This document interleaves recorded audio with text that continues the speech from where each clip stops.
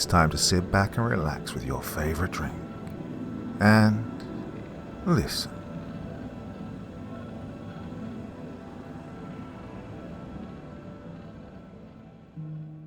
The soothing rhythm of raindrops tapping against various surfaces, accompanied by the gentle murmur of water, creates a serene symphony that lulls us into a state of tranquility. The sound of rain holds an innate ability to evoke feelings of comfort and relaxation, tapping into a primal connection with nature. As each raindrop dances on rooftops or softly patters on leaves, it provides a natural white noise that masks other ambient sounds, promoting a cocoon of peacefulness. This auditory experience not only drowns out the chaotic noise of the outside world, but also conjures a sense of security, reminiscent of being sheltered from the storm. The rhythmic and predictable nature of rain, coupled with its association with coziness and safety, makes it a universally cherished sound that eases the mind and facilitates a smooth transition into the embrace of sleep.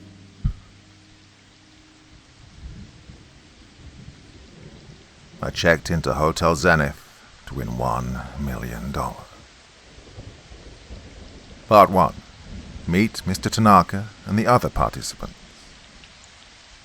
There is no such thing as a free lunch. All these TV shows and ads that you see or read are usually promising big money or luxury prizes to one lucky contestant. Call now and you can win a beautiful house in Malibu. Or, like and share this post and you can get your hands on the latest Lamborghini Aventador. Or, if you manage to spend 6 nights at Hotel Zenith, you will win the grand prize of $1 million. Call 1-825-663-2284 right now. You could be the lucky winner. Well, that's what the guy on the street said when he approached me. Dear sir, this could be a once-in-a-lifetime opportunity, he shouted, tipping his bowler hat and raising his cane in the air. Imagine what you could do with all that money. You could have the life of your dreams. Think of all the possibilities, he said, exulting, tapping his shoes on the concrete. Then he handed me the flyer. You seem like a brave man, sir. Maybe we'll see each other there tonight, he told me, pointing and winking at me after he took a bow. Whatever, man, I replied, taking the flyer and stuffing it into my pocket. On my way home, I stared at the flyer and fantasized about what I'd do with $1 million. It had certainly helped my situation and improved my life in so many ways. I've spent all my life learning about new things, studying finance and business, only to get a 9-to-5 shitty job at a beat-up call center. I don't get really good pay, but at least I can make it to the end of the month, you know. Although the one thing I hate the most about that place is the constant movement. The phone's ringing and the operator's hanging up. It's like a constant factor of stress, a persecutor that's always present and always annoying me. And my boss, oh my God, he's unbelievably stupid, and every so often I imagine myself smashing his face with the telephone receiver, shoving it down his throat while it's still ringing. Anyways, enough talking about myself. Let's get back to it.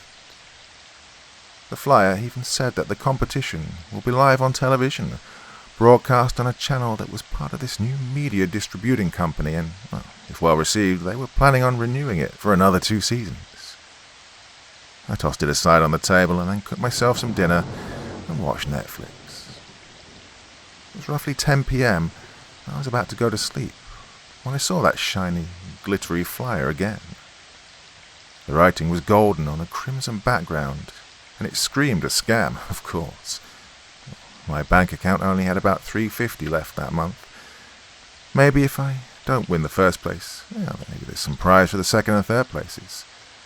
And so I decided to give it a go and see what would happen. I dialed 1-825-663-2284 and listened to the robotic female voice on the other end of the line. Mr. Richardson, we've been expecting your call, but we thought you'd never do it. Are you ready to check into the Zenith Hotel for the chance to win $1 million? For yes, press 1. For no, press 2. How the hell do they know my name?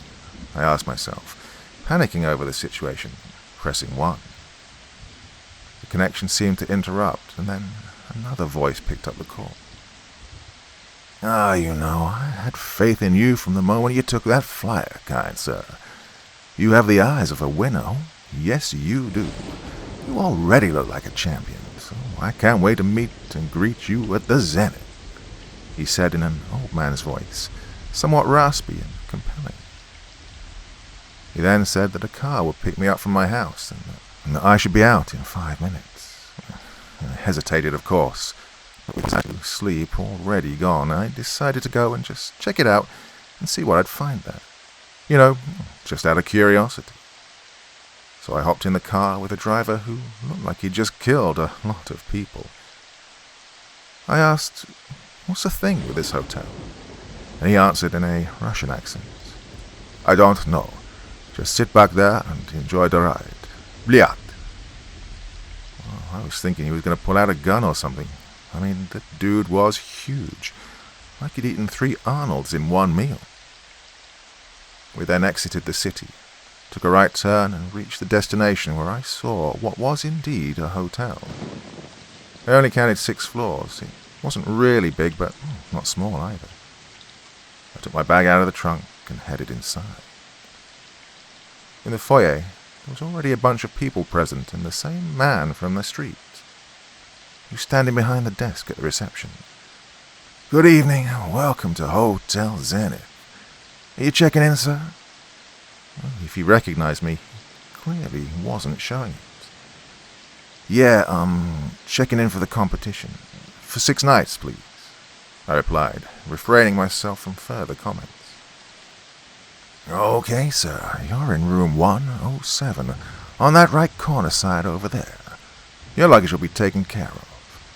I hope you enjoy your stay, and maybe you'll leave this place not only with $1 million, but also in one piece," he said, grinning, looking at me like he'd had the funniest moment of his life. Then he jumped out from behind the desk and shouted, his voice echoing through the corridors of the ground floor.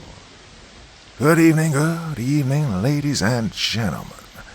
Let's get to know each other a little better, shall we? My name is Mr. Tanaka. I am the clerk, the owner of the hotel, and the brilliant mind behind this competition that you've all signed in for. So before asking you if you're ready to face the difficult tasks ahead, let me read out loud all of your names, ages, and occupations, after which I will tell you the rules of the competition and what you're allowed and not allowed to do while staying here with us. So, without further ado, let's meet. Mr. Ken Rogers, 38, business analyst. Ms. Sylvie Deschamps, 35, former military. Mr. Zed Trutz, 41, university teacher. Mr. Dan Williams, 56, former farmer employee. Mrs. Elizabeth Warburg, 43, Walmart cashier. Mr. William Death Viper Daniels, 19, hacker extraordinaire. Mr. Ben Richardson, 27, call center operator. Mr. Vance Jones, 47, unemployed. Now the rules are very simple.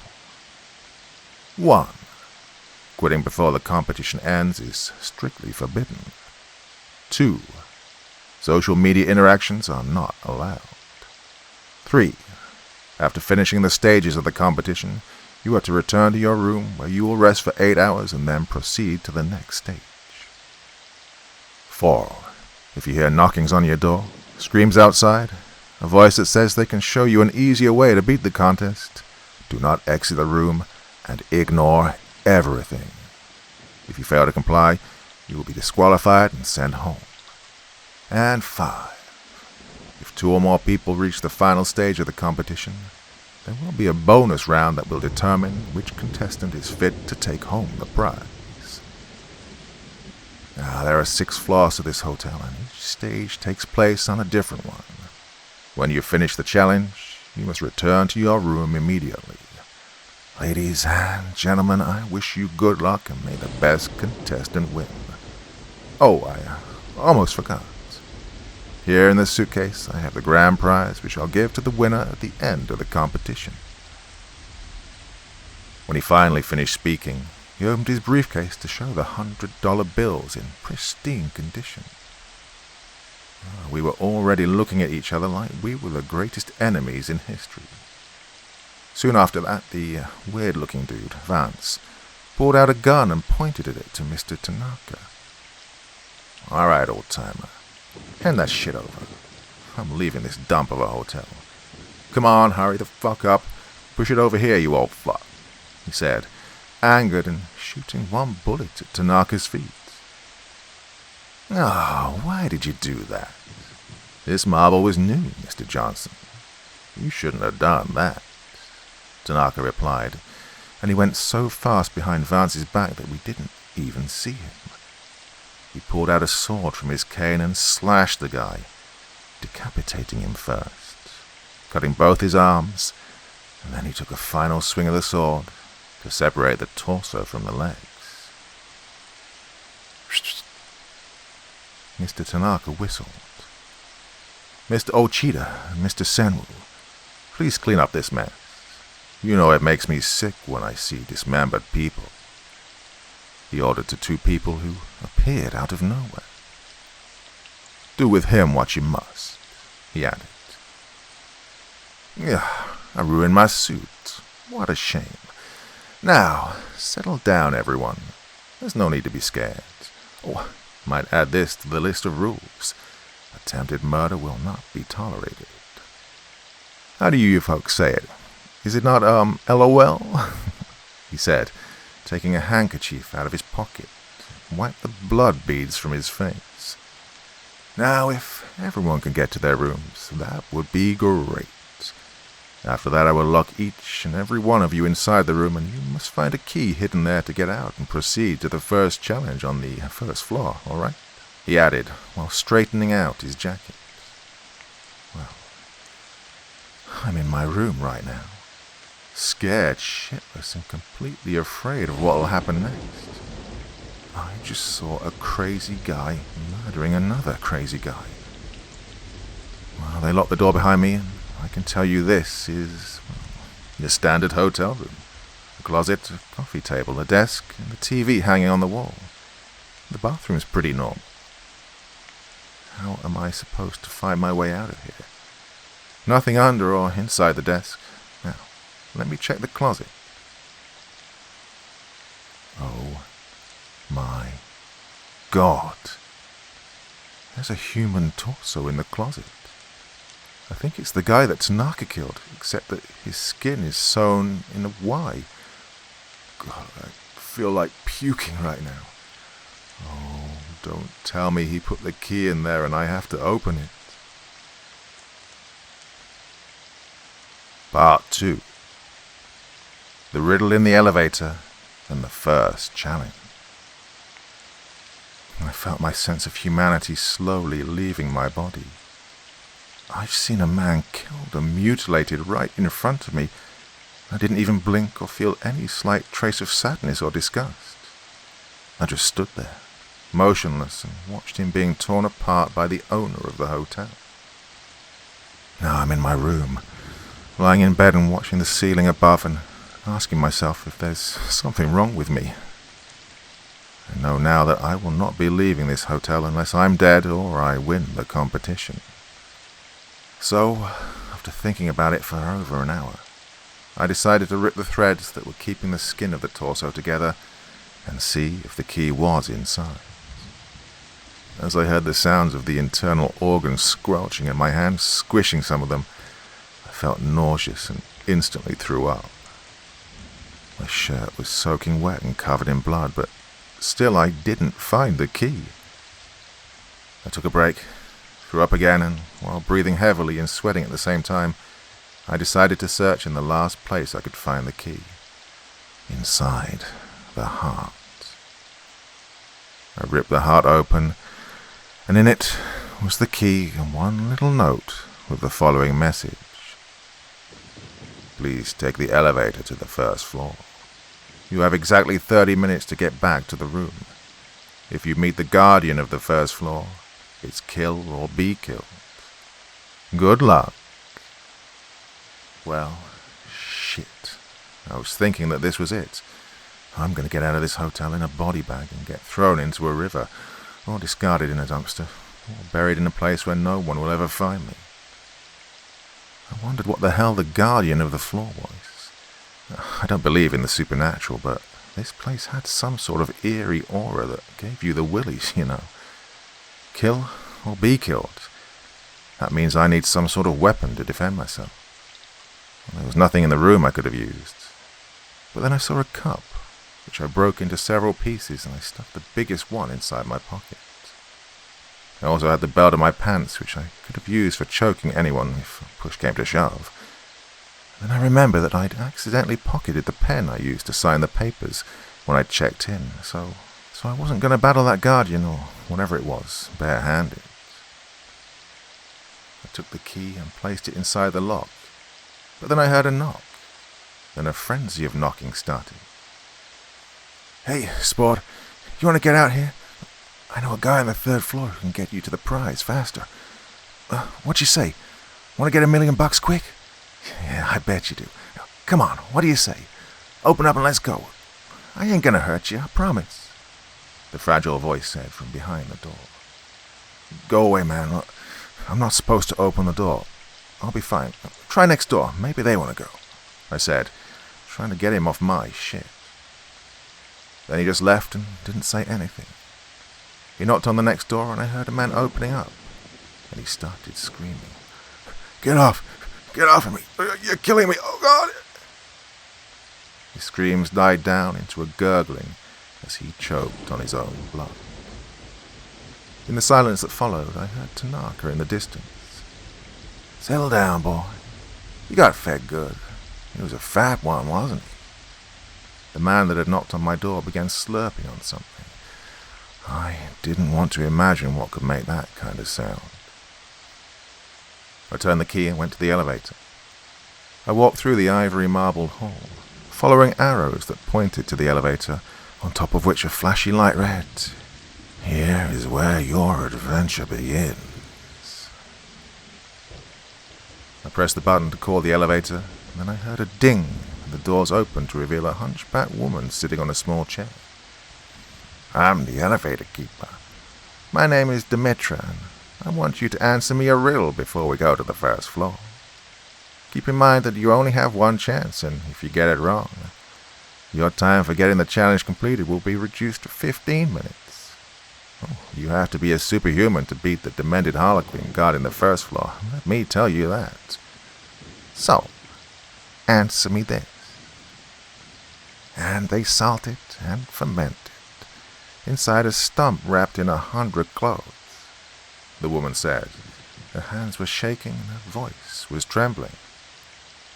"Oh, that's a simple one. The answer's cabbage, and the final product is called sauerkraut," I answered, trusting myself 100%. Very good," she said, her grin revealing rotted yellow teeth that looked ancient. The elevator started ascending, but it was moving slow. The woman didn't say a single word after that, and I was under the impression the distance between floors was bigger than what I'd seen outside the hotel. We finally arrived on the first floor. The doors opened, and this floor was completely different from the ground floor.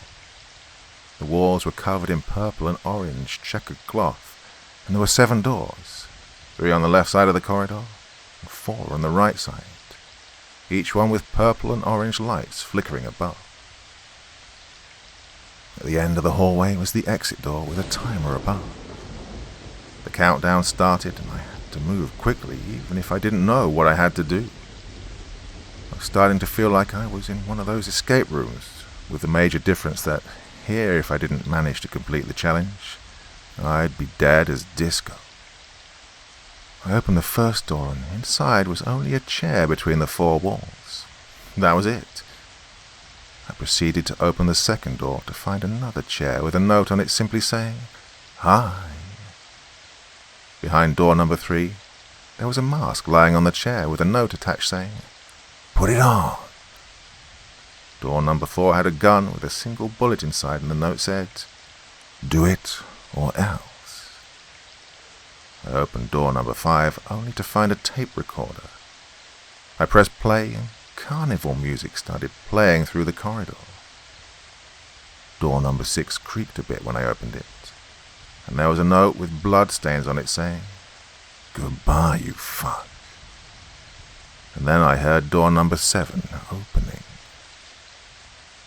Before I even turned, something jumped me, trying to bite me. I freed myself from its grip only to turn around and see a harlequin grinning at me, blood dripping from its ugly razor-sharp teeth. He said, "Hi, now you die." Then he tried to attack me again. I avoided him, stepping aside, while he started laughing uncontrollably. He was dressed in a checkered purple and orange costume, his face painted white with sprayed blood on it. He started laughing again while coming towards me. I avoided him, but he managed to scratch my left cheek with his metallic claws. "Die, die, die, you fuck," he was constantly repeating, as I was getting fatigued. He wasn't big or strong, so I decided to save the bullet. Maybe I'd use it later. The timer said 3 minutes and 25 seconds left. Shit, I had to hurry. He then came towards me again, and I punched him in the face and grabbed him by the neck, trying to choke him. He scratched me again, this time on my belly, and blood started oozing out. He was laughing like crazy, like a demented harlequin. I briefly loosened my grip, but got it back as he seemed to suffocate. I pulled out the pen from my blazer, and I stabbed him in his left eye. He fell to the ground, crying and laughing and screaming all together. He fell to the ground, and I ran to the exit. In the upper part of the ceiling, I saw a camera zooming in on me. The music stopped, and Tanaka's voice filled the hallway. "Ah, the other eye too, please. Hurry up," he said with genuine satisfaction in his voice, like he was pleased with what he'd witnessed. A truly sadistic motherfucker. I ran back and took the pen from his left eye and stabbed him in the right one, afraid that the timer would run out when I heard the exit door unlocking behind me. The timer stopped at 0007. God, if I were 7 seconds later, I'd have been dead. Behind the final door, I saw another chair with an envelope on it.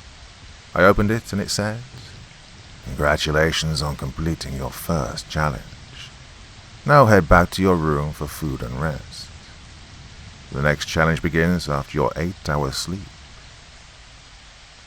I'd just killed a psychopath and become a murderer myself, and I'm fine with it.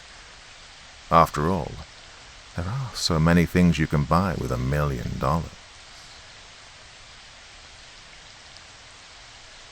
Part 3.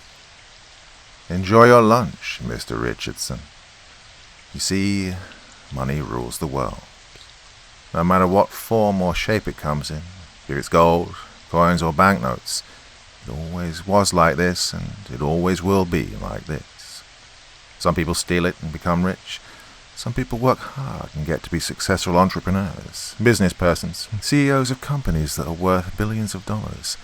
And then there are people like me who believed it must just be an idiotic game where a guy is asking you questions or making you go through stupid challenges, and then you'll be able to win $1 million and go back home safe and sound with your mind intact. Well, how this shit'll play out, I don't know. What I know for sure is that the grand prize is blood money. It is what it is, and I just can't quit now. I will not quit now. I need it so I can leave that god-awful job and get away from all those freaking stupid and boring people. But, as the saying goes, all that glitters is not gold. So I must be extremely cautious. Keep my eyes open and my ears peeled. And the last important aspect of the matter is that I should follow Tanaka's freaking rules, just to be sure I can have a minor chance of staying alive and in the competition. And maybe if I'm skilled, or lucky enough, I'll win that cursed briefcase filled with cash. I'm in my room right now, scared and still bleeding from the cuts the harlequin decorated my skin with. Well, it's a good thing that I made it out alive after a fierce fight with that man. Or was it not a man? I just don't know anything anymore. This place seems real and not real at the same time, and the people here are not simply people, I believe. Am I in hell? I'm going to sleep now. I'll update you in the morning. I hear knockings on the door in the middle of the night. I wake up, and on the other side, a child's crying. Help me. I can't find my mommy. Please, mister. I'm cold and afraid. I want my mommy, she says. I check the time, and it's 3:33 a.m. I can't open the door. It's against the rules. Just go away. You're not real, or if you are, then you're just trying to get me to break the rules so I can get killed, I reply, sleepy and annoyed while feeling a cold wind entering the room. As I start seeing vapors coming out of my mouth and the temperature suddenly drops, the door is violently banged on with both hands and feet by whatever it is on the other side. Open the door! Open the door! Open the door! She kept on hitting the door, and I thought she was going to break it down.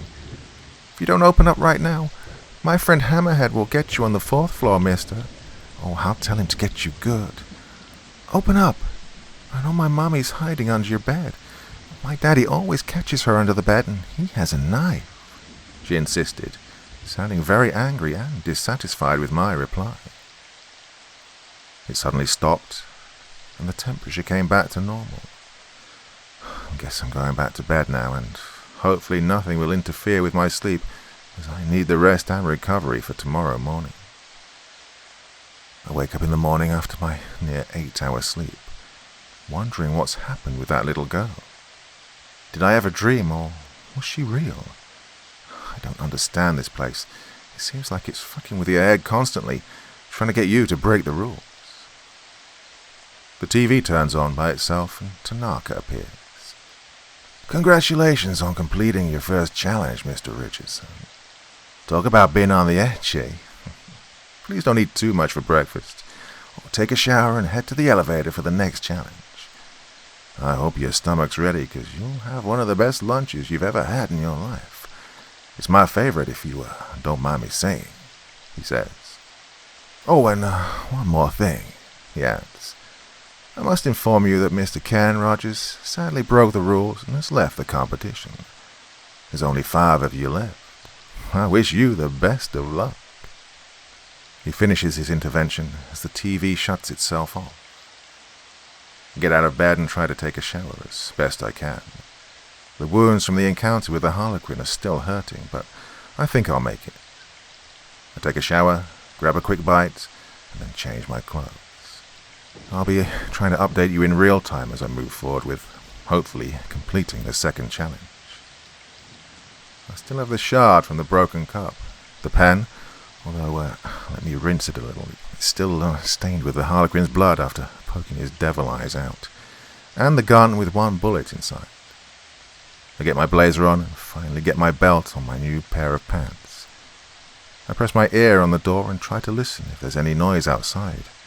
And after approximately 2 minutes of not hearing anything that might disqualify me from the competition, or worse, get me killed, I decide to unlock the door.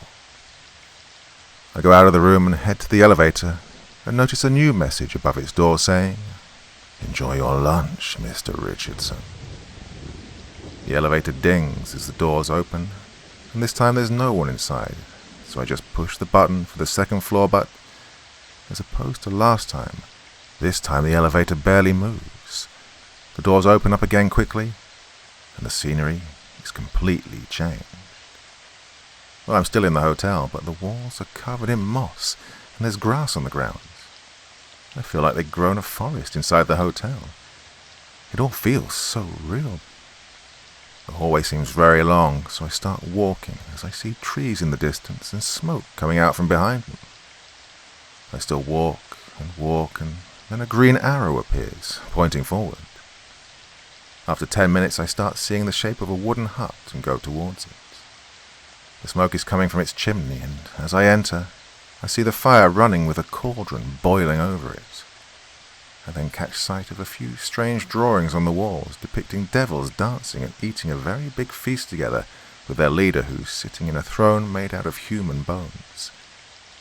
Then, on the kitchen table, I see raw meatballs on a wooden plate, probably waiting to be cooked, green mushrooms and some chopped leek.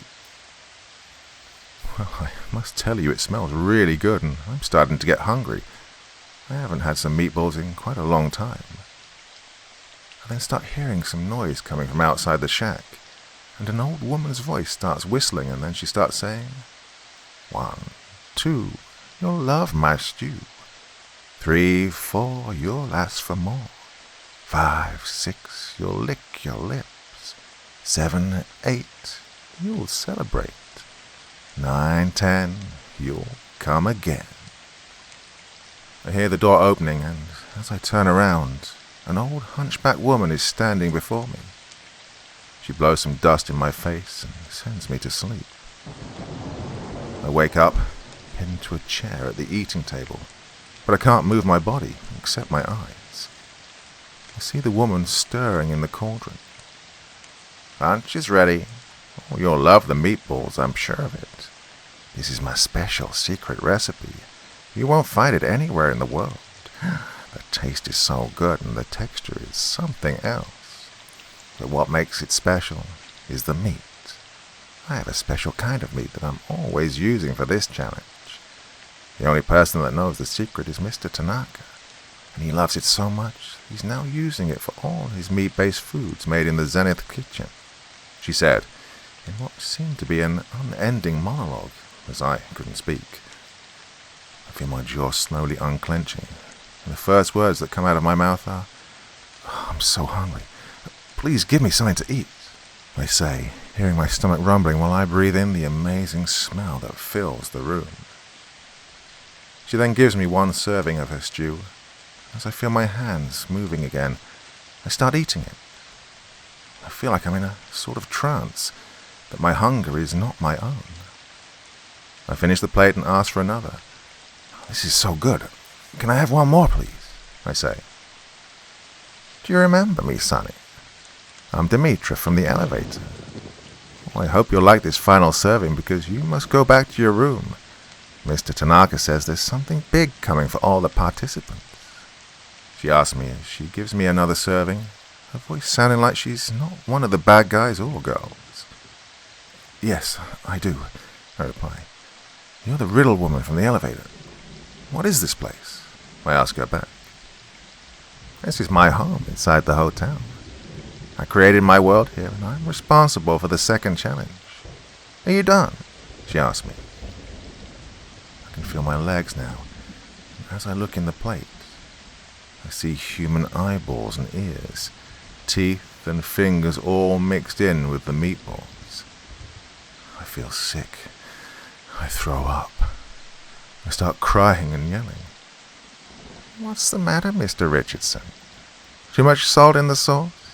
She's asking me, mockingly. I start running towards the door, tears flowing down my cheeks.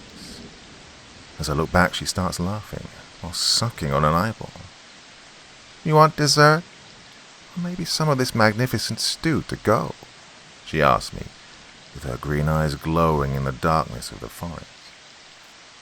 I reach the elevator, and finally, I'm in my room again. I think that she cooked the remains of that guy next door to me, or what remained of him after he was eaten by whatever it was that ate him. That Ken Rogers guy. I feel sick to my stomach. All these people, or whatever they are just plain crazy and sadistic. I can't leave, though. I must remain calm and strong. But what the hell will I eat? What will the next challenge bring me? What must I endure next for that fucking prize? Part 4. I just attended the strangest masked ball. What should have been a refreshing 8-hour sleep became a constant twisting and tossing and turning around in my bed, followed by me feeling sick and getting up to go to the bathroom to throw up. My mind was filled with the images of what I'd last seen inside that stew that I'd eaten, and these thoughts became themselves nauseous. I never thought I'd endure this much for what seems now like pocket change. I mean, given the choice again, I would take my physical and mental health over the $1 million any given day. For 7 hours I felt sick to my stomach and mind, but I was able finally to catch 1 hour of sleep. 1 hour that seemed to be an eternity. Why? Well, let me elaborate a little. As soon as I drifted off to sleep, I felt myself leaving my body, exiting the room and going straight to the elevator. The hall lights were now dimmed and the arrows that pointed to the elevator weren't lit up. I pressed the button and there was no message from me on top of the doors this time. I then heard a muffled ding and the doors opened.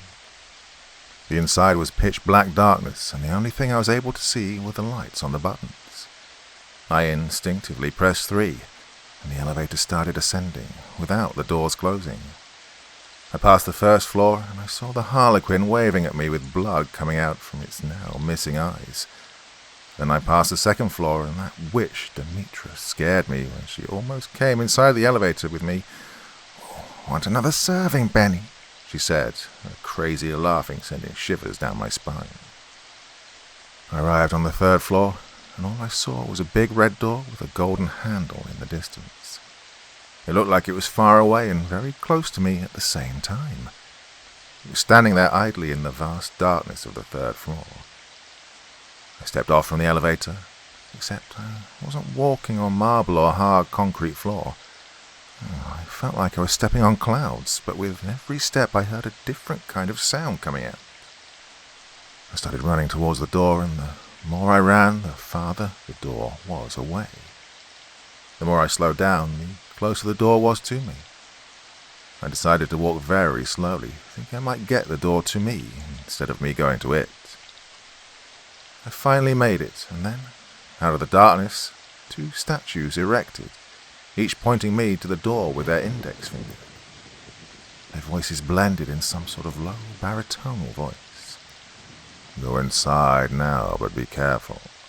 All that glitters is not gold, and you must resist emotions old," they said while turning their head towards me. What emotions? Love?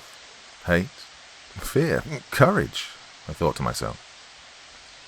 I turned the handle of the door and entered inside a room that looked like a big event hall. The sort where rich people go to attend secret parties that you've probably read about online. There was classical music playing inside and people were chatting, their voices coming together as one. There was another big wooden door at the end of the room which was bolted shut, so naturally I wondered what that was. When reaching it, I was approached by a masked waiter who asked me if I wanted a drink, which I politely refused because all of this didn't seem real. I mean, I only had human stew back on the second floor. I wouldn't want to be drinking human blood or something, you know. Something felt wrong with that door. It seemed like it hid something ugly behind it, like all hell would break loose if it was to be opened. Was I the only one not wearing a mask? Or was I? I went to a big mirror that was placed on a wall to my right to see if I was still the same, because everything seemed wrong, and to my utmost surprise, I was masked like the rest of the attendants at this grandiose masked ball.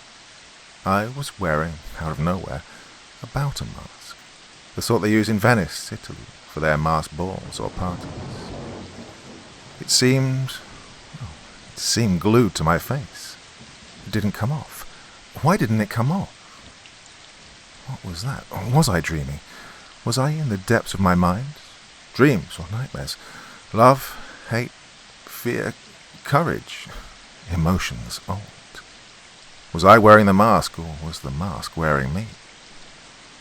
The finishing decorations on the marble walls were made of gold. The cutlery and platters were the same.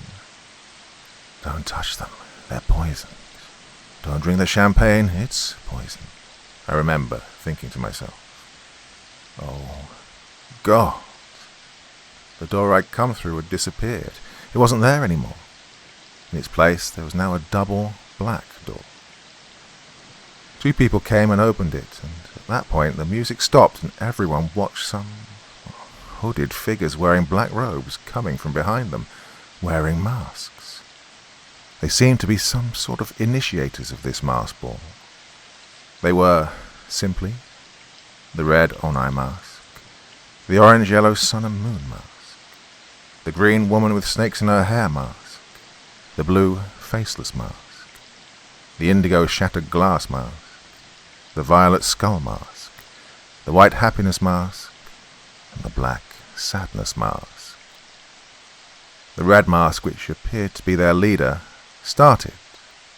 "We are the Council of the Nine Masks, and we bid you welcome to the greatest mask ball in the world," he said, clapping, and while doing so, every other person attended started choking and dying, and then being sucked into the marble floor. "Mr. Richardson, each of us will either ask you a question or ask you to do one thing. Depending on your answers and actions, you'll be able to open that wooden door over there and get back to your room. This is your third challenge. Let it begin," the red mask said, gravely. I then realized that I was in fact on the third floor, even if it didn't seem so at first. When I first arrived and looked at the hotel, the third floor was the only one that had no lights on. It was just like it had never been used. Well, I understand why that was. It was because this floor was the contestant's mind, and they've chosen to fuck with us using these abominations, trying to make us insane and make us quit, so that we get killed and eaten by whatever it was that had eaten Rogers, and then turned to stew. Disgusting. I'd always had a strong mind, so I decided there and then, in the palace of my mind, that I would take up all their fucking challenges and questions and tricks and whatever the hell else they had for me. I was ready. This was what they required of me. Red Mask, where do you think you are right now? What is this? My answer. We're on the third floor, and this challenge takes place while I'm sleeping. This is not a dream. This is real. It just happens while I sleep, because that's what Mr. Tanaka thought would be good. Orange-yellow mask. If you could have the sun or the moon, which one would you choose and why? My answer. I could only choose both. It's the natural cycle of the world. You can't have one without the other. It'd break the natural order of things. Chaos would ensue and the world would end. Green Mask. Have you ever heard of me and what I do to people that look at me? My answer. Keeping my eyes closed upon hearing the snakes in her hair come to life. Yes, I did. You're the Gorgon or Medusa. If I look at you, I'll turn to stone. I then heard her approaching me, snakes caressing my face. Then she left, hisses filling the creeping silence of the room. The Blue Mask, having produced a serviette out of nowhere. Here's 5 million in cash and another 1 million in gold. Take it and leave this place. I'm telling you it's no good. My answer. I don't break the rules. That's not real money or gold. I looked back at the serviette and it had turned to bugs and cockroaches and worms squirming in a trash bag, climbing over Blue Mask's arms and body, invading him. The Indigo Mask. You wake up early and see me in the sky, and you fear me until the day you die. I promise things that should not be. You take it fast, too blind to see. You take the easy way and sell your soul, but all that glitters is not gold. Who am I? My answer. Morning Star, Lucifer, the fallen angel, Satan. The Violet Mask. Finish this. There's a lady who's sure all that glitters is gold. My answer. And she's buying a stairway to heaven. This was easy. I know my Led Zeppelin. The black and white masked together. We get to ask you 2 questions. Be careful what you answer. You cannot have one without the other. They need each other to survive, and if you have one, you can beat the other one. My answer. There's no love without hate, and you must have the courage to kill your fear. I then heard the wooden door open, and as I turned around, the red mask had fallen, revealing Mr. Tanaka's face. I knew why I picked you.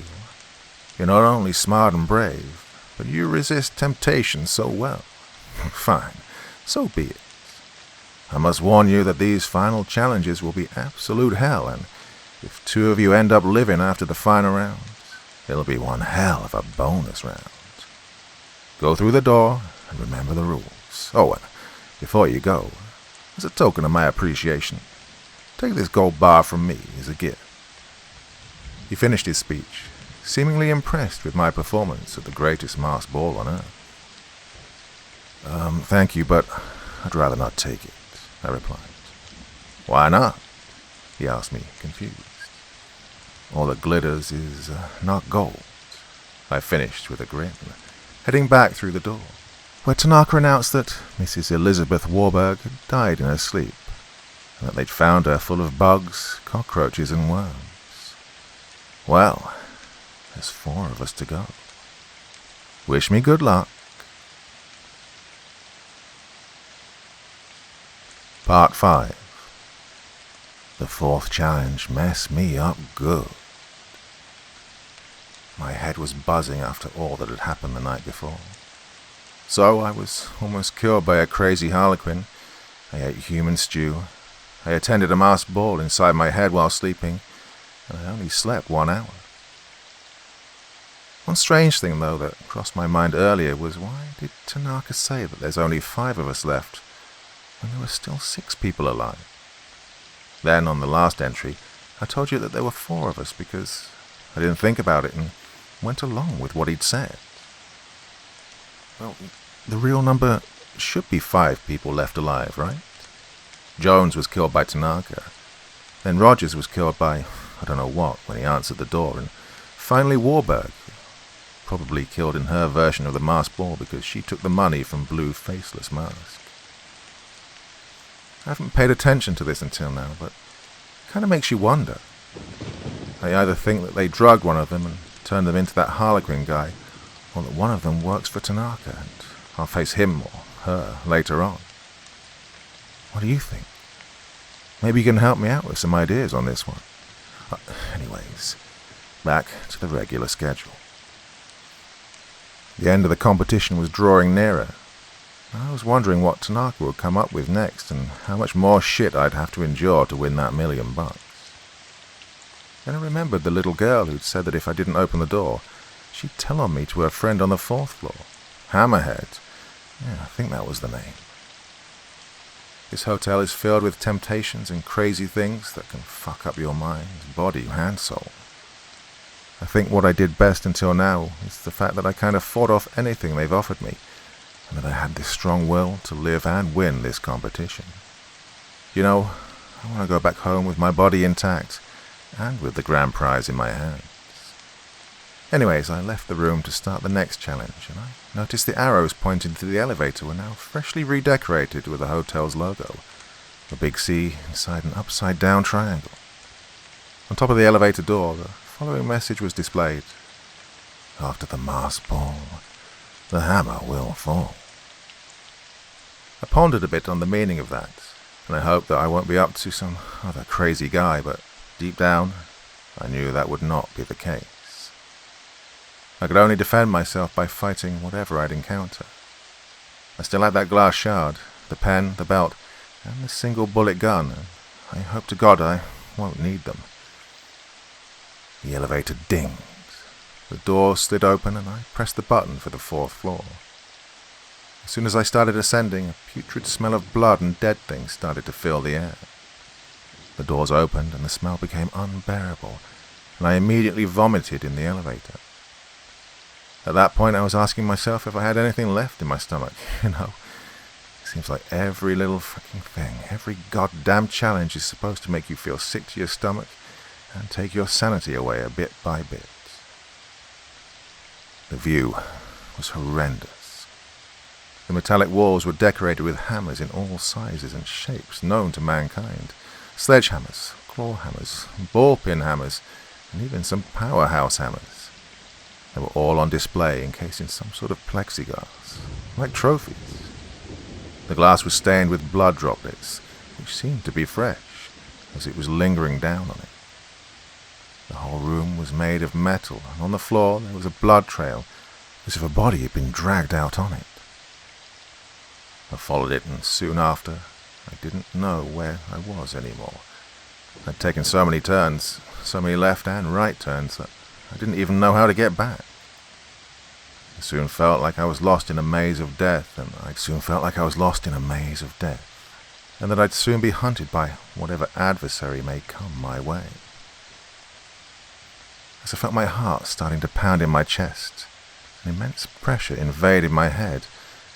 I reached a metallic door. It had blood smeared on it and was dripping down from the handle. I opened it, and inside hooks were dangling from the ceiling with rotting animal carcasses hanging on them. I could see carcasses of cows, horses, and goats, ready to be portioned and cooked. I made my way through them, and at the end of this room there was another door with an employee-only sign on it. I decided to slide it open, so I pushed it to the right side. This wasn't against the rules, right? And I saw dead people hanging from the ceiling in hooks, blood dripping on the floor, and some of them were hung head down, probably to drain the blood faster. There were even bodies on the floor, one resting on another as if they were resting after the fight they'd put up with their killer. What the fuck is going on here? Upon closer inspection, I could see that two of the dead guys were Zed Truds and that farmer guy, Dan Williams. Both were dead as disco, and they were probably killed by whatever it is that guards this door. I heard the door behind me opening, and I quickly decided to hide between the cadavers lying on the floor, myself pretending to be dead. I had my gun ready in one hand and the pen in the other, and maybe later I'd be given the chance to put it through the skull of whoever was coming. I heard the entrance door opening, and then some clinks and clanks on the metal table at the far end of the room. Probably the weapons used for killing them. Then I heard him speak. "Right, you're all drained up. Little hell will love drinking your blood when I get back. You look so much better when you stay still, you know. Why do you cause all that fuss before you die? I don't know. Right, wonderful. Let me get you down from here and place the next lot on these shiny hooks," he said, his voice resembling that of an evil Gordon Ramsay. Oh, shit. What the fuck am I going to do, and who the fuck is little hell? I thought to myself, almost pissing my pants. I peeked a little from behind the two dead bodies I was hiding behind, and I saw a large, approximately 6'5" tall guy, his shiny hair slicked back nicely. He then turned around, and I saw he had one glass eye, a large scar on his face, and he was wearing a black leather apron with hammers attached to his belt, encircling his waist. He then took the bodies down one by one and placed each on a metal table, and I managed to see what he was doing. He was hammering whatever joints and articulations he could, ankles, wrists, knees, elbows, and then he smashed a final blow in the center of the forehead. The sound was sickening as I heard the hammer dropping and the bones cracking. It made me feel like my own bones were made of rubber. He then turned towards me and started grabbing bodies to put them on the hooks. He was 2 bodies away from me, and it was there and then I decided to try and stab him in the temple with a pen and shoot him in the head good. I'd never used a gun before in my life, so the probability of me missing was very, very high. I jumped when he was grabbing the body next to me and shot first, but but I only managed to hit him in the shoulder. "Ah, you motherfucker. Ah, you're so fucking dead. You don't fucking mess with Hammerhead. Don't you know that?" he yelled in pain. Fortunately, I was faster than him, and more important was the fact that the hammer he wanted to take out from his belt had got stuck. I jumped over him and grabbed a hammer from the table quickly and hit him in the head, knocking him out cold. My heart was racing, so I decided the best thing to do was finish him off for good, maybe give him a taste of his own medicine, in the same way he killed those innocent folks. I turned him around and decided I should bash his wrist with the hammer so he wouldn't be able to use his hands. But before doing that, I decided to do something that I'd gotten very good at. I stabbed him in the eye with my pen so he couldn't see me. He let out a huge scream and tried to find my throat, before raising himself from the floor. He was blindly searching for me. "Where are you, you fucking son of a bitch?" he said. "I'll fucking kill you," he added, while walking around like a drunk man inside that human abattoir. "I'm right behind you," I added, while hitting him in the side of his right knee. He let out a huge scream, kneeled, and then I did the same with his left one. "You like killing innocent people, piece of shit," I said, while pressing on the bullet wound. "Well, I'd say to look me in the eyes before I fucking kill you, but you can't do that now, can you? Stay still, you psycho. Let me take your fucking eye out. I want a souvenir from you.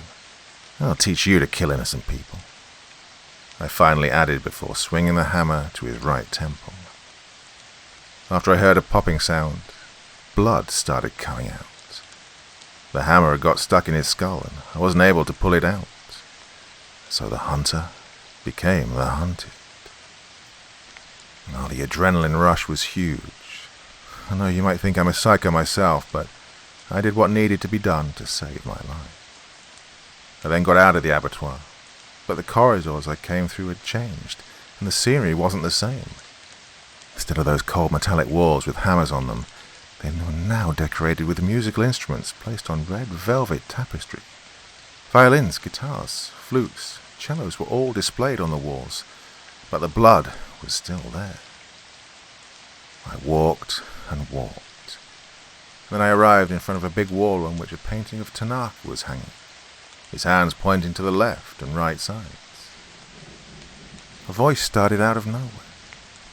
"Congratulations once again, Mr. Richardson. Now, as a token of my appreciation for your hard work, efforts, and dedication, I'll be giving you a choice. On your left is the way back to your room, where you'll be resting for the next 8 hours, as per agreement.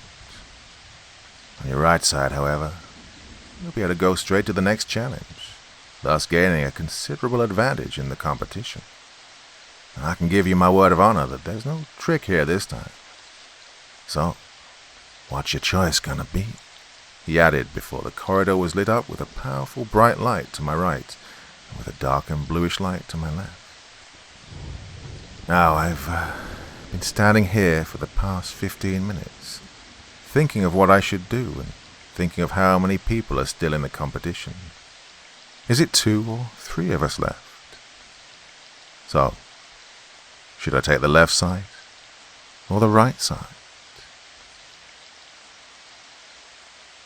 Part 6. I heard what nightmares sound like. One thing I learned while staying at this hotel is that you shouldn't trust anyone. So I went back to my room to get the sleep I so much needed. After all, there were only 2 or 3 of us left, and I didn't know anything about the progress the others had made so far. How and why should I trust a voice telling me that I get to have an advantage over other participants?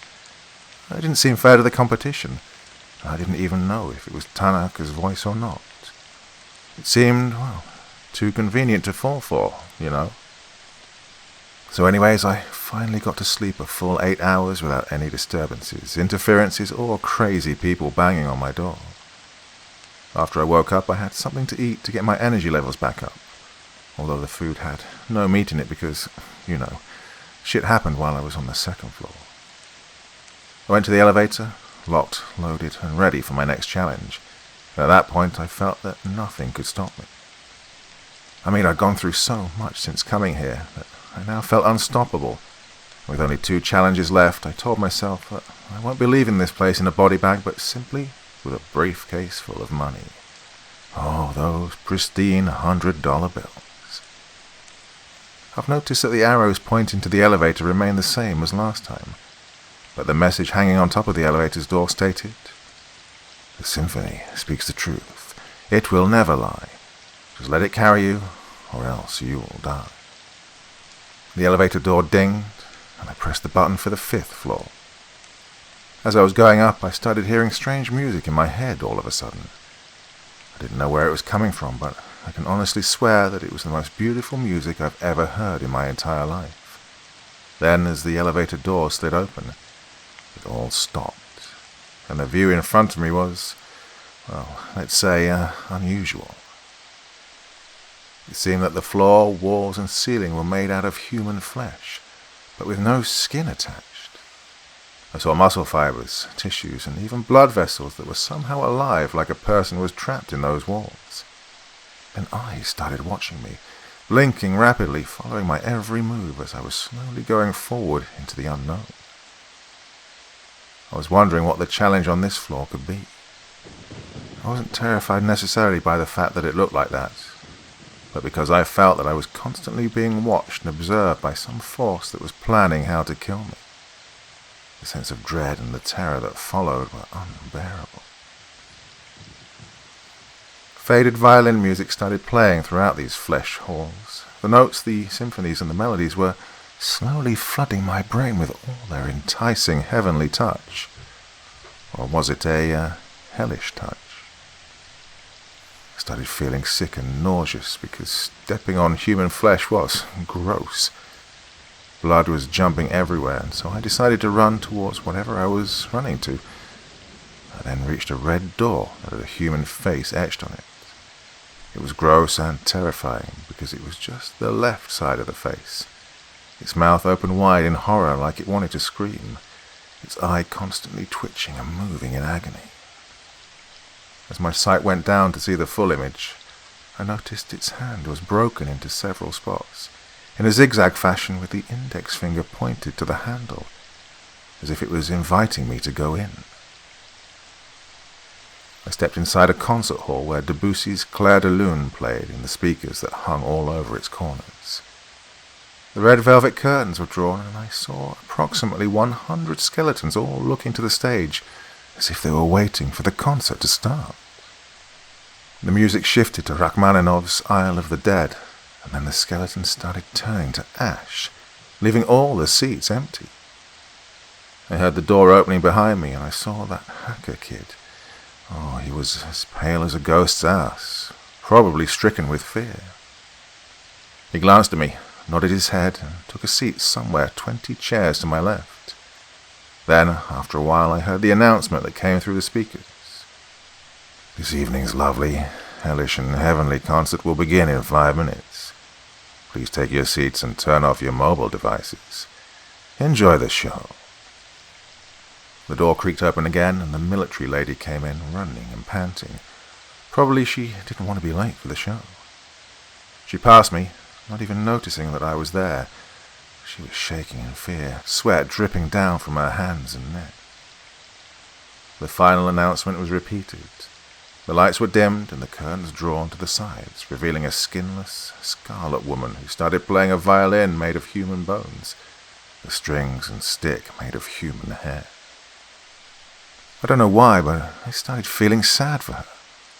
Her movement seemed disjointed, and there was something off about her.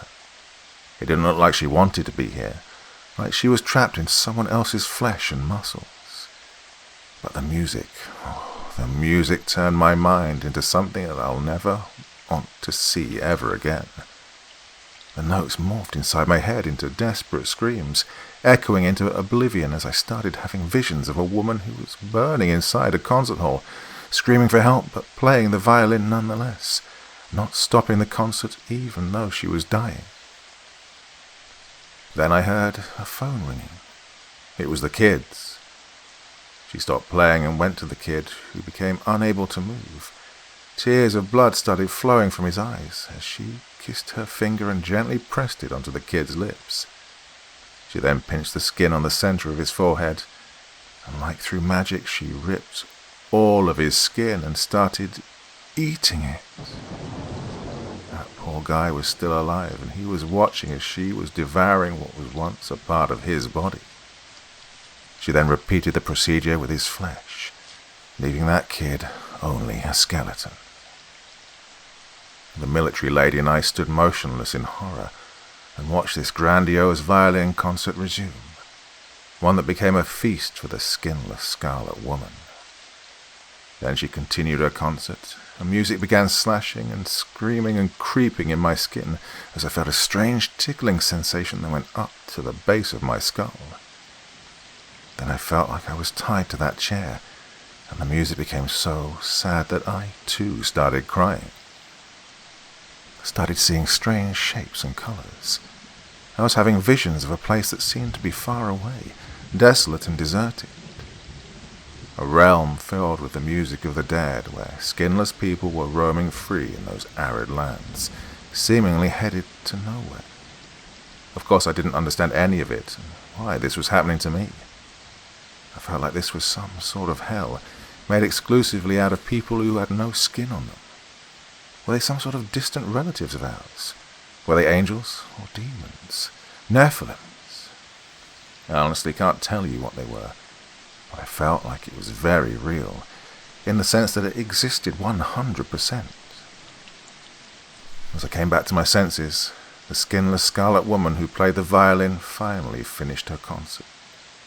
She took a bow, and the military lady and I stood up with a round of applause, but we never stopped crying.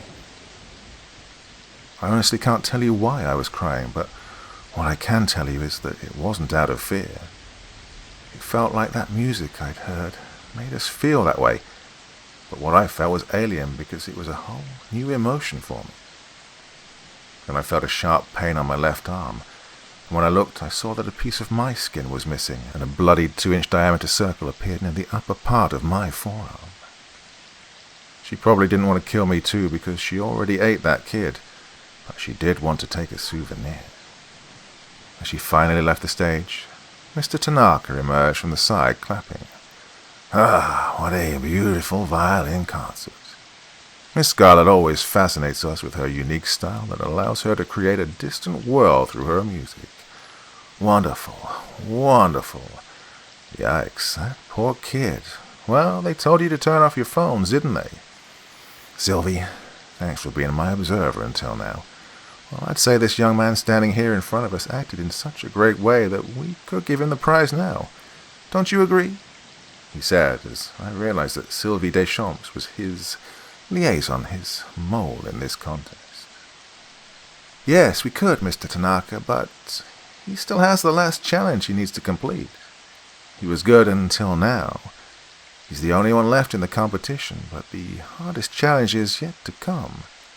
Let's not hurry with assumptions, shall we? Another thing, though.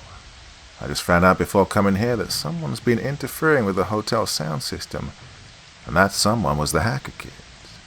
So even if he didn't die right now, he would have been disqualified. She replied to him, looking like she finally was at ease with the whole thing.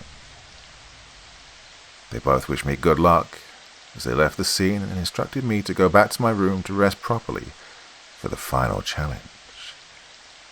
Wow, I must win this. Part 7. It didn't go as planned. Winner, winner, chicken dinner. That's what they say when you win something big, right? When you're so close to winning the goddamn grand prize, you start asking yourself what you're going to do with all the money. Will you buy a new house, a new car, a small island in the Pacific Ocean where you're going to party for the rest of your life with beautiful ladies and expensive cocktails? But then again, will material wealth bring you happiness and peace of mind?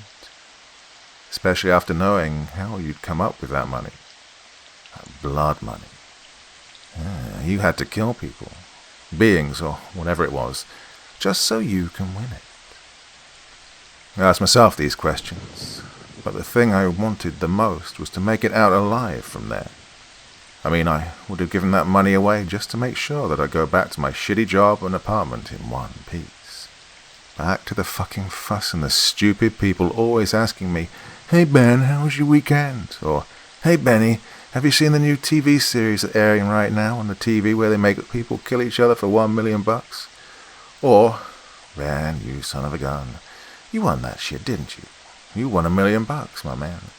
You killed those freaks and got away, and you're a millionaire now." I legit thought that if I ever go back there, they'll ask me a whole bunch of stupid questions, because I remember Tanaka saying that this show will be broadcast on the TV. But how could it air with all the violence and all the killing? With all these crazy things going on inside this cursed hotel? Would the people at home watch it and cheer when seeing violence, blood, and people killing each other like it was some kind of sick fucking joke? And all for $1 million. After surviving the violin concert, I went back to my room and slept for almost 5 hours straight, up until the point I was awakened by some strange barkings I'd heard in the distance of the hallway outside my room. Although at times muffled, it was still one of the most horrific sounds I've ever heard. The barkings then turned into howlings, and it seemed that they were getting closer and closer to my door. They reached the door of my room, and whatever was out there started scratching it rapidly. Then it started banging on my door, and I heard a voice from the other side. "I'll be waiting for you up there on that 6th floor. I'm starting to get hungry again. You'll make a nice meal. I know you can hear me right now, but you don't have to say anything. Enjoy your final hours of sleep. Then you'll get to sleep forever." It whispered with a raspy voice, making me understand that I was talking to whatever the hell was waiting for me on my last challenge. Why was it here, though? Did that thing want to personally come near me before the final confrontation, just to scare me? Or was it scared of me killing it, as I did with the rest of them? I decided that I'll worry about it in the morning, because I need to get my strength back up for the end that was to come. It was only a matter of whose end. Mine or that thing. I woke up in the morning. I was feeling really good, yet anxious. I ate some fruit and a bunch of vegan dishes. I got out of the room and headed to the elevator. The message on top of the elevator doors now said, "Welcome to the final challenge. We wish you good luck."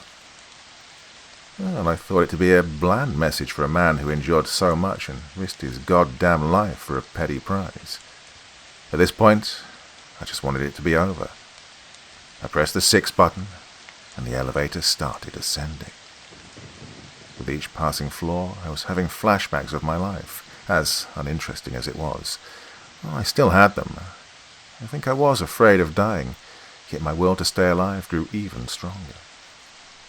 I knew I had to kill whatever the fuck was guarding the last floor. As the door slid open, I saw a maze in front of me. A maze made out of barbed wire with shiny white and red arrows pointing to different directions and liquids dripping from them. Fucking gross. I started hearing a voice in the speakers. I very well knew this was the real deal now because the hacker kid was dead and gone. "Oh, I hope you won't die on us now, Mr. Richardson. That'd be such a pity. Let me introduce you to our very own, amazing, beautiful, and skilled elite hunter, Little Hell, the guardian of Hotel Zenith. Wonderful.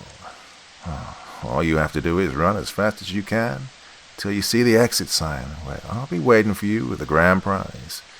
Best of luck," Tanaka said enthusiastically from wherever he was at the time. And then it began. The howling, the barking, and an evil laugh were resounding through the maze. I decided that I would run towards the path with the white arrow, simply because red was the color of blood, and I was sick of seeing so much blood in a short space of time. I started running like crazy, and I felt a sort of creature taking shape out of nowhere behind me. I turned, and I saw the horror following me. was some sort of a dog. All its legs were made out of metal. It had long, sharp, bony teeth with spit dripping down on the ground. It only had one red eye that looked like it was enraged with hunger. It started stampeding towards me, and as I ran and ran, as fast as I could, I heard the dog from hell saying, "I'll get you, human. I can't wait to eat your flesh and drink your blood," as he was howling, barking, growling, and speaking all at the same time. He charged towards me, took a leap, and he scratched my right leg with his metallic paw. I let out a scream. I tripped, and I rapidly got back up, and to my surprise, I wasn't limping. I looked back, and the dog was gone. Was it playing with its prey? I remembered I had that shard of glass in my pocket. I took it out and squeezed it in my hand, in so much fear that I almost cut the inside of my palm. I took some left and right turns, and when I looked back, little hell wasn't there anymore. I saw a block of barbed wire, so I decided to shelter there and evaluate my options. I ran for at least 10 to 15 minutes, and I felt like the end of me was getting nearer. What if I tried to trick the dog? It only had one eye, so if I tried to stick the glass in his eye, that'd be it. He couldn't see me anymore. Of course, he could have smelled me, but it'd been a whole lot easier to get to the exit, wherever that exit may have been. I took out some barbed wire, and while having the shirt wrapped around my hand, I bent until it looked like I could hold my shirt, so it would resemble a human body. I then placed the shirt, my pants, and shoes onto that barbed wire. It looked like a bad attempt at making a scarecrow. Now, talking about blood, I decided I'd cut my hand and splash my clothes with it. Maybe I'd lure that fucking dog there. I did so, letting out a huge scream, and kept hiding behind that barbed wire block. I heard the beast coming, laughing mockingly, asking me if I was all right. I peeked, and I saw it as it said, "There you are, my main course. Come here," as it was charging towards the fake me. It started chewing on my clothes and got itself entangled in the barbed wire. I came out of hiding and went straight to him. "Here, little doggy, take this, you little shit," I said as I stabbed its eye with the glass shard. I then took it out of its eye and slashed its throat. It let out a huge scream and started rubbing itself on the barbed wire, eventually getting stuck. I took my ripped clothes and shoes, dressed up, and resumed running. After taking, I don't know how many turns of direction, I finally came to the exit sign, where I saw an intercom. I pressed the button, and a voice on the other side said, "Yes?" To which I replied, "Tanaka, I won your game. I've beaten all the challenges. Open up and give me the money. I want to go home." I was panting, breathing heavily, and in so much mental stress and physical pain that the thought of going home seemed the best thing then. Yep, my shitty little home. At least I had a bed to sleep in every night. Tanaka opened. "Oh, you're alive, I see. Very good. Here's your prize, Ben," he said, as he handed me the prize. Thanks, I guess. I wouldn't do that again. Fuck's sake," I said while opening the briefcase and seeing the money inside. "All right. Can I go now?" I asked him. "Just a moment. Where's little hell?" he asked me, concerned. "Really, Tanaka? Really? I don't fucking know. I stabbed its eye and slashed its throat, and then I ran like crazy," I replied, visibly irritated. "You did what? You stabbed my dog in the eye and slashed its throat? Are you insane?" he burst out in anger. "What the hell did I tell you? Did I tell you can hurt or kill it? No, I didn't. I only said you should run as fast as you can," he said. "Well, I had to do it or else it would have killed me," I exclaimed in utter disgust. Then Tanaka rubbed his chin, thought about the situation for a minute, and said, I can't allow this. Even if you were absolutely spot on with everything, you followed all the rules, well, you killed my dog, and that's a no-no. Nobody kills my fucking dog. You didn't pay attention to what I've said, and there are consequences for that, Ben. Don't worry, I won't kill you. I'll even let you keep the money. You can spend it any way you see fit. Booze, drugs, hookers. I don't give a shit about your earthly sins. Looking me straight in the eyes. I need a new right hand now. I choose you. If you refuse, I will kill you. I need someone to help me with the hotel and maybe with the next edition of this contest. Well, you'll get good pay. It's going to be like a normal job, except your boss won't be a scumbag. You start 1 week from now. I'll send the driver to get you, he concluded. I got out of the hotel, and I saw the same driver waiting for me outside. I handed him $1,000 to push the pedal to the metal. As I looked back, Hotel Zenith was gone, like it didn't even exist. Well, I guess I'll start a new job 1 week from now, wherever that job may be. Alive and kicking.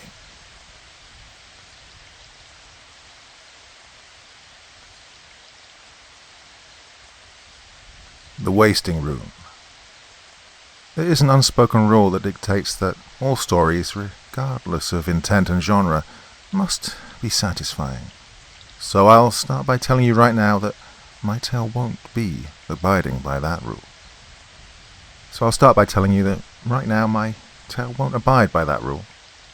My tale isn't some leisurely read, not if I'm to be faithful to what occurred. I'll have to tell my story as it happened. A slow, drawn-out death. No lesson, no closure, no reason, nothing to justify what happened to my friends and me. If you're looking for answers, leave. Turn away, shut the door. You won't find them here. Nightmares, like all sickly, malformed children, have a point of conception and birth. Mine was birthed in my elementary school, vile and caustic. Well, I like to think every school has them. Little rumours and myths about the place. Ours just happened to be the Wasting Room. In the centre of the east wing of the school was a brick building, about the size of a small garage. When I was in 3rd grade, I walked past it and was immediately entranced by it.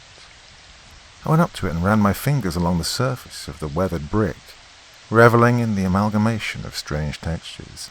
Spongy patches of moss, brick and mortar rough as sandpaper, the deep crevices and cracks, all perfect contrast bound to a single surface. I circled the building, running my fingers alongside it until I stood in front of the door. Impulsively, I reached for the doorknob and rested my hand on the cold, rusted brass door handle. Energy seeped from it to me, the transferring of an idea, an instinct. Calling to me, I now know that's what it was doing. My hand tightened around the handle, and it was starting to twist open, when the harsh reprimands of a woman's voice froze me in place.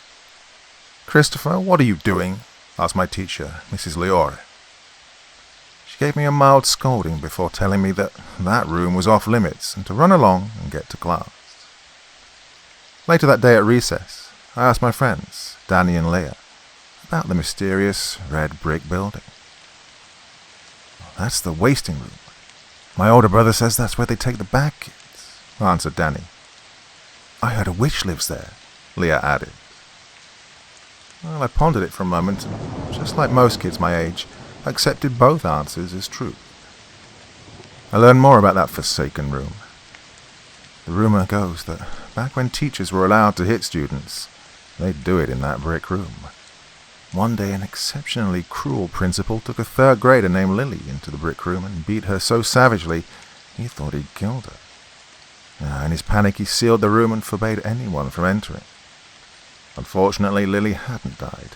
That would have been a mercy. She was just knocked unconscious. When she finally woke up and saw that she was trapped inside the brick room, she tried everything she could to break out, but being so young, her meek voice was never heard. Instead, she slowly rotted away for a few weeks, wasting away from the inside out. When they finally found her, years later, her remains were mummified, her face contorted in eternal anguish, her little fingers whittled away to the bone, fragments of her nails embedded into the brick walls. Dried blood stained the floor and walls. Ever since then, the room has been permanently locked, a gruesome tale told to children living in a gruesome world. Of course, as all kids do with myths and urban legends, we embellished them. Danny would tell us that Lily was still alive, that she'd survived off of rats and a leaky water pipe. Leah thought that the teachers still used the room to punish the worst students. I made up a story of how I once saw Mrs. Luore open the door, and how I was able to see the dusty skeleton of Lily still inside. Danny and Leah didn't believe me, of course, but the mystery surrounding the room still intrigued us. My favorite rumor was that the ghost of little Lily wandered the halls of the East Wing, and on lonely, dreary days or dark, starless nights, she would drag anyone caught alone into the wasting room to suffer the same fate that she did. It wasn't until the beginning of the 6th grade when we invested in getting inside the room and seeing if any of the rumors were true. I was the one that pushed our trio towards that insidious red brick building. It was our final year before we'd be ushered into the ever awkward and painful stage known as adolescence. Well, Danny was an early bloomer, and as the first wave of hormonal changes hit, he changed drastically. He was no longer interested in running around with Leah and me, as we chased small animals and hit trees with sticks. That was kid stuff, and if his sudden growth spurt was any indicator, Danny wasn't a kid like us, not anymore. The night I decided we needed to make one last chance at recapturing that childhood sense of adventure was the night Danny pulled out a crinkled magazine from under his bed and flashed me the cover. It was a Playboy, a busty, scantily clad model on its cover. When he opened the magazine and tried to show me, I turned away as if it was a photo of a crime scene. I didn't want to see it. I knew if I did, that would be the death of the child that still existed within me. I didn't want to leave that stage of my life behind. Not yet.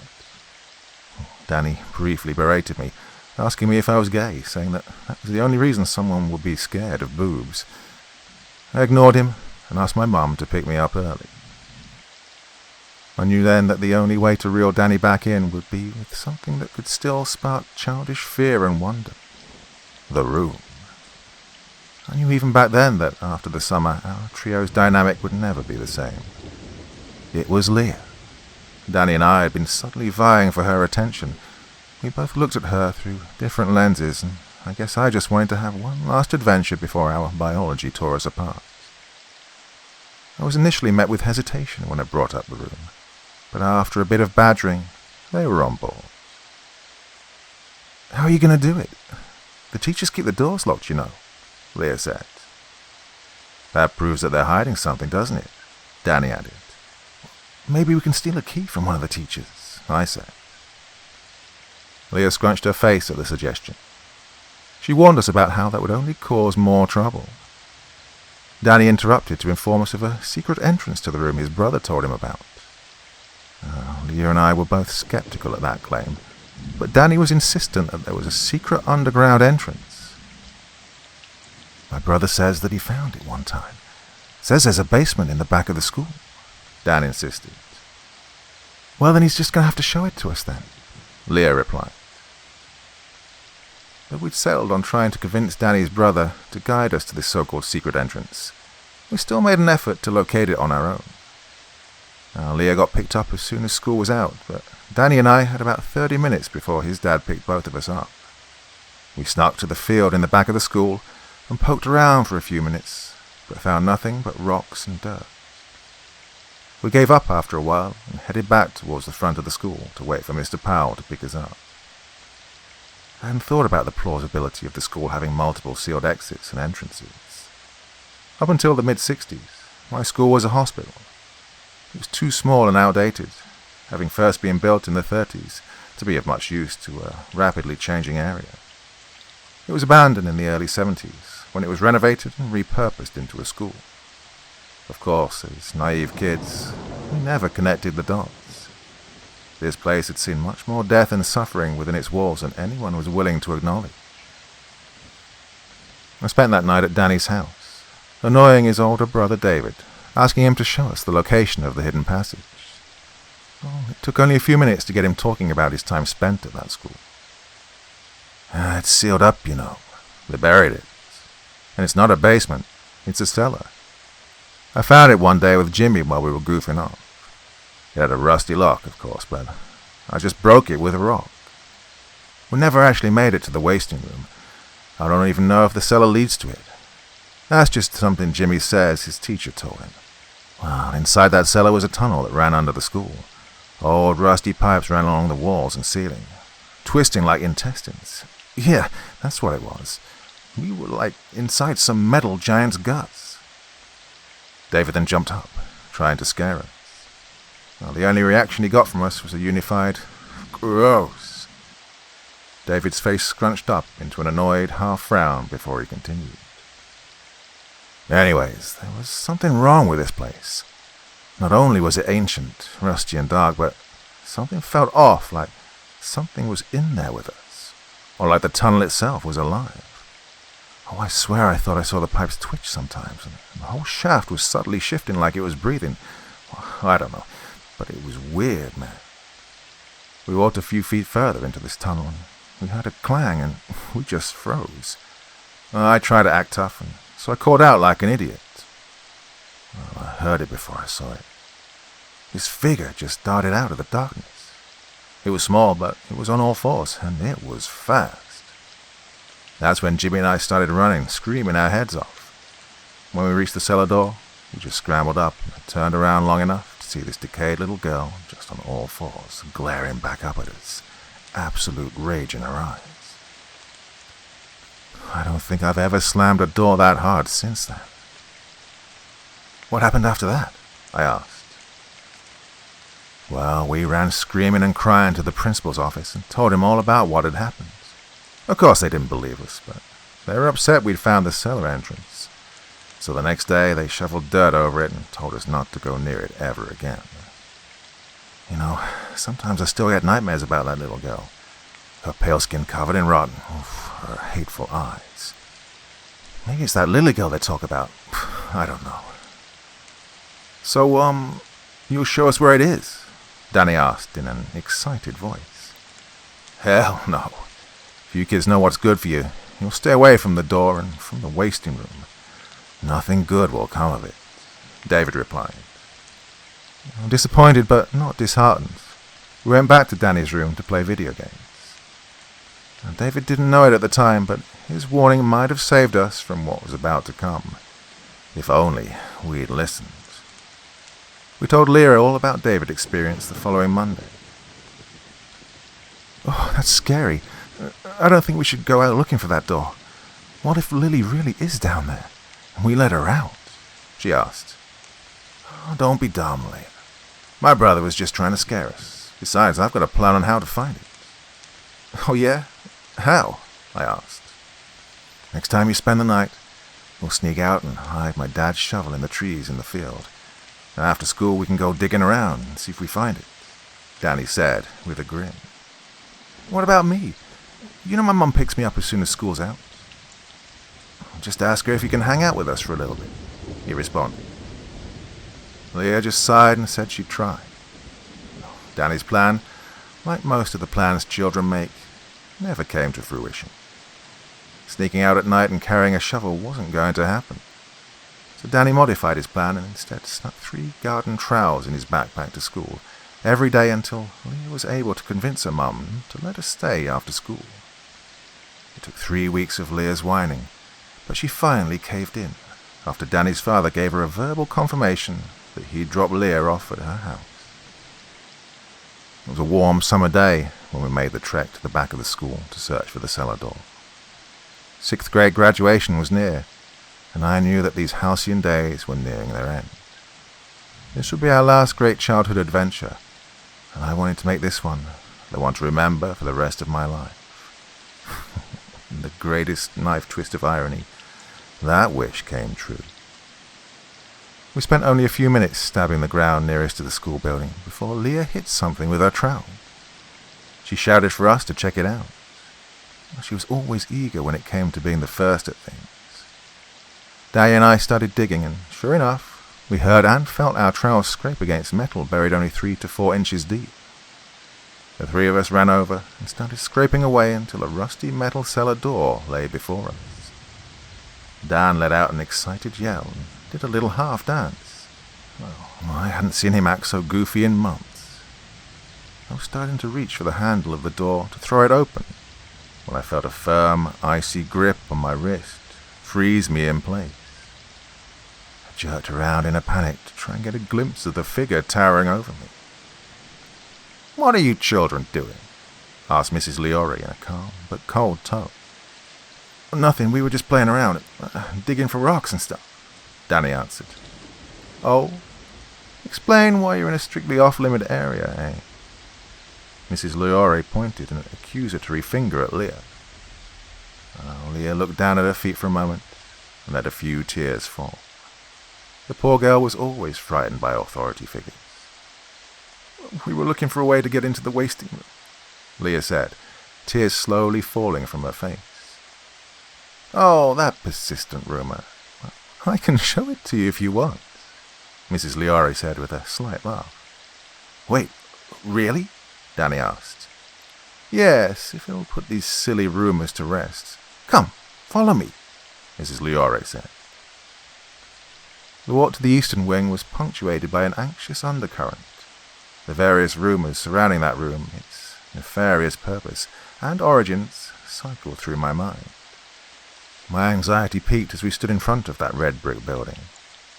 Mrs. Leori took out a lanyard with a single base key, gave us one final look, and inserted the key into the rusted, aging lock. The sound of the lock turning sent a jolt of paralytic fear through my body. Something about the faint grin Mrs. Leori gave us seemed sinister. As she creaked the door open, I started urging myself to take hold of my friend's hands and just run. But every command I internally screamed at my body was ignored. Mrs. Leori straightened her back and flung the door open. The screeching of its ancient hinges cut through the silence and echoed off of concrete and linoleum. Danny jumped back. Leah gasped, and I broke out of my stunned silence to make a diminutive sound at the sight of what lay behind the door. Nothing. No skeleton. No bodies. No little girl withered and broken, seeking revenge on the world that condemned her to a fate worse than death. Just dust, some shelves, and old furniture. Want to know why it was called the wasting room? Well, this little room was once used as a pantry back when this school was still a hospital. When the teachers first opened it up after its conversion, they found it full of spoiled food. Guess the name got out to the students, and they ran with it, made up all sorts of ridiculous things. Well, we only use it for storage these days. Nothing to fear. "But what about Lily?" I blurted out. "Oh, Lily Teresa Esther, that was her name. Well, the police determined that she was abducted by her estranged father and was never seen again. The last time she was seen was at this campus, but she didn't die here. Well, the investigation was thorough, and nothing was ever found." Well, we stood dumbfounded by these sudden revelations. "Good enough for you, kids?" she asked. "Yeah, I guess," Leah answered. "Good, I've got things to attend to," she said, locking the room and stuffing the lanyard into her back pocket. As she was getting ready to leave, Danny ran up and hugged her, thanking her for solving the mystery for us. She let out an exaggerated sigh and let him know that it was no big deal and turned to leave. As soon as she was out of earshot, Danny spoke up. "Hey, did you see it?" "See what?" Leah and I asked in unison. "You didn't see it? Well, I guess I'll have to show you," Danny said as he dangled the lanyard in front of us. "Danny, we're going to be in so much trouble. You need to give that back," Leah said. "Yeah, Danny. Look, your dad's going to be here any minute," I said. Just enough time to take a quick peek," he replied. Danny took a quick look to make sure no one else was around, and quickly unlocked the door and opened it wide. He walked in and motioned for us to do the same. Don't be babies. Don't you guys want to see it? I took a nervous step inside the room, Leah close behind me. Danny walked towards an old, filthy dresser. Hey, help me move this thing. All three of us worked to push the thing a few feet, and revealed that directly underneath it was a rusty cellar door. See, I told you guys, Danny said. Oh, I don't think this is a good idea, Danny. We don't know what's down there. Your dad's probably waiting for us, I said. Yeah, and we already saw that the wasting room is nothing to be scared of. Danny tugged on the cellar door's handle and slowly raised it until it stood open. Did you guys ever think that maybe this isn't the wasting room? Danny asked. What do you mean? I asked. David said that he saw Lily in some tunnel in the cellar. Well, we should check it out at least. I peered down the cellar and saw a ladder leading to a smaller chamber inside. There was a corridor attached to it, and at the edge of it, I saw several pipes. Danny was onto something, and with my curiosity piqued, I agreed that it would be worth taking a look. What about your dad? Oh, my mom will kill me if we're late, Leah whined. It'll only be a second, just to see if the wasting room is down there, Danny said. I gave Leah's hand a quick squeeze and a reassuring look before she nodded slightly. Reluctantly, she joined us as we climbed down into the cellar. The chamber was surprisingly well lit. Light bulbs lined the ceiling. Well, they were far enough apart that pockets of darkness existed in between each one. But the most substantial oddity in the room was the profound lack of dust on anything. Sure, rust lined the pipes, but the dust was nowhere to be seen. I should have seen this as a warning sign, a tell that the place had been inhabited for years. Leah pressed closer to me as Danny led our trio towards the pipeline corridor. The moment we crossed the threshold into it, we heard a loud slam that caused the lights to flicker. In the brief moment of darkness, I swore I could see movement. We screamed, loud and piercing. Our collective shriek reached a siren-loud crescendo, but quieted as the lights returned to their usual, stable illumination. Leah was gripping my hand so tightly it hurt, and she was openly sobbing. I want to go home, she said in between sobs. Yeah, Danny agreed. We turned to run back towards the ladder and saw that the cellar door had been what had slammed shut. I scrambled up the ladder and tried to throw the doors open, but no matter how hard I pushed and hit it, it made no signs of budging. I started screaming for help, hoping someone would hear and let us out. Shit, Danny cursed. What are we going to do? I yelled. Leah was now hysterical, pleading for us to get out of there. Danny stared at both of us, face paler than I'd ever seen it. This tunnel has to lead somewhere. I bet that it'll be the cellar on the other side of the school. We should... No, we have to wait here. Wait here for help, Leah yelled. Leah's right. If we stay here, someone's bound to find us, I said. Well, Danny nodded and joined us in calling out for help and occasionally pounding at the cellar door. Hours seemed to pass by, and when we'd screamed our voices hoarse and worked our hands raw, we knew that no one was coming. We have to look for a way out, Danny said in a dry whisper. I nodded meekly and tried to help a near-catatonic Leah stand to her feet. She was responsive despite her silence.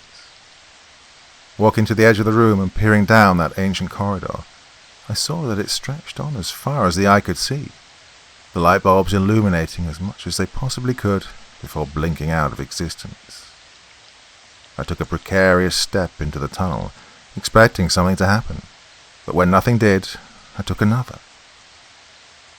Danny walked ahead in feigned bravado, and Leah followed close behind me. We walked until we hit the first light bulb above our heads. Like a spotlight, it shone in disorienting brilliance, giving us a clear view of the rusted and flake metal pipes running alongside us. Some had built up condensation and dripped cold droplets. Others leaked a dubious black fluid, and some occasionally shot a jet of steam through cracks and holes. I had the slightest inclination to reach out and touch them, but I caught myself halfway through the thought. I looked ahead and saw the murky darkness we had to cross before reaching the next light bulb lit beacon. "Grab my hand and run," I said. Leah took my right hand and Danny my left, and we sprinted as a linked unit into the next spotlight. We repeated this 5 or 6 more times before I noticed a change in scenery. The number of pipes running alongside had quadrupled, crowding the walls and ceiling and leaving no space at all. The size and variations of the pipes had also increased, some so rusted that they seemed on the verge of bursting, while others seemed almost new, until closer inspection revealed the layers of grime that coated their surfaces.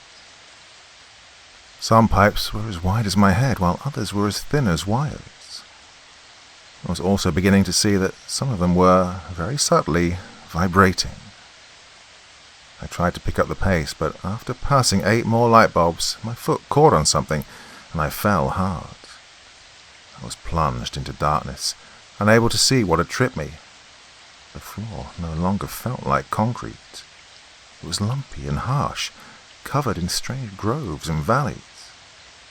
Dread formed in my stomach as I tried to imagine what it could be. "Get up!" Danny shouted. He hoisted me up, and we ran into the safety of the light. It was there when I finally got a good look at the floor. Pipes. The floor was made up of pipes. They lined every inch of space. I wondered if they rested on any concrete or if we were walking in a hallway of suspended pipes. An unusually large pipe above our heads lightly showered us in a clear liquid I hoped was water. Leia looked at me with fear in her eyes. Danny saw it too. He turned away and stared at what lay ahead. The pipes beneath were now noticeably undulating. Not constantly, but a wave of motion came and went in 40-second intervals. No one spoke up about the phenomena. Instead, we rested for a bit before we continued our trek down the pipe-filled tunnel, silent and no longer holding each other's hands. I lost track of how many light bulbs we'd passed and how long we'd been down here.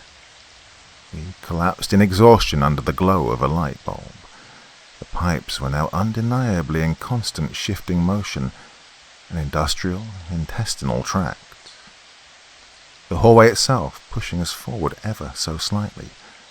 The pipes now had multiple facets, spigots and knobs, some leaking foul, inky liquids while some spewed a steady steam of fetid water.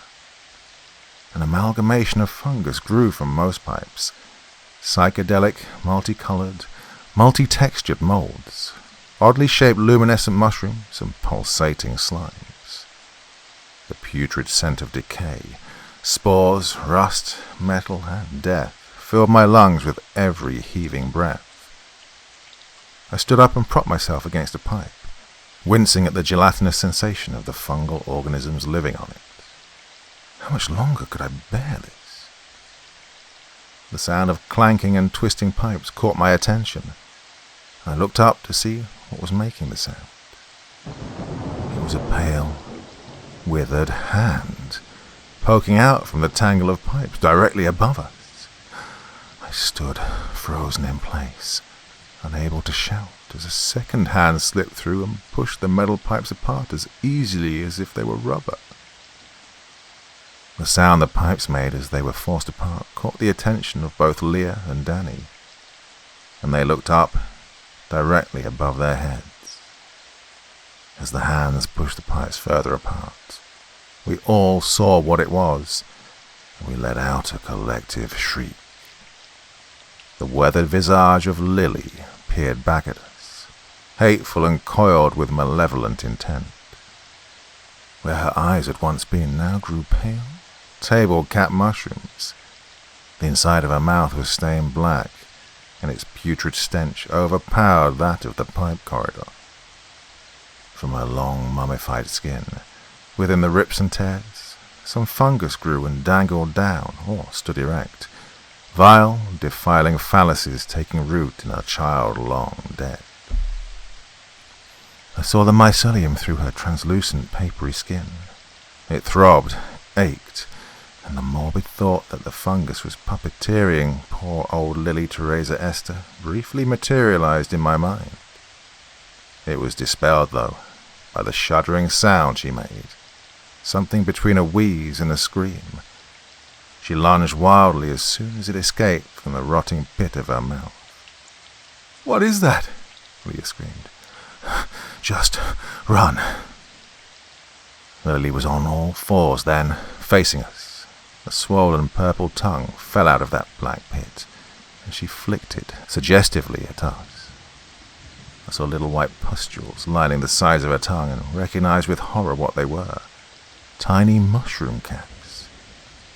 We ran faster than we had ever run in our lives. Lily let out another wheezing shriek and was at our heels. My chest burned with every breath. Nearing exhaustion, I dared to look behind me. Lily was now on the ceiling, clinging on the pipes like some hellish gecko, and she was closing the gap between us. In moments, she would be directly over our heads. "There! It's right there!" Leah shouted. She was pointing at an object just a few light bulbs away. I stood up to take a closer look and was shocked to see that it was a door, a rusted metal door. With newfound determination, I picked up speed and ran with all my might towards the promise of safety. I outpaced both Leah and Danny and threw myself at the door, and with a single push I forced it wide open. Danny drove in, but Leah was a second too late. Lily dropped down from the ceiling and pounced. She succeeded in grabbing hold of one of Leah's ankles and grabbed the girl to the floor. Leah let out a scream and took hold of my hand. With a free leg she kicked at Lily and landed a direct hit. I heard the sickening crunch of ancient bones and frail skin shattering, and Lily's head lolled back. Danny took hold of Leah's other hand and we pulled her out of Lily's grasp. As we pulled her inside the room, Lily's head snapped forward and we saw the kick had unhinged her jaw. It was now dangling from thin strips of skin. The fat purple slug of a tongue hung out thick, inky fluid pouring from its length. As soon as the liquid made contact with the pipes, thin white caps sprouted and grew. I slammed the door before she could make another move, steeling myself. I then turned around to see just where in God's name we'd ended up. The inside of the room was huge, far too big. Its dimensions were a spatial impossibility. The expanse of the room was physically impossible to house just beneath the school. The ceiling was at least 3 stories tall, and its sheer size dwarfed the school several times over. There was no visible end. It was just a jumbled mess of pipes, ladders, drains, vents, grates, elevated metal walkways. It was a maddening, industrial hellscape. On some fixtures, the fungus was fused so seamlessly, it was as if the pipes and all its attachments were made of fungal chitin and mycelium, grown together in a blasphemous fusion of rust, metal, and fungus, testaments to the gods of rot and decay. "Where are we?" Danny said unsteadily. No one answered because no one knew. Somehow we had just crossed some unspoken boundary that divided our mundane little world and this world ruled by atrophy. It came to me then, the answer to Danny's questions, and thus I spoke. The wasting room. A brief silence fell upon us. From the pipeline walls, something emerged. An enormous mass was birthed. It dwarfed us in all its unholy glory. It was somewhat humanoid and comprised entirely of the same metal fixtures and fungus that made up everything else. Long rusty pipes and vents ran along its entire body, steam and fluid leaking from them. I could see multiple giant gears embedded in its chest, turning constantly with no signs of slowing. Polypore mushrooms, over a dozen feet in length, made up the organic majority of its mass. They grew along with its limbs and chest. A dozen other varieties made up the rest of its weight. They were the medium for which the biological and industrial conjoined and merged. Bioluminescent blue caps, bright red spotted amanitas, wrinkled morels, gelatinous wood ears, basket stinkhorns, and bleeding devil's tooth, all there, thriving and festering. The being's head was one giant flat fungal shield front. It had many points ending in pipe vents, multiple coloured smoke spewing from them. It was like some grotesque lion's mane. In the centre of its face sat two dark, beady eyes. They seemed out of place, far too human. I knew at a glance what this being was. It could be nothing else but some long-forgotten lord of decay, the god of rot. It didn't need to speak to convey the hatred and pain it felt. It was all in its eyes. But regardless, it did speak. Cast yourselves unto me, and my domain, and ye shall be gifted the fruit of immortality. For death is merely the beginning. Be immortalized in the mycelium and rust, that which with countless eons will always fester. As soon as the words were spoken, they rose, an army of humanoid pipe fungus amalgamations taking form before our very eyes. They took slow, strained steps towards us. Metal and steam screeched with every movement they made, and we ran. "There has to be an exit," Leah yelled. "How do you know?"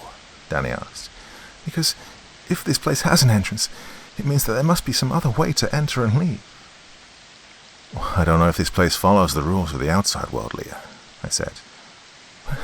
"It follows some of them, though," she said unsteadily. We scrambled up a flight of stairs into an elevated walkway. There was one thing that caught my attention. Following Leah's reasoning, I noticed that this place was illuminated by rays of light peeking in from overhead windows. If we could just reach them, then maybe we could escape. "There!" I shouted. I pointed at a ladder leading up towards the ceiling. Danny was the first one to start ascending it. I helped Leah up before I took my place and climbed for my life. Looking down, I could see the army of bio-industrial humans convening at the base of the ladder. "Danny, Leah, hurry!" I shouted. Danny struggled to pick up the pace and make his way towards the now visible door at the end of the ladder. I felt the weight of the first creature start its climb. I felt the vibrations of every step it climbed, and it informed me that it was fast, way too quick for us to outpace it for long. "Almost there," Danny shouted. He was about a foot or two from the door when his hand launched out to push it open. I saw the glare of a bright summer sun just beyond the door. Danny hoisted himself up and had his upper torso through the door when the sound of a wheezing scream cut through, instilling that familiar paralytic fear. A dangling pipe directly behind Danny burst open. Vile black fluid spilled out in a torrential flood, drenching Danny. And the reanimated corpse of Lily leaped out from the shattering pipe and clung onto Danny's lower half, and they both came tumbling down. There was no time to scream or even react, as they were both in free fall.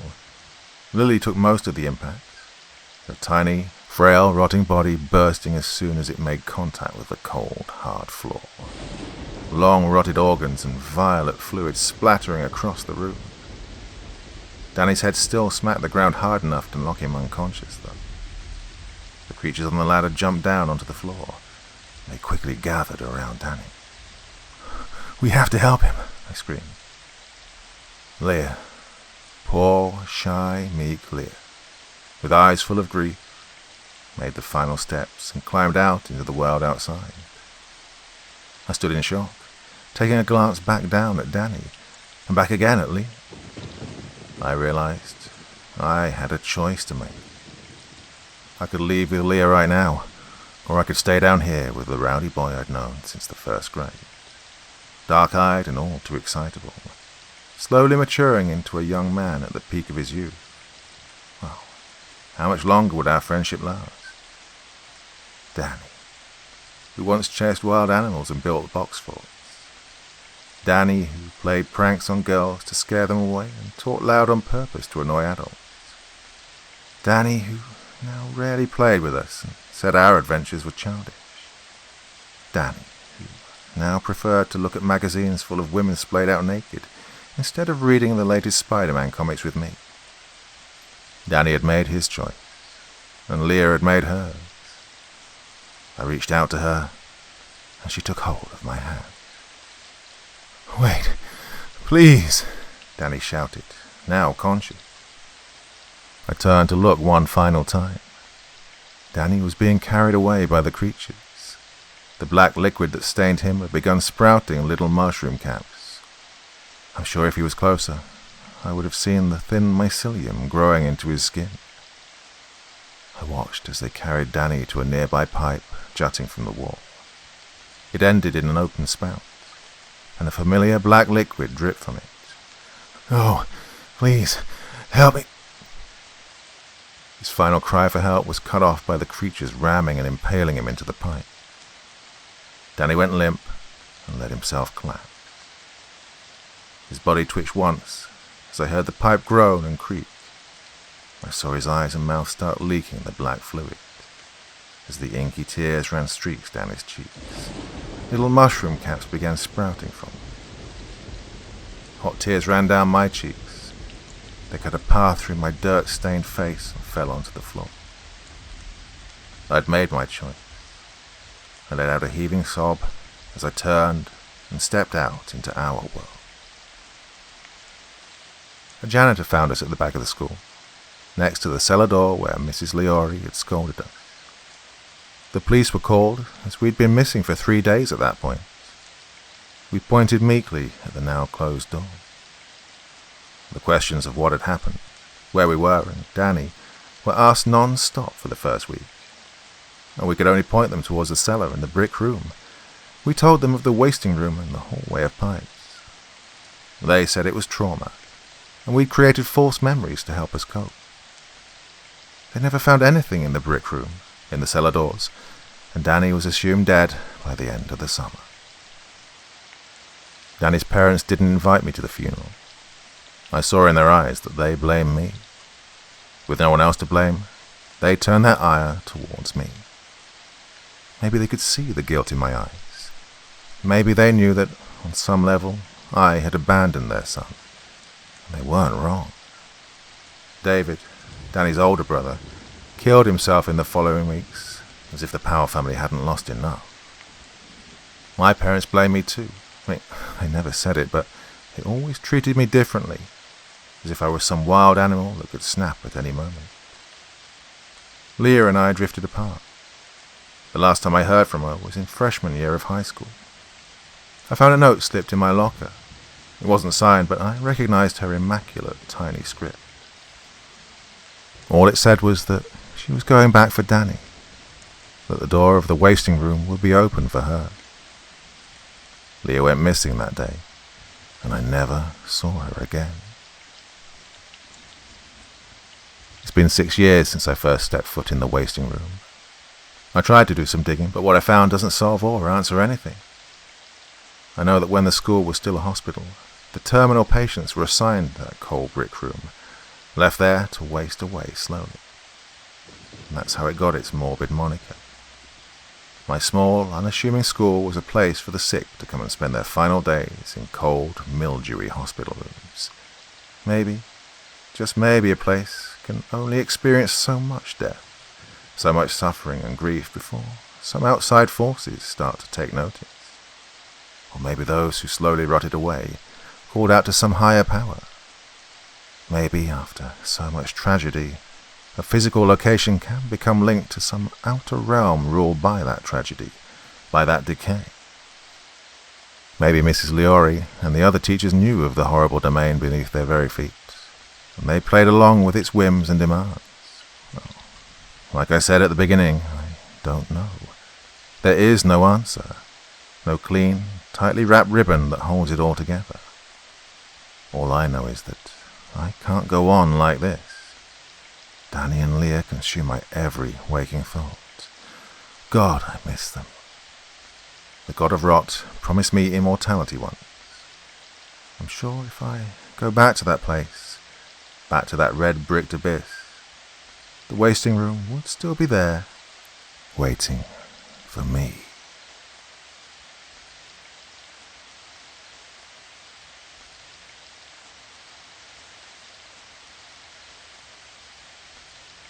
I had not touched my journal in all the years since my life was ripped asunder. For the very sight of it, the sole remaining article of evidence of what I experienced on that wretched rock that only I remember as Isla Serena, brings those sorrows crashing back upon me like waves from the vengeful sea. But as I, Daniel Kipling, feel the strength leaving my aging bones, I commit the tale of horror from its weathered and faded pages to new ones, so that it may carry on the stories of the people that survive through me. I write for my father, for my sister, and for my beautiful wife, the love of my life. For these words will be all that remains of them, aside from the memories, both horrid and joyful, that weigh heavy on my heart. It feels like centuries past when, in the year of our Lord, 1731, I was a bright-eyed, dark-haired lad, seated near the bow of an English sailing ship, my knobbly knees hugged to my chest against the stiffening breeze caused by the frigid Atlantic and the brisk pace of the vessel. It feels like centuries ago when my mind raced with the adventure of the voyage and the excitement of landing at my new home, our new home.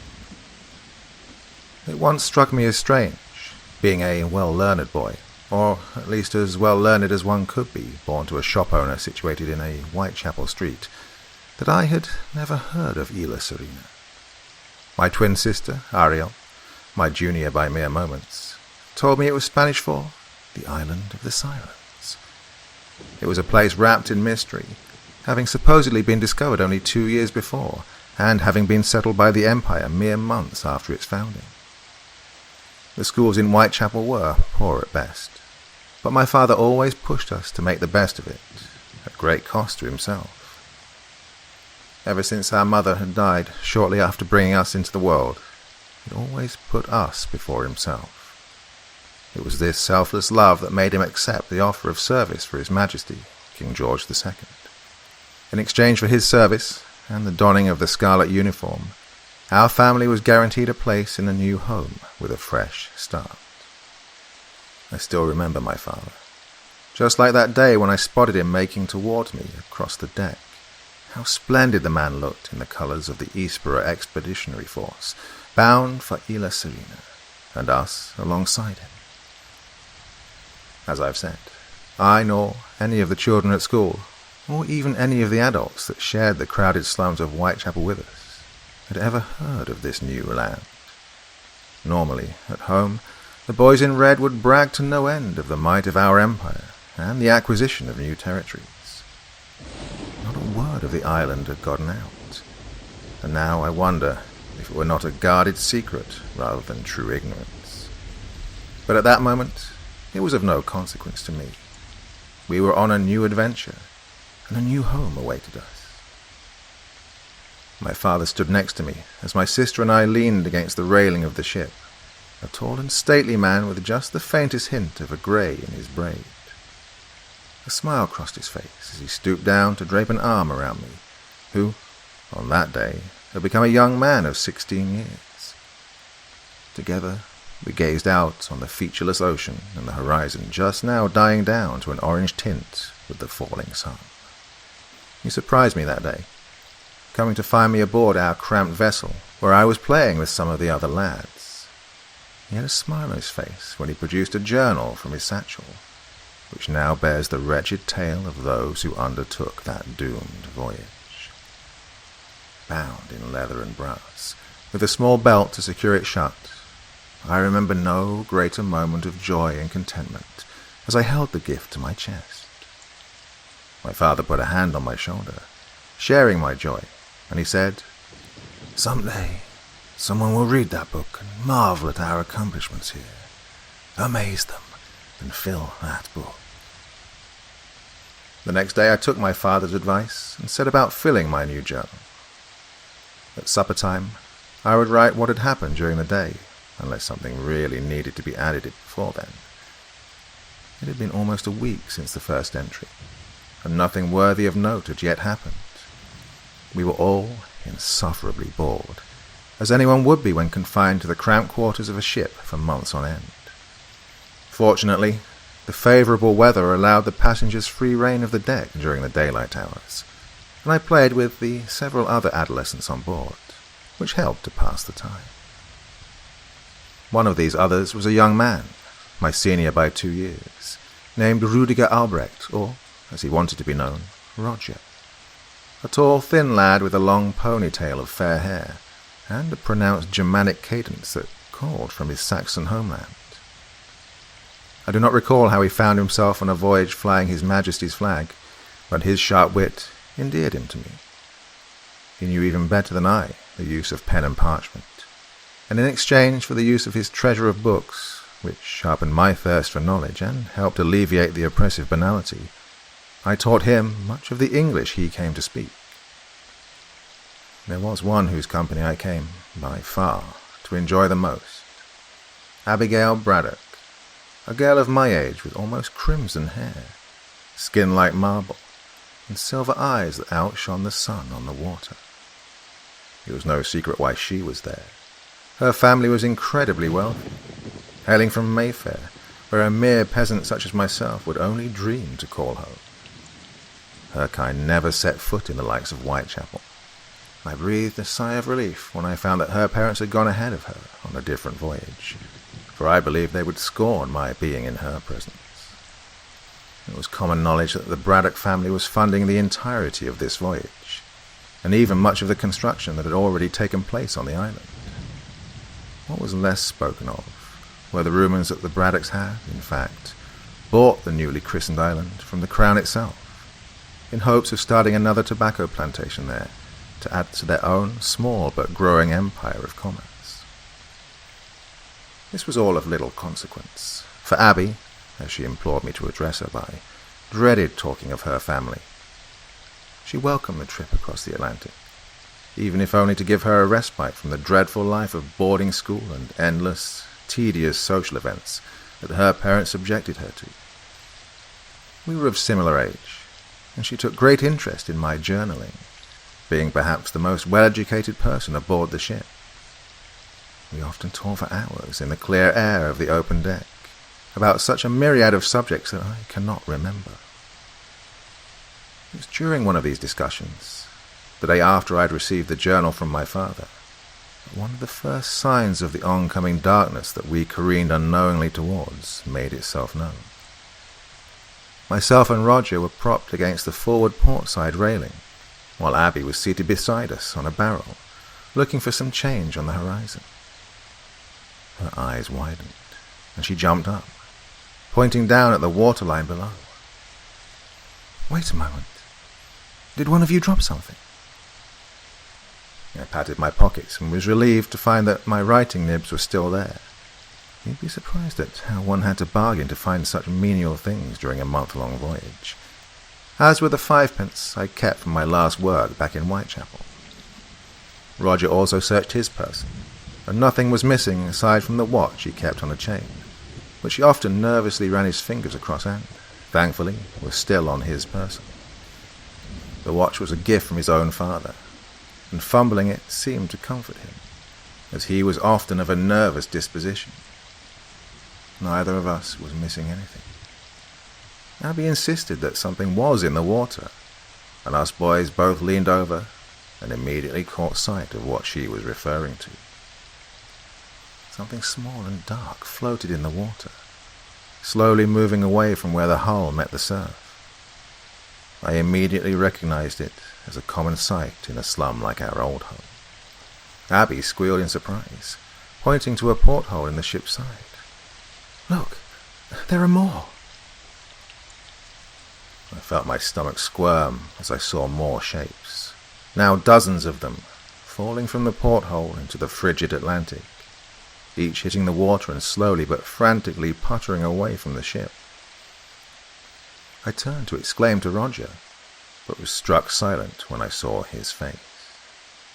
His already fair skin had gone deathly white, and his mouth hung agape. His fingers clutched the railing as if he were about to collapse to the deck, and one word escaped his mouth. Rats. Having never seen a sea before, and having very little to do with men of the oceanic life, I'd never come to know about the many rampant superstitions amongst such men. Roger, however, came from a long line of Germanic seafarers, and this was far from being his first voyage. His fingers disengaged from the railing as he stumbled backward and began to babble, trying to control what was obviously an intense fear boiling over in him. Abby leapt up and took a hold of his arm. "Roger, whatever has come over you?" The poor boy's haggard glare remained fixed on nothing as he continued to mutter. "They only leave a doomed ship.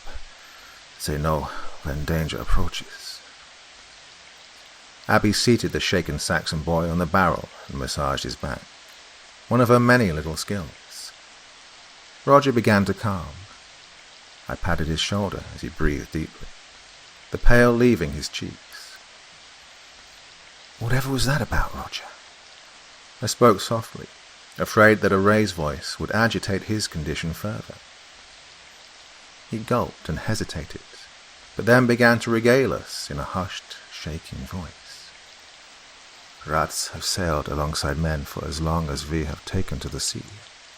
They hide in luggage, provisions, and even run up the gangplank on the day of departure. Wherever we go, they follow. But some places reek of doom that only their noses can sense. Sometimes they catch wind of it, and deem it wiser to brave the open sea than whatever is to come." I looked at Abby, who seemed to show discomfort at such talk, and she voiced the query at the front of my mind. "Roger, we're months from the side of land, perhaps weeks from landfall.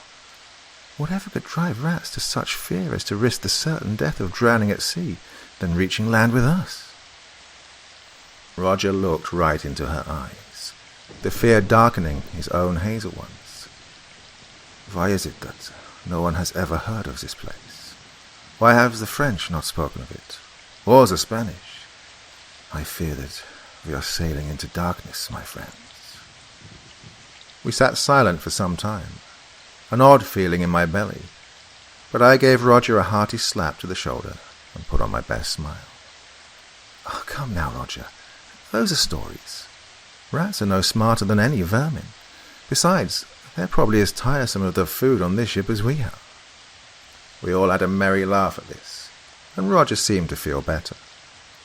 We spent the rest of the day at the front of the ship, looking onwards in hopes of being the first to see our new home, although Roger's mood never fully brightened from that moment on. To be truthful, I was merry, for I would lay myself to rest a little easier that night without a rat trying to eat the hammock away from under me. Abigail, much to my joy, shook me awake the next morning, 2 hours past the watch, to the sight of land. Shaking the sleep from my eyes, we ran to the front of the ship, where we stood next to the night watchman and ship lookout, Abe. He never gave his full name, if Abe was even his true name. A lithe and grizzled man, his skin tough and tan like belt leather, 2 extremely sharp eyes that twinkled with the sunlight. Much of the time he could be seen dancing amongst the lines of the ship like an acrobat, hinting that he was far younger than his peppered beard and hair told the eye. Although rarely seen without his signature grimace and squinting glare, he was very cordial, more so than most of the passengers. I got the sense that he was a solitary yet lonely man, not prone to many words, the sort to listen and watch rather than talk. With what time he had to himself, he enjoyed conversing with us young-uns, and spent little time with anyone else. As we came to the front of the ship, Abe swung down to the deck from aloft and stood alongside us in the warmth of the rising sun. pointing a calloused hand towards a darkened shape on the horizon. "Ah, there she is, young'uns. Isla Serene, or as we Britons say, Siren Island." Roger visibly gulped. But silence. As a member of a long line of sailors in his family, Roger knew of such myths. Beautiful women of the sea who lured unfortunate souls into the deep with their enchanting voices, only to drown them for their troubles. Abe took notice of Roger's disturbance, chuckling dryly, and clapped the young Saxon on the back. "Ah, fear not, my lad. Such things are mere legend." I caught notice of a strange look across his face, however, one that seemed to not exude the confidence of his words. Unclasping a leather cylinder that hung from his belt, he withdrew a polished brass telescope, which he passed to me first, giving me a look that said, "Hold on to that, lad." I opened it and saw the rock did not look like much more than just that. The land mass was wide and flat, and at this distance all I could see was simply an unassuming black void on the horizon. I passed the telescope to my shipmates, and they too cast unimpressed glances at it. However, some hours later, close to sunset, our jaws fell. The still distant island can now be seen more clearly, and would best be described as an ominous-looking pedestal, looking as if it had suddenly risen out of the ocean. The edges of the island, wreathed in fog, were nearly perfect vertical surfaces, black as pitch and menacing as cannons. Abe told me that, according to scout ships, the entire perimeter of the island was like this, no shore whatsoever, no beach, not even shallows. It was as if the island were more like the tower of a fortress erected upon the bosom of the ocean itself. There be but one point of entry, lads and lass. On the far side of the island, facing the north star by night, is an harbour, an inlet with cliffs low enough to disembark from a tall ship. The inlet is also only wide enough to allow one ship to pass. What is that rock? The kind the cliffs are made of. Abby spoke up, clearly excited. Abe gave a shrug, still staring landward. No one knows. Supposedly it's almost like flint, sharp, brittle stuff, and smooth as church glass. They call those cliffs the teeth. Roger murmured something under his breath that I could not make out. We soon lost interest in looking at the island, and Abe soon ceased talking, so there was little left to do. It had also grown colder on deck as we approached the island, a mist appearing to hide anything worth seeing. Abe told us that it would be best if we retreated below. The going would be sluggish, as now our vision was limited to a matter of 100 meters. It was not until we had been below deck, in the warmth of the hold, that I noticed that Roger was shivering, and his eye was twitching. I put a hand on his shoulder, and then he jumped and uttered a guttural shriek, the likes of which I'd never heard him utter before. "Heavens, Roger!" I exclaimed. "What's gotten into you?" He seemed not to hear me. In fact, he did not even look at me or anything else, but instead seemed to stare into some invisible beyond. Abigail put a hand to his forehead, then to his neck, and made to sit him down. "Daniel, his skin's cold as stone. Roger, you must be ill. Come, lie down here." Her voice had taken on that soothing, motherly tone that one can hardly speak against, and Roger obliged, lying down on the straw-filled sacks. He stared at the ceiling, silently, scared out of his wits. He finally spoke, slurring as if his fear had cost him proper control of his tongue. "He should never have come." After this, no matter how hard I or Abigail pressed him, he would not say anything else.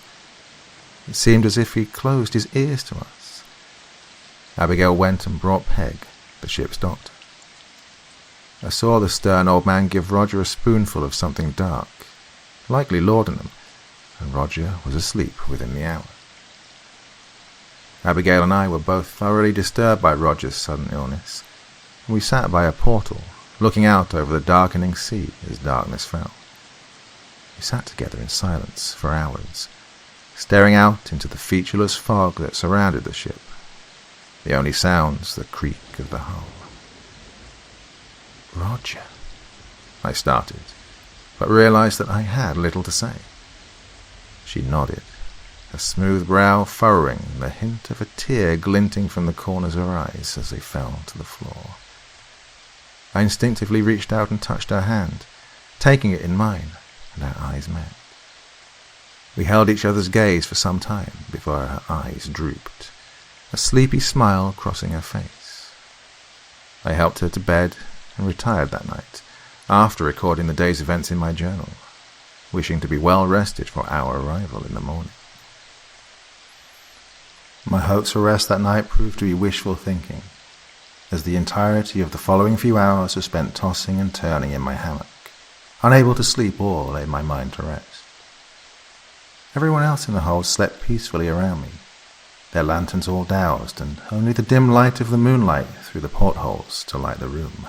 Stiff and restless, I decided to enjoy a breath of fresh air on deck, alone in the late night hour.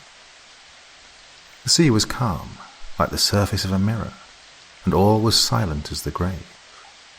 The air was cold, urging me to pull my jacket a little closer, and yet did not feel very refreshing at all. To this day, I remember the stench and the rank of Whitechapel streets and alleys, and yet it occurred to me as more pleasant than whatever lay on the air that night. There was a strange taint to it, an impurity, a slight, subtle stain that I could only just taste.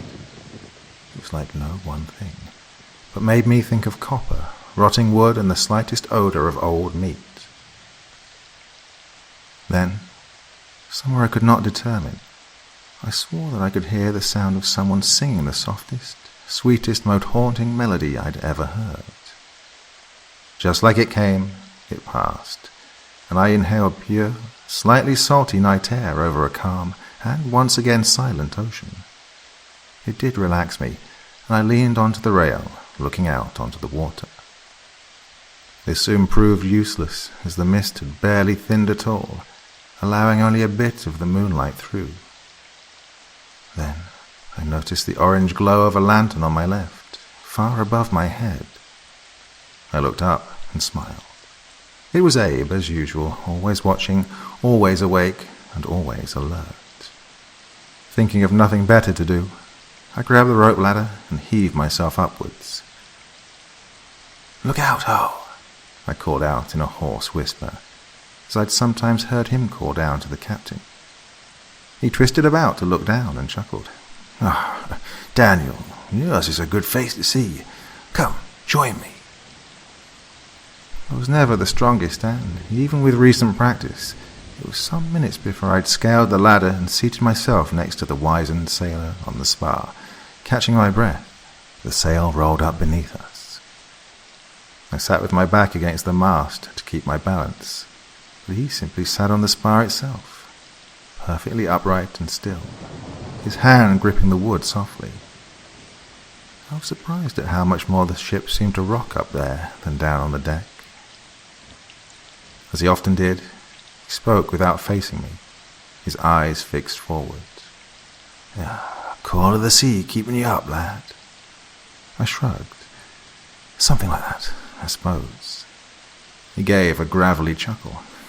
"Well, if you need to hurl, please aim it overboard. Have pity on the swabs." I chuckled back. "I'd worry more for Roger, Abe." He nodded, still looking out into the night. "Aye, how is the lad? I worry when I see the skin turn pale." I knew Abe was sharp as flint, but this observation struck me as odd. "What do you mean?" I asked. "I've seen my share of landlubbers giving in to the sea and surrendering their dinner to the deep. Face turns an odd tinge of green when that happens. But Roger, his skin was pale, and his eyes, they were wide, weren't they?" Abe said this more matter-of-factly than as a question. He continued talking. "No offence to you, my boy, for I do hold you to be a smart lad, but you're a born and bred landlubber, aren't you not?" I nodded. "There's nothing wrong to keep to land. The sea's not for all men." Aye, you be right there. But no matter what side you favour, each side garners its share of tall tales and titles. You stay on the land, think of us sailors as unruly, unclassed, and superstitious. Abe trailed off again, seemingly waiting for a response. But as I opened my mouth to speak, he continued. But we all fear the sea lad. Look at her. She covers the world, rules the world, and knows no master but the good Lord. We know more of the stars that guide us by night than we do of the depths that have claimed so many.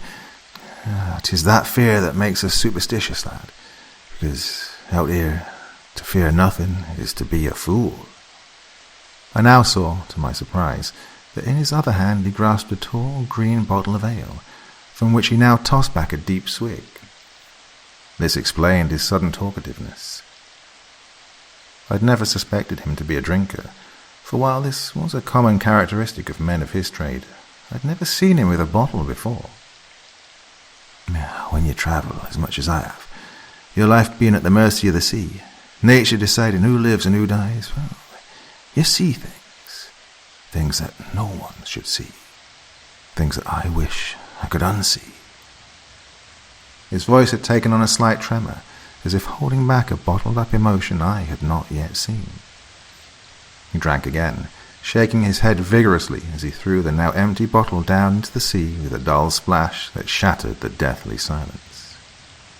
In the dim moonlight, I could see something in his eyes as, for the first time since we'd met, he looked into mine. It was a look I'd seen in Roger's eyes only hours past. In that moment, I saw pure, unbridled fear in Abe. And, just like that, the moment seemed to pass. Abe returned to his taciturn self, staring intently out into the mist. It's late, boy. You should rest. Unnerved at the sight of the near breakdown of this hardened sailor, I quickly began to scale back down the ladder. Daniel, I heard him mutter. I looked back up at him and was relieved to see a small, genuine smile on his lips as he looked down at me. I'd be in your favour if you didn't tell the captain about the gin. I couldn't help but grin and bid him good night. Falling back into my hammock below deck, sleep finally overtook me. Before I could do so, Abe's words rang through my head, as clear as if he now knelt beside me as my conscience ebbed away. You see things that no one should see, things that I wish I could unsee. I woke to Ariel leaning over me, prodding me awake softly but persistently, and the moment my eyes opened, she hauled me to my feet. She talked excitedly. Dan, we're finally here. It's amazing. I was still sleepy as the cold morning air off of the ocean hit my face, causing my eyes to dash open. I was very irritable and grumbled in protest, but Ariel was obviously excited beyond belief as she leaned me against the railing and pointed ahead into the mist, which to me seemed more like a very low-lying cloud. And as we looked, along with the other passengers, the mist seemed to peel back like a stage curtain, and our jaws dropped as a spectacular set showed itself. The ship passed through the mouth of the inlet to show a huge, yet somehow hidden, lagoon. The teeth towered over us still, but this time in shelves, and at several locations I saw palisade towers manned by familiar red uniforms. Ramparts of sharpened palisade were built all over the tiers of stone, built right into the cliffs, leading up out of sight into the hanging mist. At the back of the inlet was the largest structure of all. With a wide dock and ramp stood a small fort, this one made of stone, and to my surprise, even a small number of cannons. It stood like a guard dog. Anything entering the inlet could immediately be fired upon. As if on cue of thought, my father sidled up next to me, dressed in his full uniform and his musket across his back. He grinned at the look of awe in my eyes, and draped an arm over each of us. Devil of a spot, isn't it? We could be attacked by all the fleets of the world and come out smiling. I cannot think of a safer spot for us than here. He smiled and gave each of us a squeeze. I want you each to know, I do not regret a thing. I would have given up that little shop 12 times if it meant a better place for us. I saw a look come into his eyes. If only your mother were here as well. We shared his sadness, but like the Kipling he is, he shook it off and held us close. If Margaret had survived, perhaps I would not have my 2 wonderful children. Now that I do not regret. Our ship came smoothly into port, the water of the inlet smooth as still as glass. My father embraced each of us and went to join the other soldiers going ashore first. Ariel and I watched proudly as he and the other redcoats filed smartly onto the dock to go into the fort. Not everyone was as happy as we were. Roger, who had recovered from his feverish bout on arrival, now sat with his back to the main mast, his arms crossed, and his eyes staring at nothing. Abigail tried to get his notice, to get his mind off of this imagined trouble, but his gaze was occupied trying to bore a hole into the deck floor. Ariel, myself, Abigail, and the other passengers gathered our things, and we began to file onto the pier down the gangplank. But a firm hand held me back as the others left the ship first. I turned to greet a steely pair of eyes. It was Abe, and he looked deathly serious. Deep in his eyes, I could just see that look that he'd gotten when he'd been drinking. Daniel, you best take care of yourself in this place. His look softened for a moment, a kind of twinkle revealing itself in his eyes. I'll miss watching you from the mast. I gave him a look of surprise. Will he not be coming ashore with us? He lowered his head and ran his fingers through his slightly disheveled hair. Nah, my place is on the ship, my young friend. 'Tis my curse to bear. I need not take on another. I was about to ask what he meant when he looked me in the eyes again. Watch your loved ones carefully.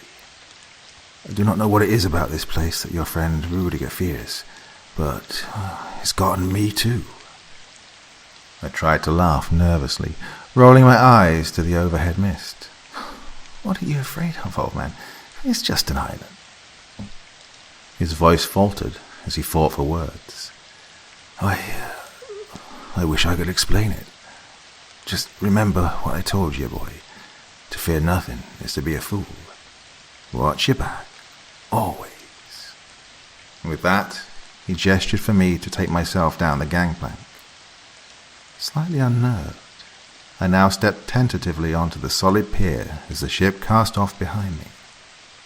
Joining the others, we all walked to the end of the pier to be processed by the soldiers. However, I felt eyes on me, and I stopped to chance a look back. As the mist came down to hide the ship once more, the last thing I saw was the lean figure with the peppered beard and sharp eyes, watching me from his place up upon the lookout, that haunting look upon his face. And then he was gone, never to be seen again.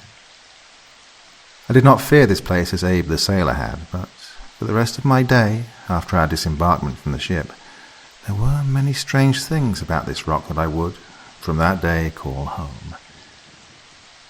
After we all were recorded, and my father was sent off to the barracks, I was given instructions to where we would be staying.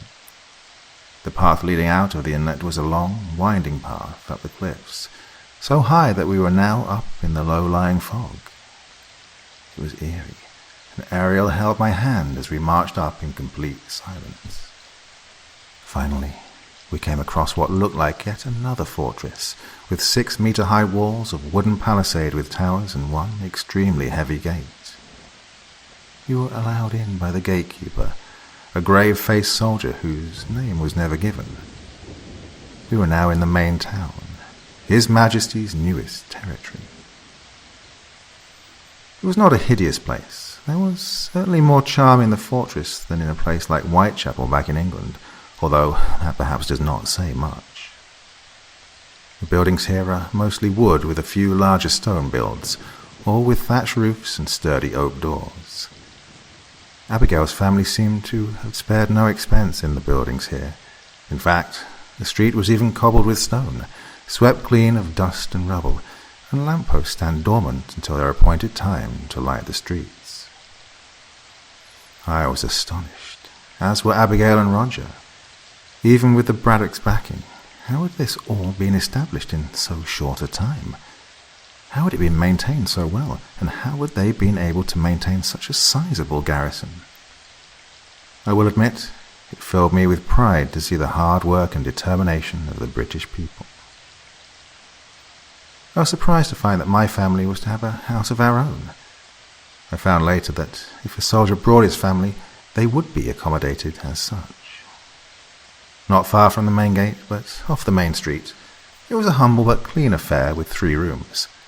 A larger living space, furnished with a fireplace, table, and a place to prepare dinner. The 2 small rooms had simple bunk beds with straw mattresses, with 2 beds per room. The house had no windows, just a solid oaken door with a sturdy lock.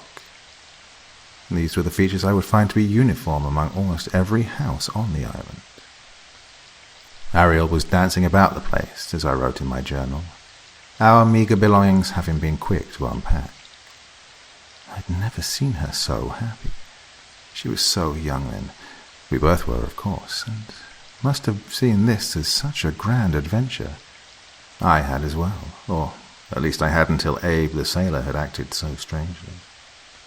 It was as if the old Merlin had cast a spell over this place, and now I was unable to see it for the wonder that my young sister could see. Father had not yet returned from the barracks, and I imagined he may be later still, so I decided to rest. The excitement of our first day in our new home leaving me, not to mention my rude early awakening this morning, significantly tired. The mattress felt incredible after months of being curled up into a hammock. I woke the next day to find Father was home, working at the table, cleaning his brown Bess musket. He smiled at me, brushing back his long dark hair. Morning, Danny. He was the one person I allowed to call me Danny. Our mother, in that final month of her life after our birth, had used to call me Danny when she would sit beside my bed as an infant, her having to be carried there by Father in her ever-weakening state. It was his way, and mine as well, of remembering her. He would often state how clearly I resembled her. Ariel and I spent most of the first day exploring the new colony.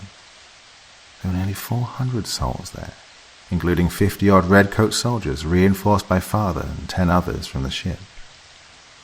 The streets bustled as people moved about, and we discovered that everyone had a task to help maintain the colony.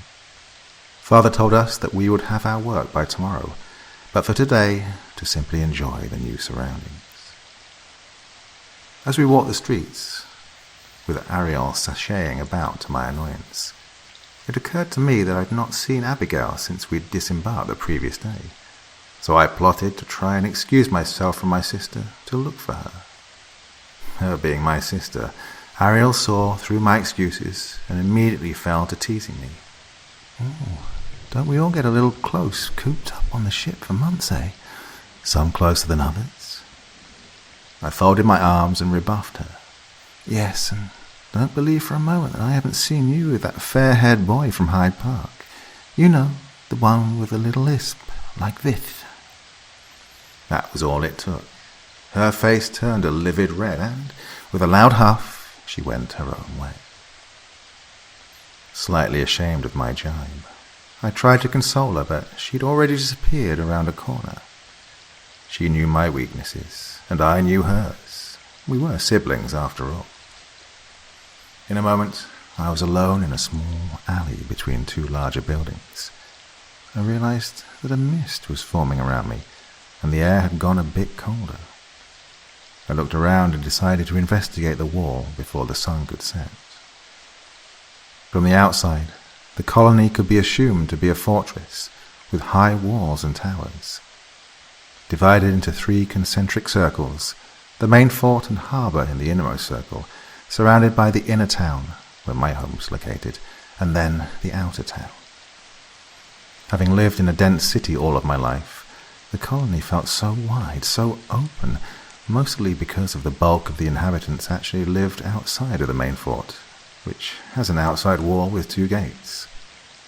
I soon found a ladder and, casting a look about, went up, certain that no one was around. Now atop the wall, my curiosity was not so satisfied as I'd hoped. I could see all the houses in the outer town, as well as many small gardens for vegetables, and then the outer wall, which, while shorter than the inner wall, was made entirely out of stone.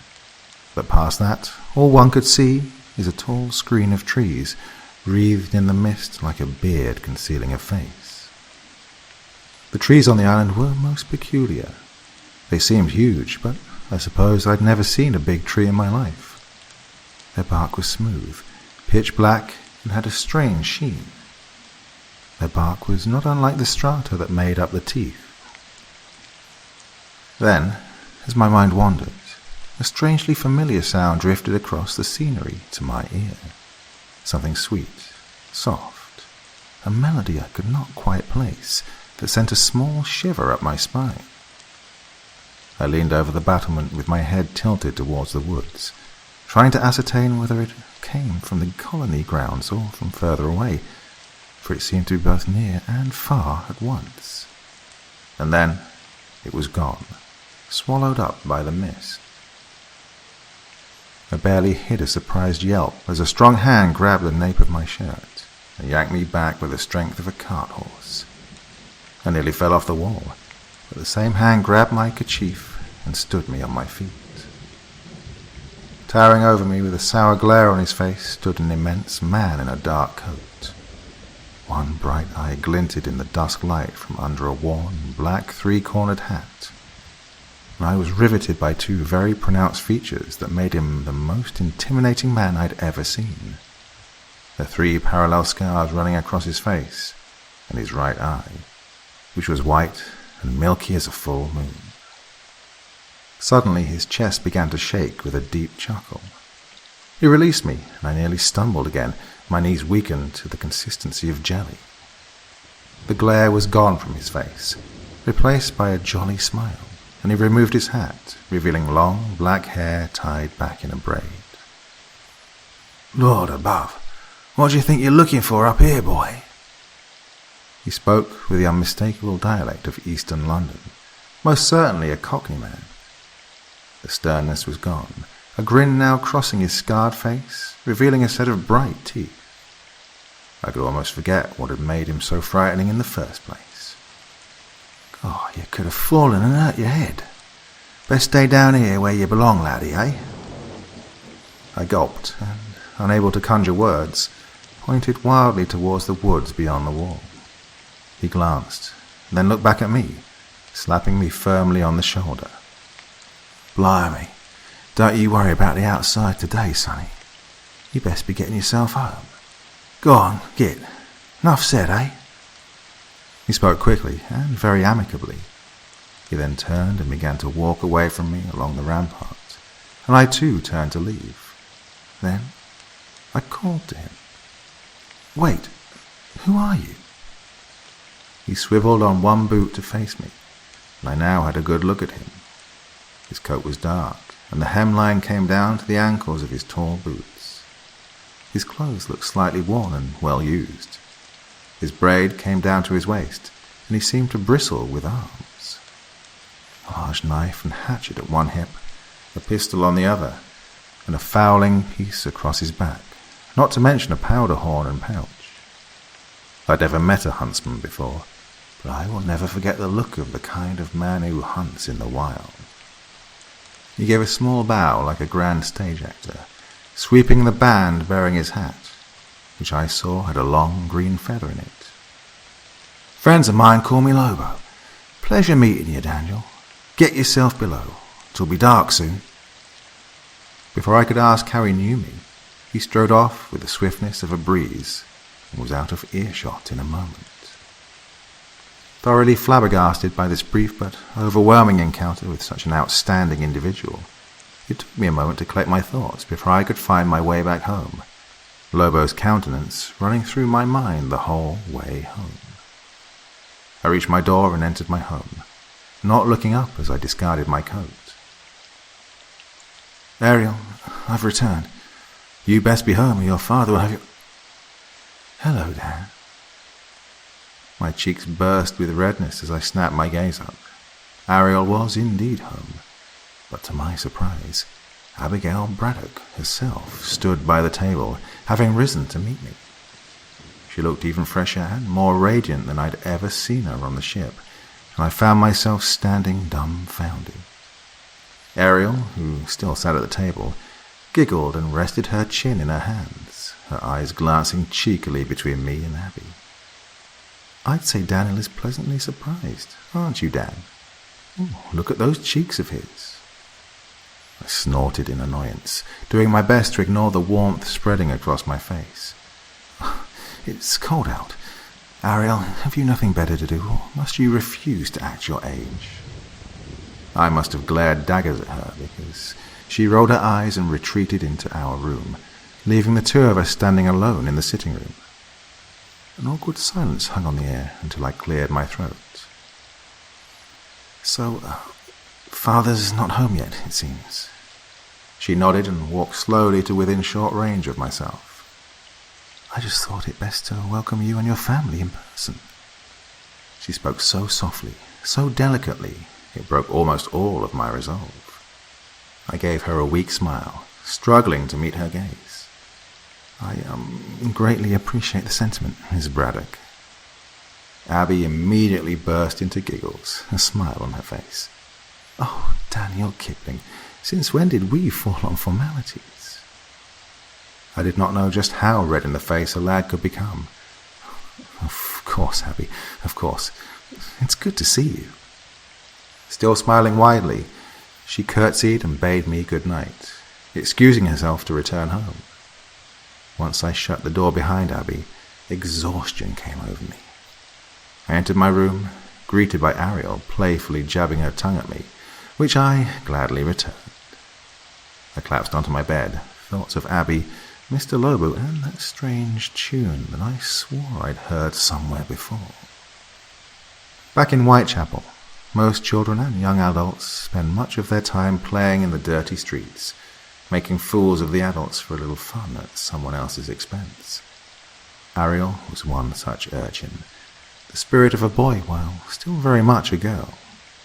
I, however, had no such endless liberties, for, being the oldest, I always seemed to have some task at hand. Father's bookshop was always enough to get by on, but I was never happy with just getting by. Few of my jobs, of which I had many, ever paid much. A farthing here, a penny there, usually enough to help with food for a day or two. I was raised to believe that idle hands were the devil's workshop. To let my family starve or not earn our keep would be a great dishonor. Of course, such principles only seemed to apply to me and Father, while Ariel had all the responsibilities of some fairy creature. But it was a burden we happily bore. The day after our arrival, I started my work. Everyone was given a task to fulfill, to help maintain the colony, and mine was simple enough. Mind the fort physician's shop whenever he had to go out, and to keep the place tidy while he worked. It was a quiet enough place, small, musty, carried the distinct floral odor of poppies. The doctor, Edouard, an amiable and energetic Frenchman with unkempt red hair, a monocle, and always firmly clutching a cane, if not the strongest grasp of English. He goes out often, as in a new place people are always ill or getting injured somehow, and since I can only sweep so much dust, much of my time is spent sitting behind the counter, bantering amiably with the cat, who dutifully keeps her paws clean when not prowling for non-existent rats. One day, some weeks past our arrival, Edouard was obliged to go and attend to a pair of badly broken legs, some dreadful accident that had happened in the lower town. Before he went, As he always did, he alerted me to the list of prescriptions in the form of a row of bottles behind the counter. For the most part, they're all the same at some point. Mostly opium, alcohol, and a few herbs. Someone would often come in to claim, but at some point or another I would have to leave the shop to deliver the drugs. That day, I was to bring medicine to one of the soldiers who was posted on the southern inner wall. The fog seemed to hang thick that day, as, in fact, it always seemed to. Not once in all my days on that rock did I ever see the sun, and almost never could I gaze farther than 100 paces. Used to the thick blanket of mist, I closed the shop, my satchel of tinctures over my shoulder, and made my way on my rounds. I soon found the stairs up onto the wall, now familiar with my surroundings, and found the grey-haired man at his post who, wincing as he stood at his feet, happily accepted the medicine. He was not alone, however. 2 other men conversed with him, and among them I immediately recognized the unmistakable form of Lobo. He seemed to be in the same attire as the day prior, although missing his hat. In one hand, nearly as tall as himself, was what was unmistakably a Germanic long rifle, the weapon for skilled marksmen rather than a rank-and-file soldier. He would repeatedly thump it softly on the rampart, like the rhythm of a drum. When I saw him, he was staring out over the wall, bearing that brief scowl, but his face instantly lightened on sighting me, and he waved me over with his wide grin. "Well, what you doing there, Daniel? Come on over. 'Tis good to see you." I joined him as he leaned jauntily on the wall, pulling out a heavy pipe, hand-carved out of cherry wooden iron. Looked like it weighed at least 1 kilogram. He held it to me, but I declined, which he accepted with a knowing smile. "Aye, 'tis a bit and all strong for a lad anyhow." With flint and steel, he showered some sparks onto the bowl and puffed out a little cloud over the ramparts, watching it leave like an old friend. He seemed deep in thought, as if not even there anymore.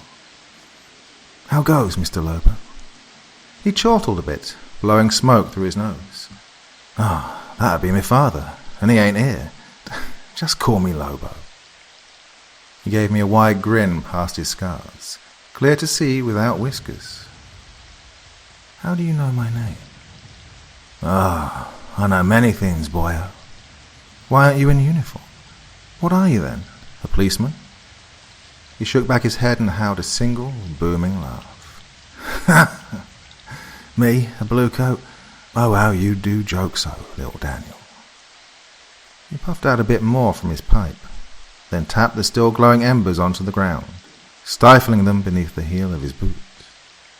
"Nah, I don't even bunk in the inner city. Too stifling in these here walls. Know what I mean?" I confessed that I did not. "Where do you live then?" "Down there," I asked, pointing towards the lesser houses of the outer wall. He shook his head and gestured towards the trees, with almost a braggart attitude to his point. "See them trees? Beyond them is a clearing. That's where I built my cabin. Today I had to come into town, though, since the soldiers need me help. I know a lot more about the outside than they do." "Like what?" I saw a strange look across his face, a sort of wariness, and he pursed his lips.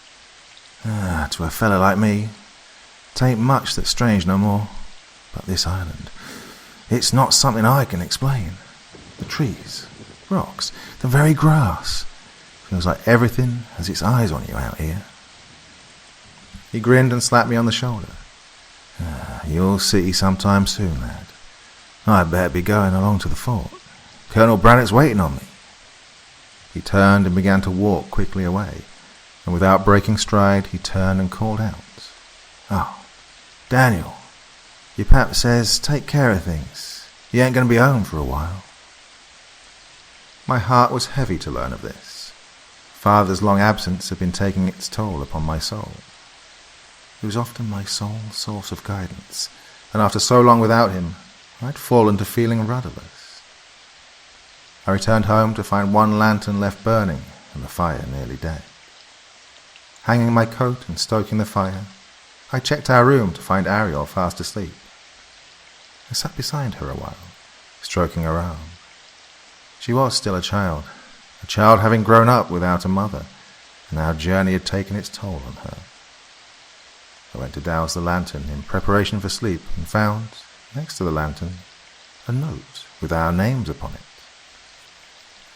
Dear Danny and Ariel, I am sorry, but I learned of this moments before writing. I have been assigned to a long-range patrol which will be scouting the island for 2 weeks. Please, Danny, watch your sister. Ariel, mind your brother. Both of you make sure the fort is still standing when I return. With love, your father, Peter Kipling. I yawned deeply, finding myself far too tired to mind much. Father had spent much of his time wrapped up in his work back in England, leaving me to almost raise Ariel myself, often for days on end. It was certainly harder, at least it was on me, that she was a grown girl, but I was not worried. As I darkened the house and drifted away to sleep in the comfort of my bed, as did happen every night, thoughts of the strange qualities of the island flooded my mind.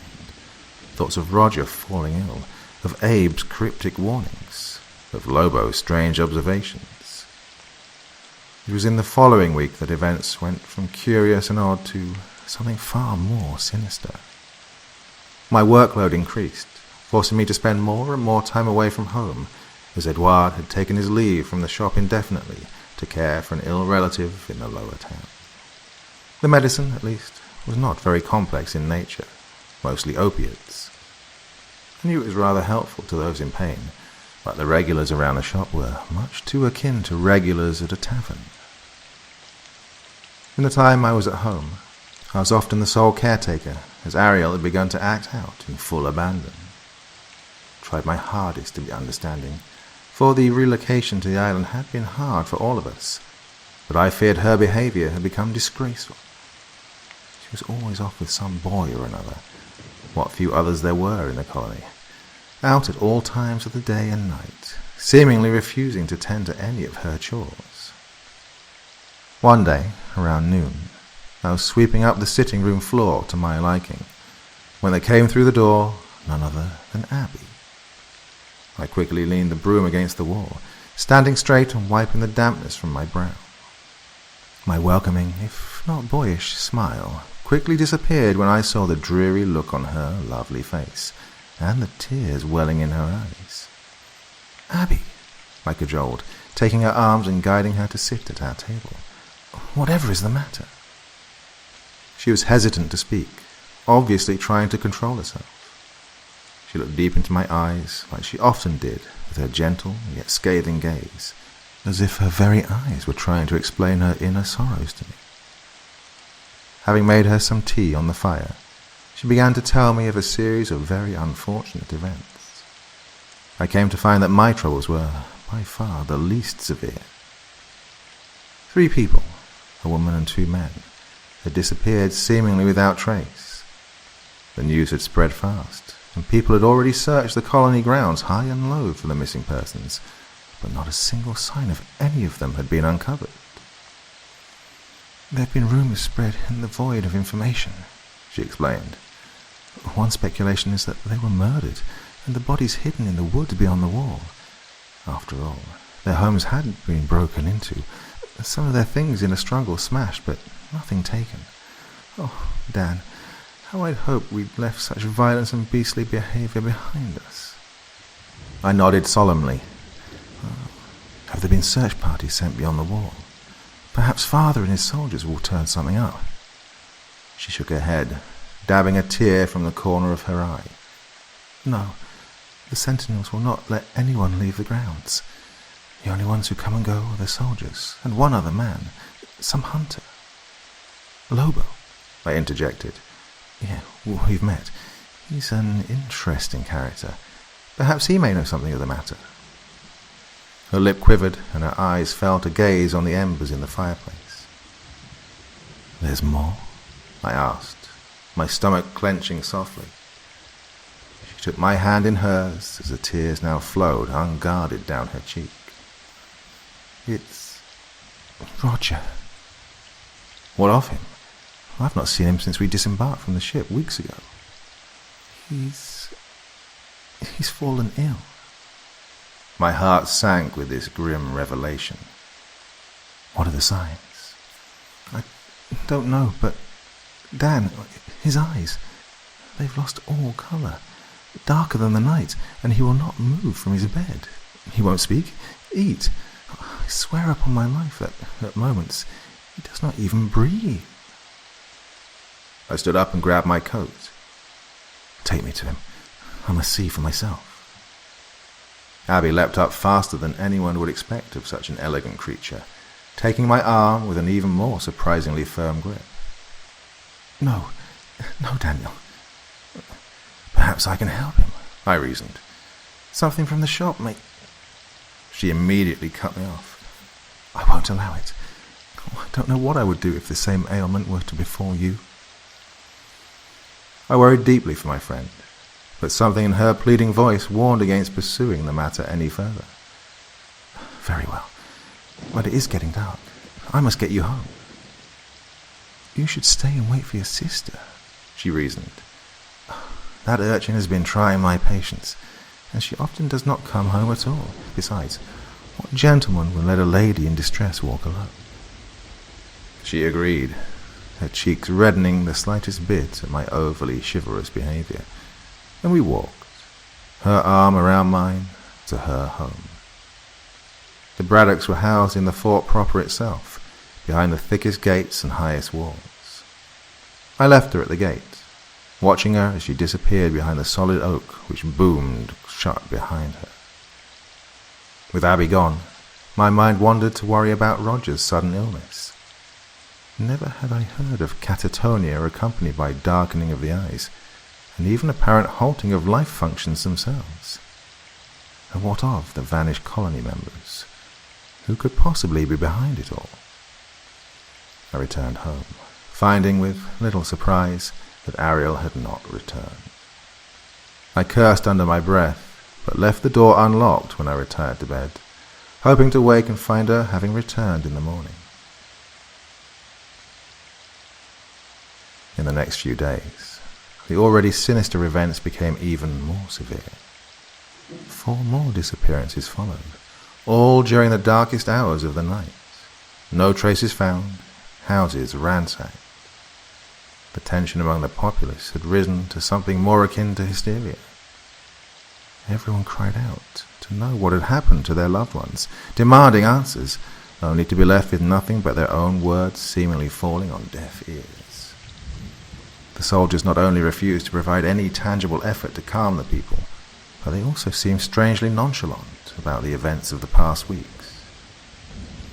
Abby came by once again, this time making no effort to conceal her tears, as no sooner had I opened the door to her knocks than she threw her arms around me, weeping openly like a child. I hesitantly wrapped my arms around her, softly caressing her shoulders as they heaved with her racking sobs. "Oh, Daniel," she choked out between fits of tears. "Roger's gone. He's not breathing. His eyes have closed. His skin is cold as stone." My heart fell, and my belly became cold. Not Roger, I thought. Not my brother, the young man of many books, my tireless companion for the months aboard the ship. I quickly threw on my coat and demanded that Abby take me to where his body lay. She resisted, but I was stubborn, so we walked quickly to a rather decrepit tavern in the lower town. "He worked here, you see," she explained to me. "He boarded in one of the rooms upstairs." We went inside, the place smelling of sweat and bitter ale. No one was about except the round man tending the bar, who eyed us with a fearful glance before returning to his work. He walked up to a set of creaky steps, and Abby pointed me to the first door on our left. When she reached for a key in her pocket, I reached out and pushed on the door, which swung open. It had been standing ajar. Abby's already porcelain face paled even further. "I swear on my life, Daniel, I locked this door when I left." I tentatively stepped inside. The small room musty and dark, the curtains having been drawn and the shutters barred. The latch upon the door was broken, clearly forced. Clothes and other meagre possessions lay strewn across the floor, and a candle stood unlit on a small table. Taking my tinderbox, I lit it, the weak light revealing the surroundings clear enough to notice one thing. Roger, or his corpse, was nowhere to be found. I turned to Abby, who stood with her mouth agape. "What do you make of this?" I left him right there, covered in a sheet." I touched the bed, which was depressed where someone had clearly laid down recently. It was cold, as was the bedsheet. A pair of shoes lay by the floor. A coat hung on a nail in the wall.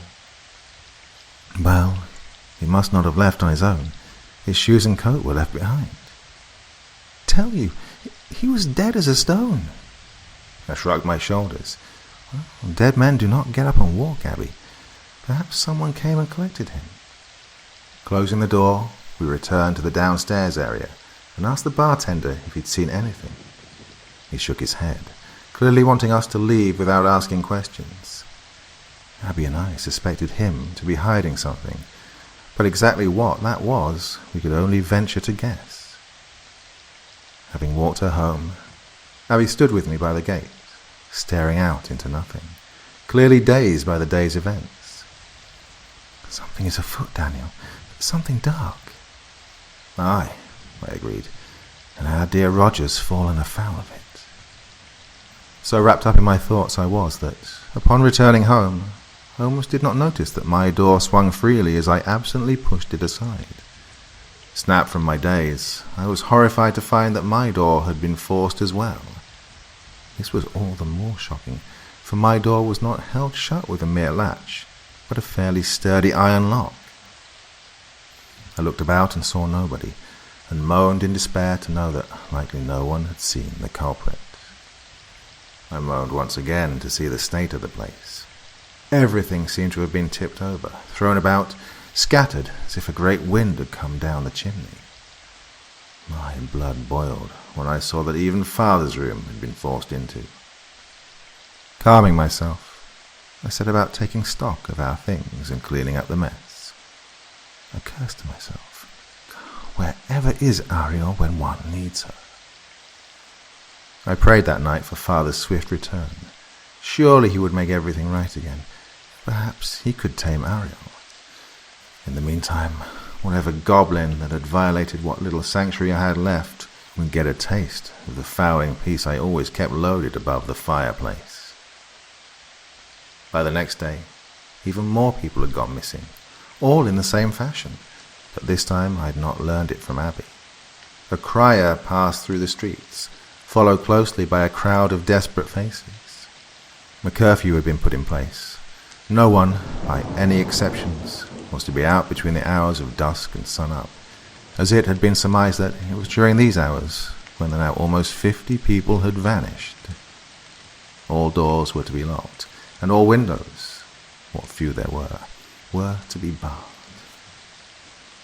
My sole remaining hope in these increasingly dark times was dashed when a young soldier knocked at the door, delivering a message written in my father's hand. "Dear Daniel, I wish it were not so, but now I must go again. I do not know for how long, but my company has been repurposed as a search and rescue troop. We are trying to find if we can pick up the tracks of the missing people from the colony. Please, be patient while I do this necessary task, and I will be home before you know it. Love, Peter Kipling." I crumbled the missive into the tightest ball I could and threw it into the flames, exhaustion of both mind and body quickly washing over me. I retired early that day, but not before taking precautions against another intrusion. As promised, I locked the door, having fixed the bolt of the lock earlier. If Ariel wants to be elsewhere, she can be elsewhere, I grumbled to myself. Oh, how I wish I had not been so careless, so cruel even, towards my dear sister. For the next day it came to my mind that she could be amongst the missing. My aggravation towards her quickly became sincere anxiety. And to this day, I wish I had searched harder. It is a regret that I carry in my heart to this very day. Events elsewhere seemed little more hopeful. Now nearly 100 people had been listed as missing, a fifth of the entire colony. The hysteria had now boiled over into madness. Fights broke out in the street, and a group of fellow colonists marched over to the fort to Colonel Braddock to demand passage off of the island. I heard they were driven back by the flash of bayonets. My heart leaped to my throat when I heard the thunderous boom of a musket in the afternoon. By that night, my eyes were deeply red from weeping for my lost sister, my search having turned up no trace of her, and the tightly knit community of this colony had, at this point, severed itself, everyone having locked themselves indoors as if a plague roamed the streets. I lay draped over the table, staring at the door, praying for Ariel to return, for Father, for an angel to end all of our suffering. I suppose something had heard my prayer, for a knock came at the door. I leapt at the door and flung it open to find Abby standing there, carrying a small bag and wearing a hood. I quickly inducted her into the house. "Daniel, has everyone gone mad in this place?" Even with the door bolted behind us, she spoke in a whisper. "It would certainly seem so. What are you doing here? The streets are far from safe now." "My home is no safer. Someone fired a musket through our window." I swiftly and instinctively wrapped my arms around Abby, the fear of her in such danger overwhelming all decorum. She laughed softly as I ashamedly let her go. "No one was hurt, Daniel. Everyone was fine. My parents were very shaken up, of course.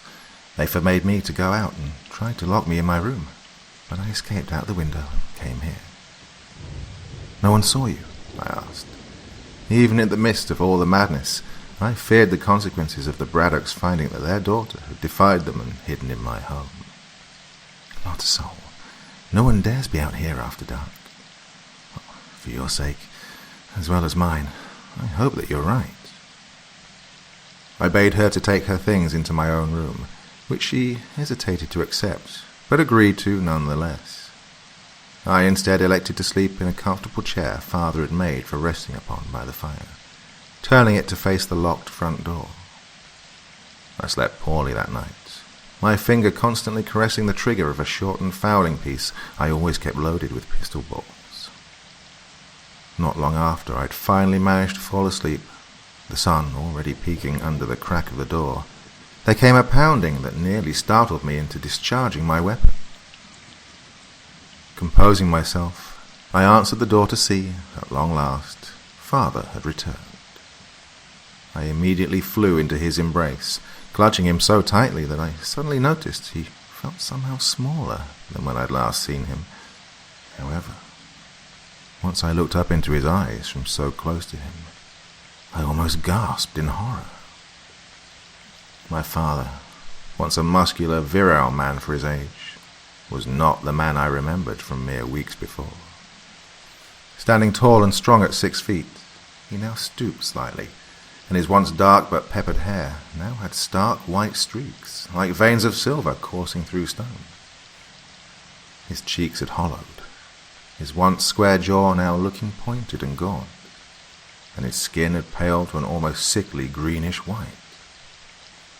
By far the most haunting new features were his once bright, sharp eyes, now dark, watery, and significantly sunken back into his skull.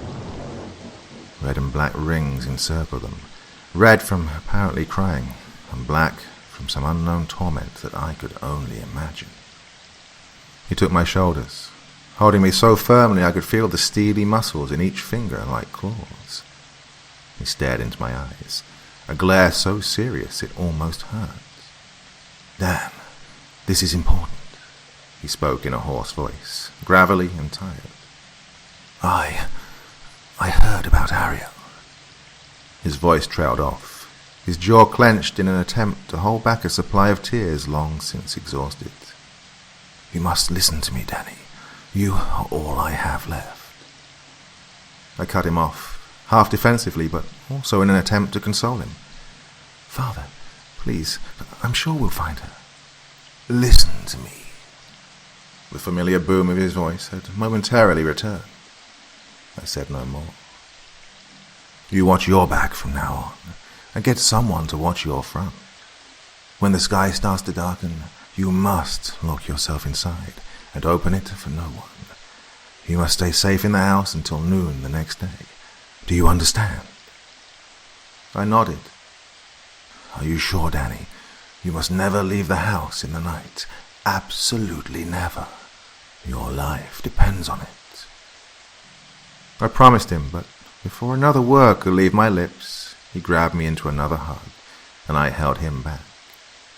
I could hear his heart beating and his ragged breathing through the pronounced hardness of his ribs beneath his uniform. Suddenly, an officer on a horse came riding through, shouting his name, and my father left with him. I stared after him as he went, frozen, shocked that this mere corpse of a man was what remained of my father, Peter Kipling.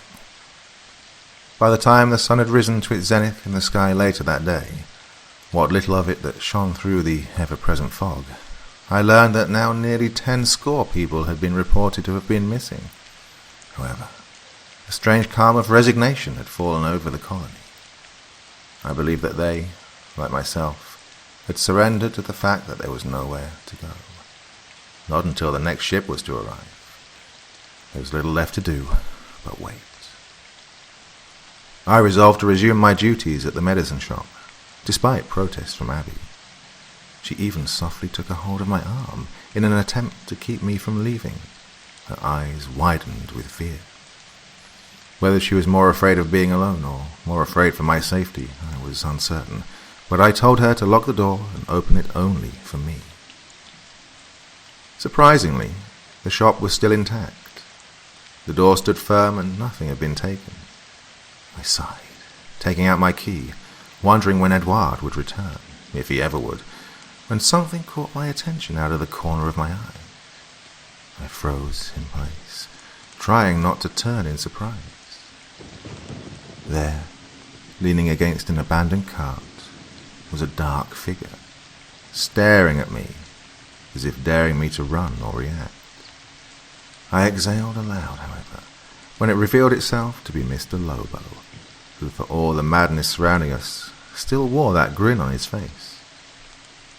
He still appeared as heavily armed and untouchable as ever. He stepped up to me as I nervously fumbled the key, trying to get into the lock.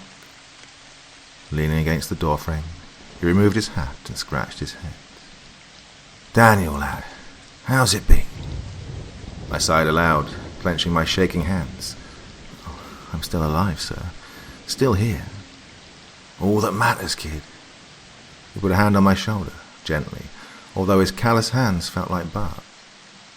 "How's your family holding up?" I felt my shoulders twitch as I told him about my missing sister, and I gulped down the emotion that I'd been restraining in an attempt to remain calm and composed. His hand gripped my shoulder and softly rocked me in a soothing, fatherly gesture, not unlike what father used to do when I became upset. "Can't all be rosy, your pa being away. Boy should not have to be a man so soon." I gulped, licking my dried lips. "I suppose." Lobo released my shoulder and withdrew his pipe. I, by now, had ceased trying to unlock the store and simply stood there, staring at the lock as if my will and anguish would force it to open. He offered the pipe to me, but my lack of response made him frown, and he emptied the bowl with a flick. "Hey, listen, I know you've got questions, lad." I nodded. "What in the hell is going on here? What are the soldiers doing? What's father doing? Where have they all gone?" He hung his head as if tired. "Listen, I know I ain't a friend or even a chum of yours. I know it may be hard to trust me, but can you try?" The forward manner of this question got my attention, and I looked him in the eye. He looked deadly serious, his eyes steady as a stone. "What do you mean?" He looked about, a fruitless gesture as the streets were as empty as a church on Monday. tonight. Come hither to the southern outer gate. You got a piece?" I knew he was asking if I had a firearm in the house. "Yes, just one. A bird gun loaded with pistol balls." "Very good. Bring it along. Is anyone else at home with you?" I told him about Abby staying with me, and he scratched his chin. After some thought, he withdrew one of his pistols and held it out to me. "Leave this with her, and tell her to be ready to use it." I took the gun as he continued. "Now, here's the rub. You must come at night, just after sunset." I was about to tell him what Father said, but he seemed to have read me completely as he kept talking. "Yeah, I know. Your pa said this was bad porridge, but I can see you're needing answers. You meet me there tonight. You may get some answers. Best if you keep to the lit path as you walk, laddie." He started to walk away, and I turned to dash home before he faced me again and called me. "Hey, you got a stiff belly, lad? I won't force you to come if you don't think you can tackle it." I nodded feebly. I was not sure what I would see, but I knew that I did want answers. The soldiers would not give them. The Braddocks would not give them. Only this odd man seemed willing to shed any light on the current events. I walked home briskly, entering the house with my key to find Abby asleep in my chair. She'd slept poorly the previous night, and must have dozed off with little else to do in the house. Without waking her, I placed her in my bed and sat beside her. I watched her shoulder fall and rise with the steady, soft breath of sleep. I envied the serenity of her face, for my sleep, what little I was able to achieve, had been restless. I took up my place in my chair and dozed off myself, hoping to have as much strength in preparation of whatever would happen come nightfall. When I awoke, the sun had already gone down. Checking my fowling piece once more to make sure it was primed and loaded, throwing on my heaviest coat, I threw open the door to step out into the night.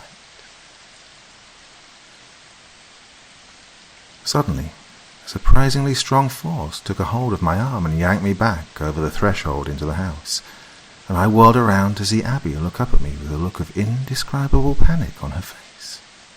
"Daniel, you can't." I tried to shake loose, but her grip of desperation did not abate. "This has to be done, Abby. I must get to the bottom of this, or we'll all be next." She moved her hands from my elbow and took my hand in both of hers. I felt the strength lent to her grip by fear. "Please, Daniel. Only evil lurks about this place after nightfall." I withdrew the pistol Lobo had given me. "This will keep you safe until I return. Here, take it." The look did not leave her face as she shook her head, tears glistening in the corners of her eyes. "Daniel Kipling, what if you do not return? Tell me, what will I do then? What will I do without you?" I yearned to heed her warning, to stay and protect her, to give her the courage to make it through the night. So, removing my hat, I did the only thing I could think to do. Something I had desired doing since the day I'd met her aboard the ship bound for Isla Serena. I kissed her. She went still when our lips met, her trembling seeming to cease. My hand cupped the smoothness of her cheek, and her hand came up to my chest. I released her, and the look in her eyes had changed to something new. "Do you trust me?" I asked her softly. She wordlessly nodded. "I love you, Abigail Braddock, and as God is my witness, I will return to you. That is a promise." I placed the pistol into her hands and closed her fingers around the handle. "It's loaded and ready to fire," I told her. "Use it only if you must." She wrapped her arms around me one more time. "Daniel Kipling, you'd best keep that promise," she whispered into my chest. I let her go and once more stepped boldly out into the night, closing the door and waiting until I heard the lock click into place. I followed Lobo's advice and kept to the brighter streets. I'm sure the bird gone on my shoulder would have scared away all but the maddest fool who'd be roaming the abandoned streets. Oddly enough, no soldiers were about to enforce the curfew, for indeed, people seemed all too willing to stay indoors. As I walked, I saw with a sinking heart just how few houses still had lights in them. I saw torchlight ahead as I approached the southern gate. Lobo stood in plain sight, but looked a much more powerful figure in the stark light of a fiery torch. He did not smile when he saw me, but locked onto me with those steely eyes. "You sure about this, Daniel?" The way he said this was not so much to warn me off, but to be sure that I knew what I was getting into. To be truthful, I still was not, but I had to know something. I nodded, which he returned. With 2 hands he shoved the gate open, just enough for him to slip through.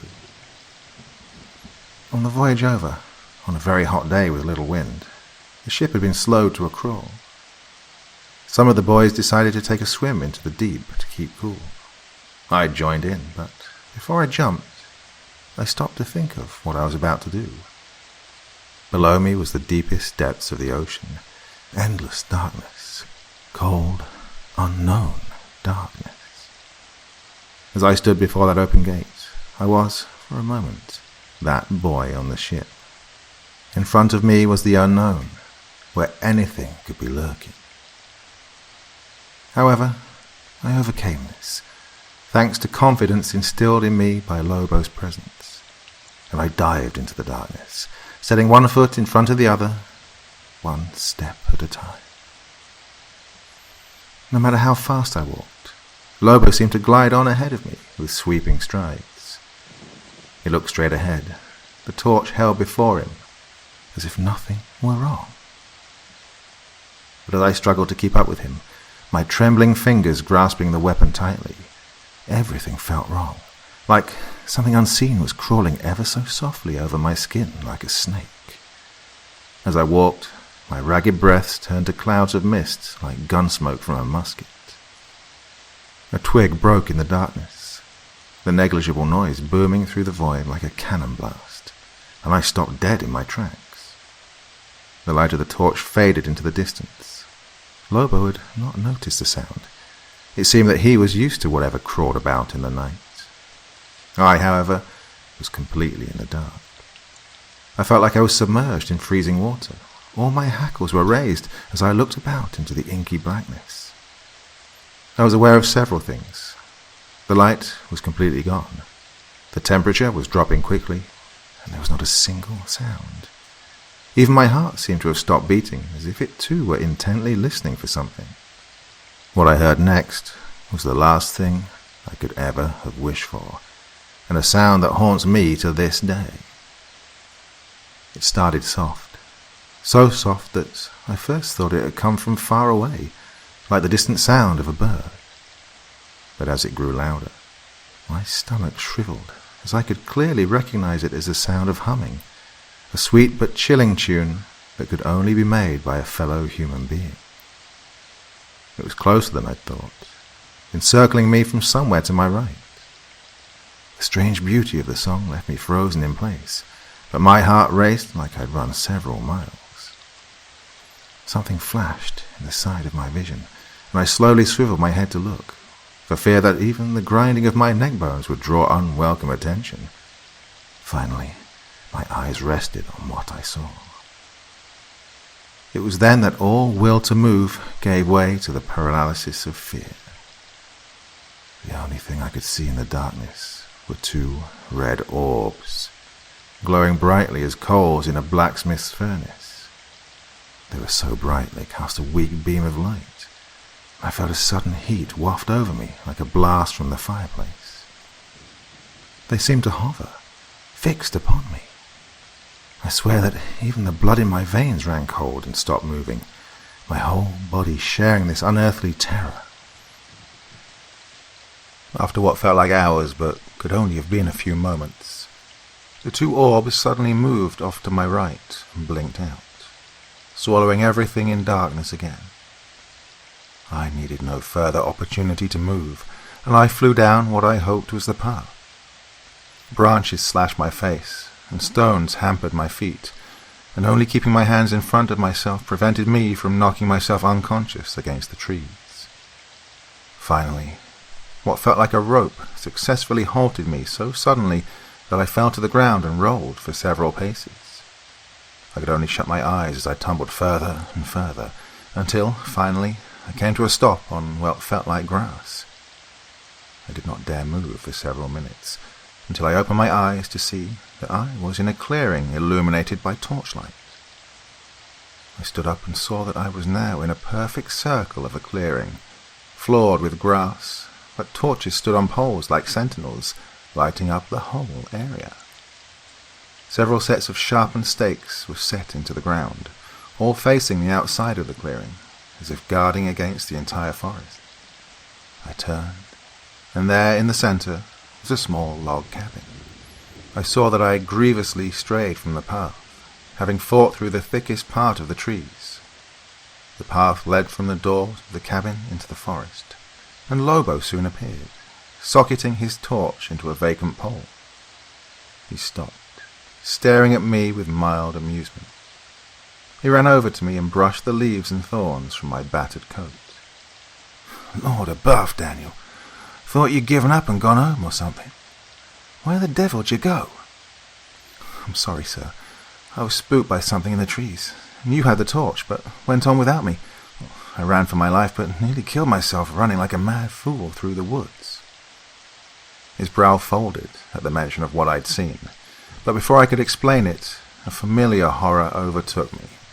The crawling sensation filled me. We froze for a moment and exhaled gun smoke. It was getting colder once again. Suddenly one of the torches near the edge of the forest just hissed out. Not flickered out, not blown out by the wind, but hissed like red-hot steel submerged in water. I did not move, but Lobo swung to view the event. Another torch went out, this time closer to us, and another, and the darkness was rapidly engulfing the clearing. In my paralysis, I felt a strong hand take my arm, and I was yanked towards the cabin. "Mary, Mother, and Joseph, move your ass, Daniel." Before I could speak, I was dropped by the door, but only for a moment, as Lobo opened it, and, grabbing me again, he flung me through the threshold like a mere doll. I skidded to a stop and looked up. The cabin seemed much larger on the inside, but was a single room. It was indeed a hunter's lodge. Strange furs and bones covered the walls, as well as several muskets, a pike, and a wood axe occupied the corner by the doorway. This was all illuminated by a blazing fire. Lobo slammed the thick door and threw a large iron bolt into the lock. Breathing heavily for the first time since I knew him, he swept up his rifle and backed away from the door. He stared towards it like a guard dog. I was still lying on the floor, too shocked to move. With a whoosh, a great wind came down the chimney and scattered the fire like a kick from an enormous foot, blowing ashes across the floor. I curled into a ball, eyes closed in reflex, as small cinders rained upon me. I heard Lobo's rifle clatter to the floor, his hand thumping against my body. "Lance, Daniel! God, you'll catch a blaze. Roll over, would you?" The cabin had descended into darkness, barely lit by the embers of the fire, and once I'd been saved from catching on fire, I realized it had all gone quiet. So quiet that I could make out sounds coming from outside the cabin. That chilling song was back, but louder than I'd ever heard it before. And it was no longer the soul voice. An entire chorus of them now emanated from all directions, even from above, pouring into the room through the walls like water into a breached ship's hull. The hymns penetrated my very heart, chilling me to the bone and leaving me still as a stone. I screamed silently, begging with all of my heart for the ghostly songs to stop. For a moment, all suddenly fell silent. The silence was not long-lived, for a familiar childish giggle rang through, one that nearly drove me to tears, one that I had begged to hear again for days past, It can't be her, I thought. Ariel's voice could be heard outside, cajoling me, calling me by name. Something took a hold of me, and before I knew what I was doing, before Lobo could react, I lunged for the door, screaming for my sister. I threw back the bolt and opened the door. The door opened merely a crack before a hand thrust itself inside, immediately latching itself onto my throat. I felt long, sharp nails digging into my neck, and stars appeared before my eyes. I clutched at the arm, the skin feeling cold, clammy, and rough as a grindstone. Every bit of my strength tried to force the door shut, but the strength of whatever had its hand around my throat was incredible. There was a sickening tearing sound and a thunk, and the grip immediately loosened from my throat. An agonized screech assaulted my ears before the door slammed back into closed position, the bolt immediately thrown shut once more. I fell to the floor, catching my breath in gulps, trying to make sense of what had just happened. Lobo now stood braced against the door. It shook with the booming thunder of dozens, maybe hundreds of hands, brutally pounding against its sturdy timbers. An axe was in his right hand, the blade coated with something dark and thick like tar. What nearly made me retch was what sat on the floor by the doorway. It was a hand, writhing on the ground like a pinned spider. It looked human and had 5 fingers, but the fingers were long and bony, tipped with claws, and grey as the island sky at noon. The grotesque object finally stopped moving and began to crumble into dust before my very eyes. The banging having slowly stopped, Lobo turned to stare at me, a strange look on his face. "They can only come in if you let them in," he muttered. "What the devil was that?" I asked him, massaging my throat, now encircled with what I was certain were bruises. "Lord, if I only knew, Daniel. They don't come out during the day, and they can only enter a house or a gate if it's open for them. I ain't got a good look at them, as they always attack at night, but—" His voice trailed off, but I finished his thought. "They sound like us, don't they?" He grimly nodded. "Aye, there'll be something afoot here with those vanishings. The soldiers keep leaving the colony to go into the woods, but they won't let no one ask questions about it." I felt confused, still dazed from nearly being choked unconscious. "I thought you knew these woods." "Oh, I know the way about. Don't mean I know what's going on round here. The soldier boys have me find paths for 'em through the trees.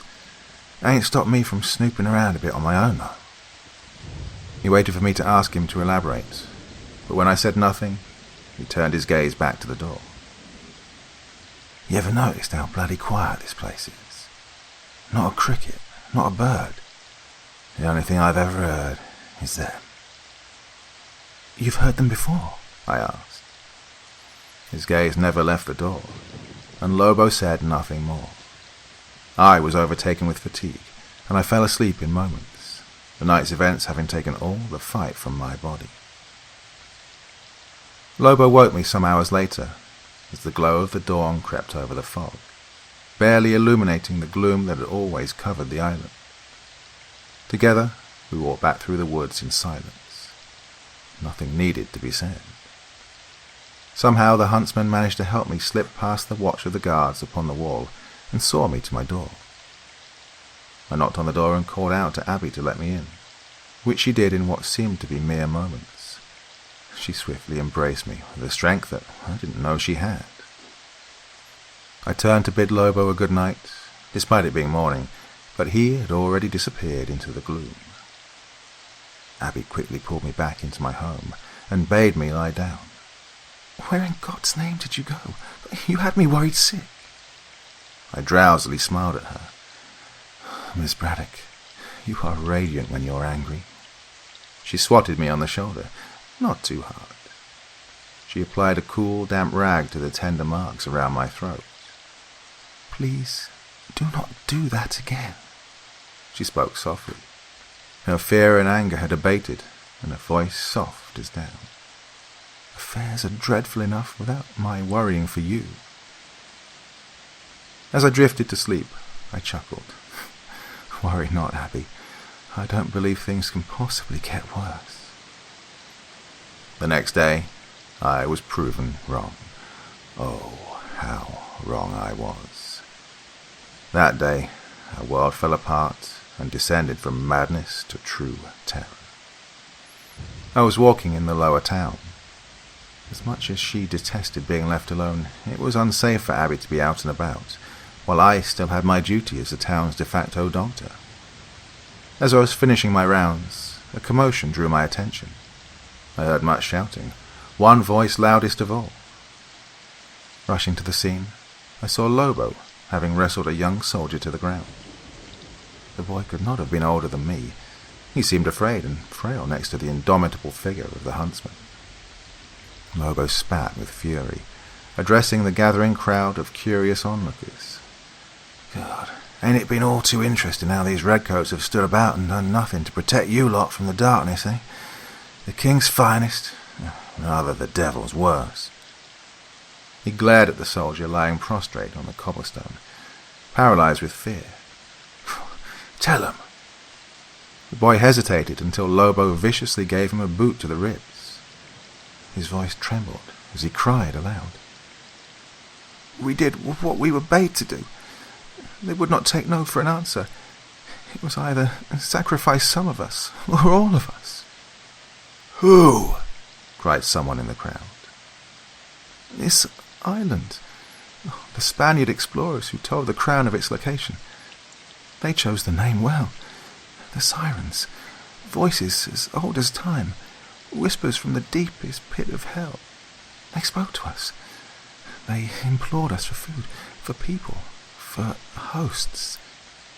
There are things on this island that bow to no god.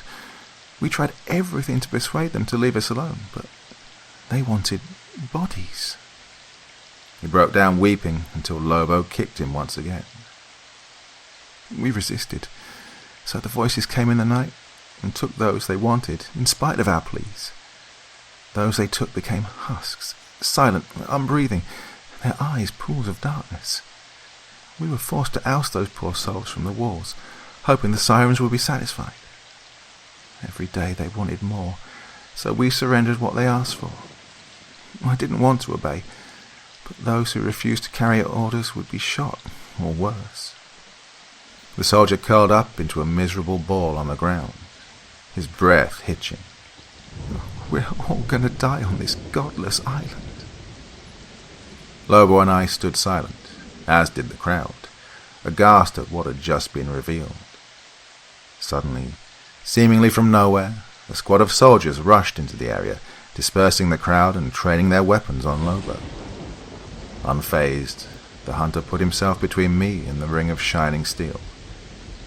An officer stepped forward, sword drawn. "You've meddled where you should not have. You both shall come with us." "They've all seen you for what you really are now. You're not soldiers. You're cowards, each of you." Lobo spat at the officer's feet. The man glared coldly and raised his saber into the air. Lobo did not flinch, but I could not help but despair as I waited for the order to fire. Cries were heard from the wall, drawing the officer's attention. I saw a guard waving frantically to the soldiers in the street, who disregarded Lobo and I and ran towards the commotion. Soldiers were piling onto the walls, all gazing in horror out beyond. So transfixed were they that Lobo and I, as well as several onlookers, joined them on the rampart to take in the most horrid sight I had ever, and will ever, lay eyes upon. At the edge of the trees stood a group of people, standing motionless, all staring towards us on the wall. Even from this distance, I could see their eyes, black as the night. "By God!" murmured Lobo, who, in spite of his sturdy demeanor, was clearly shaken at what was unfolding. I noticed more of the things emerging from the tree line, forming ranks, the group growing into an entire crowd of spectators. Onlookers gasped, cried out, and wept as they recognized the husk of their former loved ones, now shambling into view.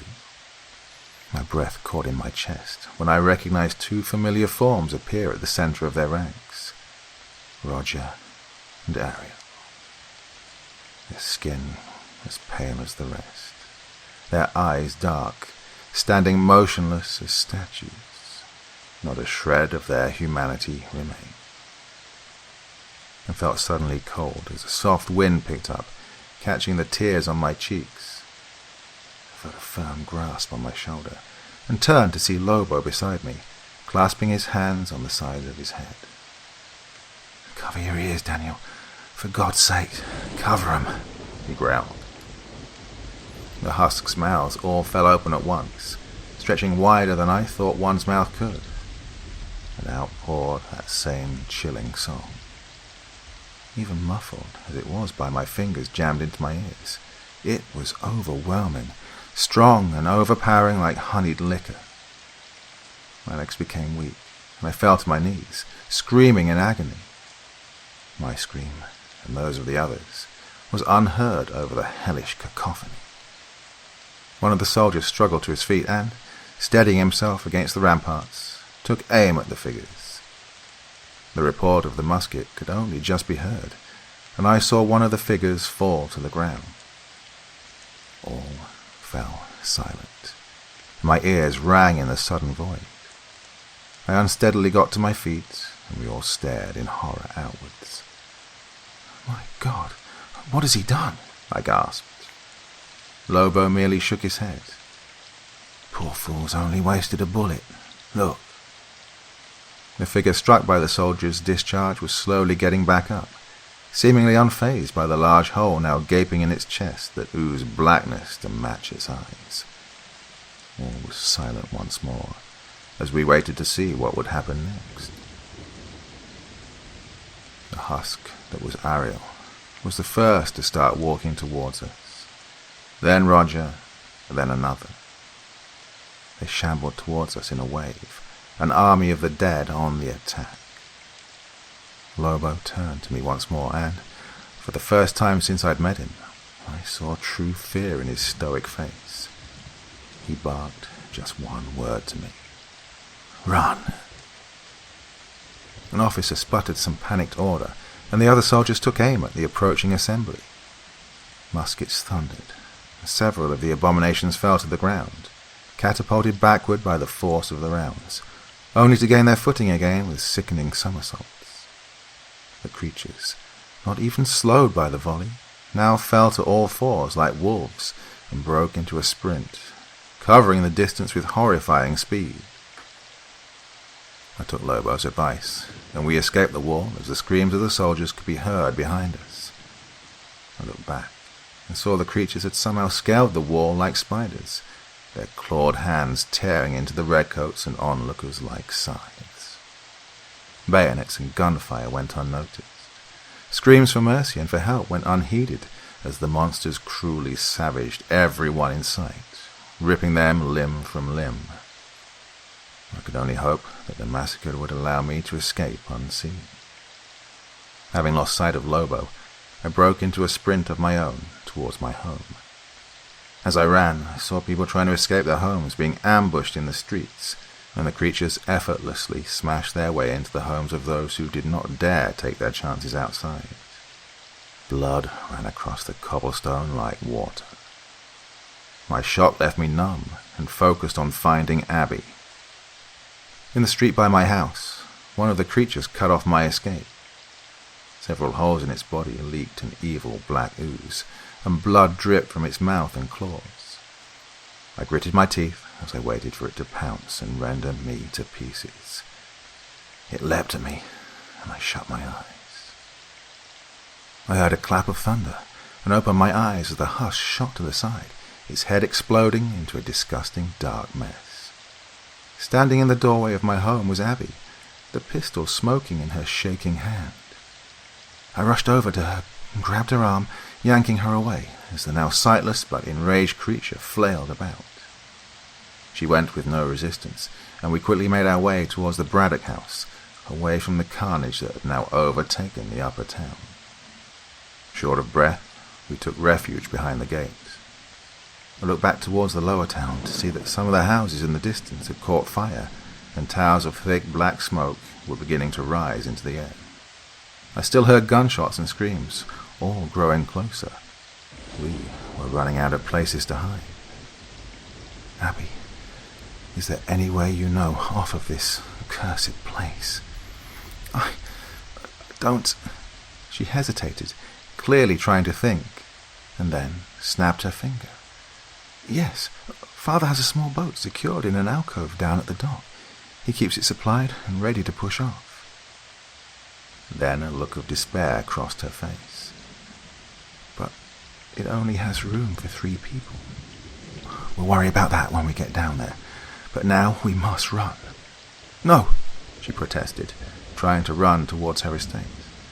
I must find my mother, my father. I can't leave them. At just that moment, several of the abominations appeared over the wall, over our heads, and leapt like cats, crashing their ways into the windows of the Braddock house. Screams came from within, and Abby fell to her knees. Daddy, Mom, she screamed, her voice breaking with complete despair. A head appeared in one of the windows, and out jumped one of the creatures.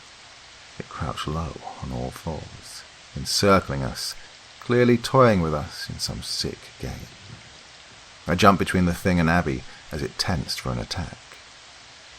Before it could jump, a figure in red dashed from out of sight and plunged a bayonet into the creature's side, knocking it off its feet and pinning it to the ground. The figure thrust all of his weight into the musket and screamed, "Run, Danny!" I stood transfixed as my heroic father struggled to restrain the abomination that furiously hissed in anger, clawing and writhing.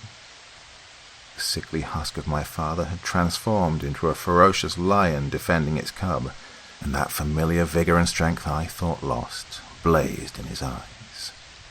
He turned to me one last time. "I love you, Danny. I'm proud of you. Now, run!" The creature took hold of my father's musket and ripped it from his grasp, almost disemboweling itself with a bayonet in the process, and delivered a savage backhand that knocked him to the ground. Straddling him, it tore at his defenseless flesh, filleting him like a fish as I watched the life drain from my father's eyes. His jaw was set in defiance to the end.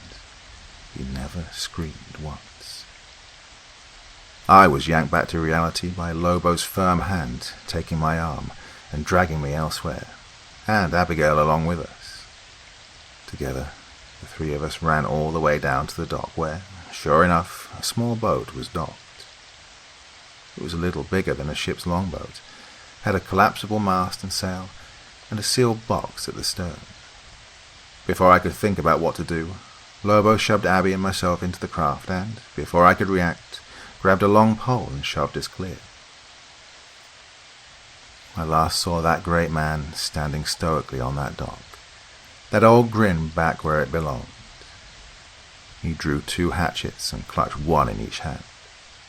Behind him I could see a wave of bodies flooding down the cliffside path towards us, towards Lobo, who now stood alone.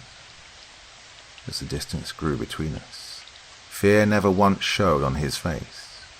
If anything, I saw a sort of peace come across him. "Lobo!" I called out to him as our boat drew further and further away from the dock, with about 15 yards between us. "What are you doing, you fool? You could have saved yourself." He shook his head softly, the grin not leaving him. "No, Danny boy, 'tis my curse to bear, not yours." And with that, he twirled his weapons in his hands and turned to face the oncoming monsters. I saw him raise his hatchets and roar in defiance as the mist swallowed them all. I was so dumbstruck that I almost didn't notice Abby clutching onto my arm from behind for dear life. The boat seemed to continue away on its own, out of the cove, crawling past the sheer rocks of the teeth at the cove's mouth. I looked up at their tops one last time, and finally the shock wore off and allowed the tears to stream from my eyes. Hundreds of faces, just visible in the mist, stared down at us from the head of the unscalable cliffs. Faces I'd come to know, some more than others, and some I'd even come to love. Father was there. Ariel, Roger, Edouard, soldiers, women, children. They all had no expression, were as pale as the fog itself, and stared with unblinking, soulless black eyes. I heard a rumble build beneath the boat, far beneath us in those lightless depths of the ocean, casting ripples outwards as something began to emerge from the waters. They churned and frothed as something immeasurably big, smooth and almost flesh-like rose from the depths, coated with scales like those of a fish, and then another object just like it, with 10 altogether. Then I saw they were joined in what can only be described as 2 massive black, scaly hands. They placed themselves on the teeth, so big that they must have wrapped around the entire island itself, gripping them so firmly cracks spread in the brittle, unknown strata. And with that, Isla Serena began to sink. No, not sink. It was borne down into the bosom of the sea by those leviathan hands, as if it were a cooled pie, merely been taken off the shelf. The whole ocean seemed to bubble and froth like it was boiling.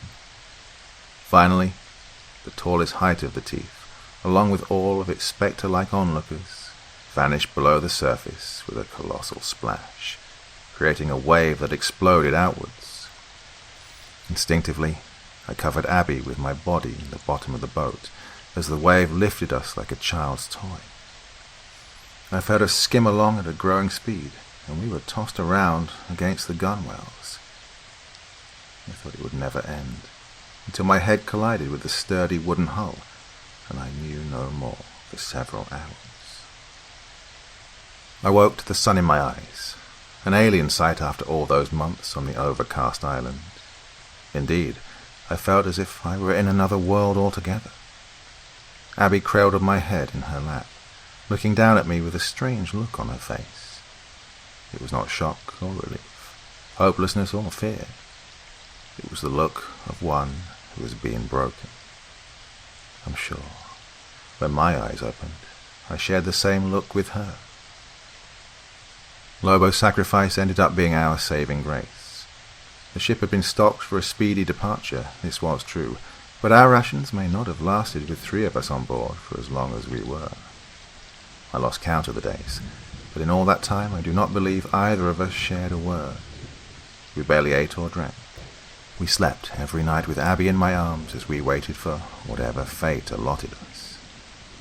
Weeks, perhaps even months after our flight from the accursed land, we were rescued by a British ship en route home from the Americas. It had only spotted us by chance, but swiftly came to our rescue.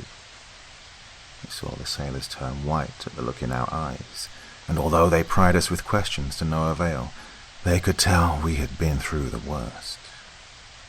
They bore us home without a bother. The crew seemed to think our presence was one of bad luck. No sooner had Abby's feet touched the dock, finally back on British soil, and she broke down weeping, curling into a tight ball as the many tenants of the dock looked on with confusion. In truth, I wept as well, but it was not tears of joy that streaked down our faces. I suppose that, now that we are back in reality, it had all become far too clear what we had suffered.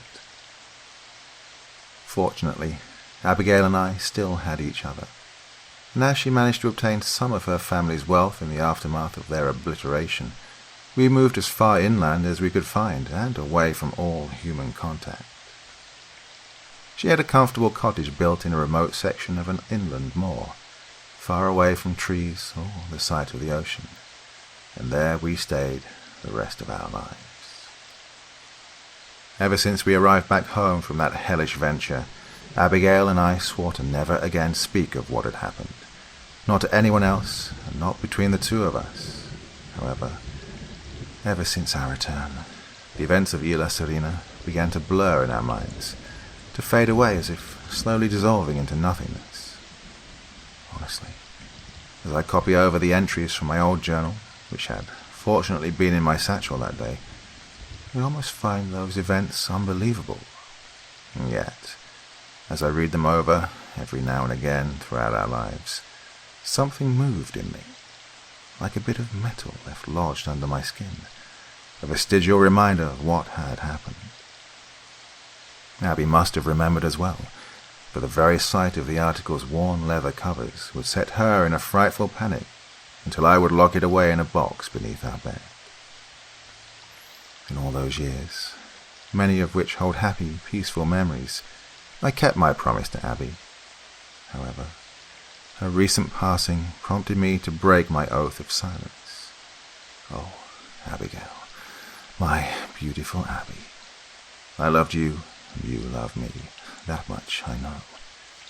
I only pray that this nightmare of our past did not come to you as you drew your last breath. I feel the life ebb from my body as I finish this account. I rejoice in going to rejoin my wonderful wife. Maybe my mother will be there as well, but I wonder if my father and sister or Roger will greet me at the gates, given their unfortunate end. The ocean, to this day, harbours more darkness than I believe could ever be catalogued in all of the future years of mankind's reign over the land.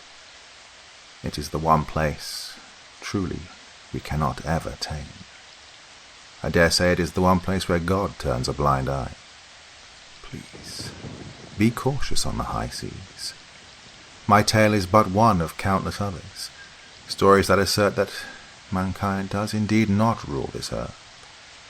There are things that prey upon us from under the waves, things we will never understand, things we cannot plead with, things that view us as mere toys, insects even. I know not exactly what happened to my fellow colonists on Isla Serena, but I pray that whatever took them to have mercy on their souls. It is the year of our Lord, 1750, and my name is Daniel Kipling. My father was Peter Kipling, my sister was Ariel Kipling, and my wife was Abigail Kipling, once Braddock.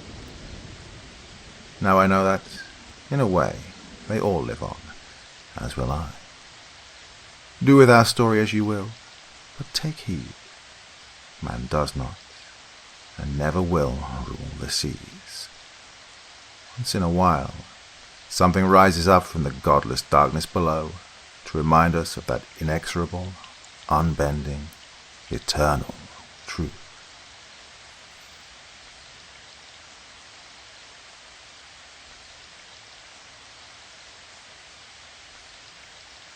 Let me start off by saying that I joined the experiment a while ago. I've tried to talk before to people about it, but nobody believes me, and I can't exactly blame them. I haven't been able to properly sleep, eat, or live since I made it back home, plagued by feelings of tremendous guilt. I hope sharing this will help ease my conscience. Day 1. The apartment looked pretty decent. It was small, but had everything I needed. One room with a bed, although pillow and blanket were missing. In the middle of the room was a table with 2 chairs. Not sure I would need 2, as the main part of this experiment was me being alone in the room, isolated from the outside world. In the back was a small food elevator, like the ones you see in old movies. Well, that's how I'd receive my meals. They were big abstract paintings. I had a chalkboard to write on, and of course there was a laptop so I could communicate with who exactly? I opened the laptop. Everything was wiped away. No internet access, no apps or programs. Only one little icon in the middle of the screen. Social. I double-clicked it, thinking it might provide some more information. Social will start soon. Make sure laptop is charged at all times. All right, I guess I have to wait. I walked over to the chalkboard. Somebody must have been in this room before, because it said days written on top with white chalk. Underneath were 10 strokes. I drew a circle around the 7 strokes instead of wiping them away. Next to it, I drew 1 stroke for my first day. I took away my phone. I had no calendar or even clock, so I figured it could get difficult to keep the days in check. I realized I didn't remember if they told me how long I'd be staying. My window view didn't offer much. All I could see were empty fields, and I could tell that I was pretty high up.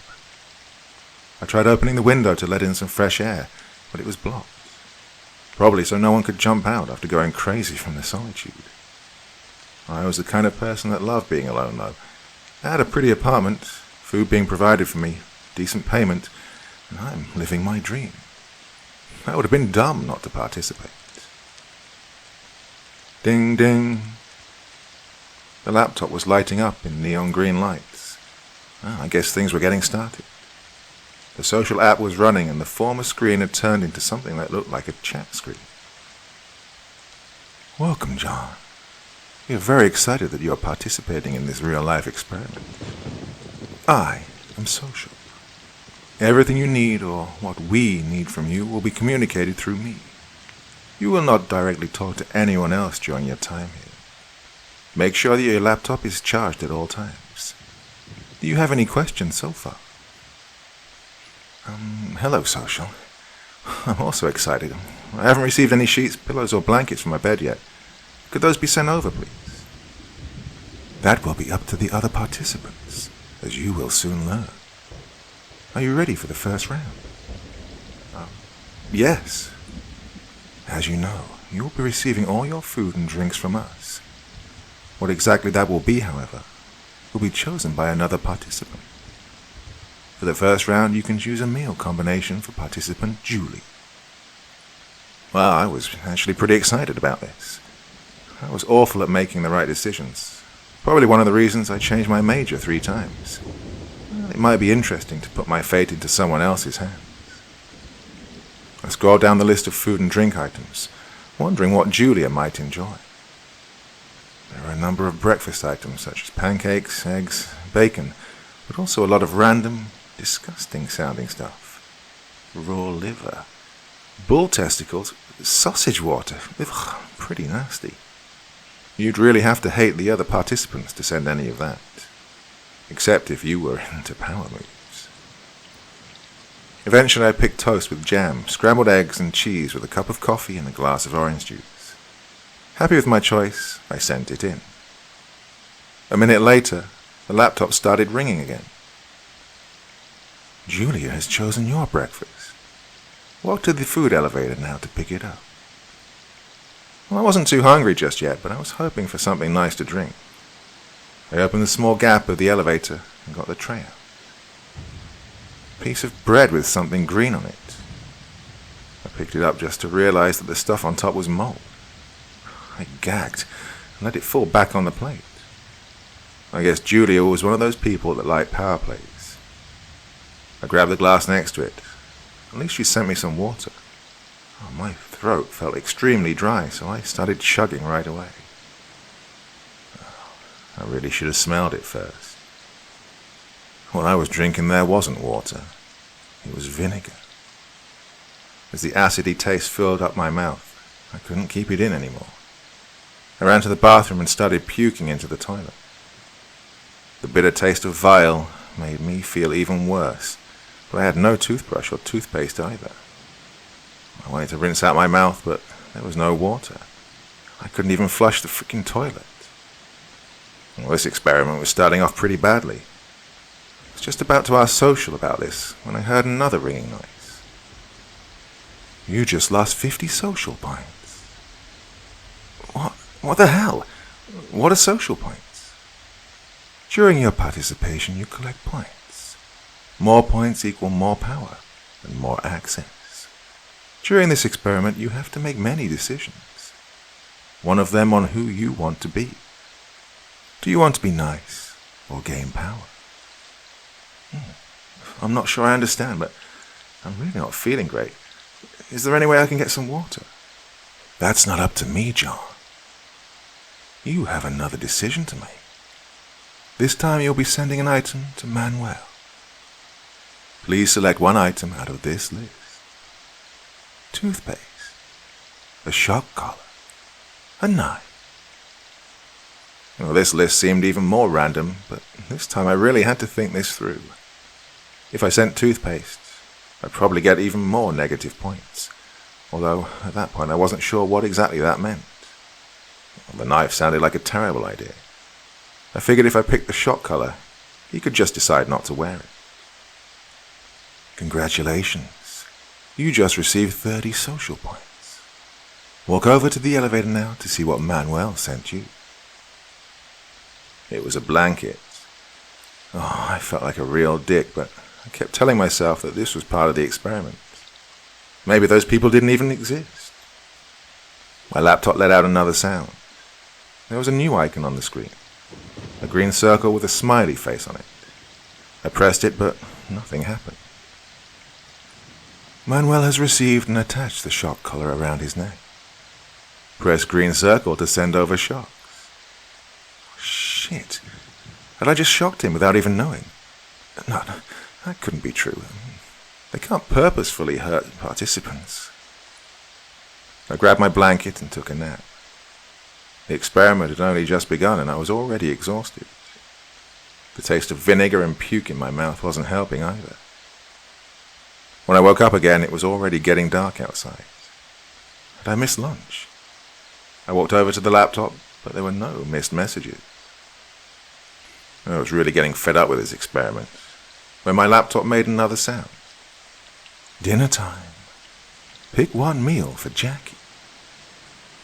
I scrolled through the list again, but I had no idea what to do. Should I go with something decent and risk losing points?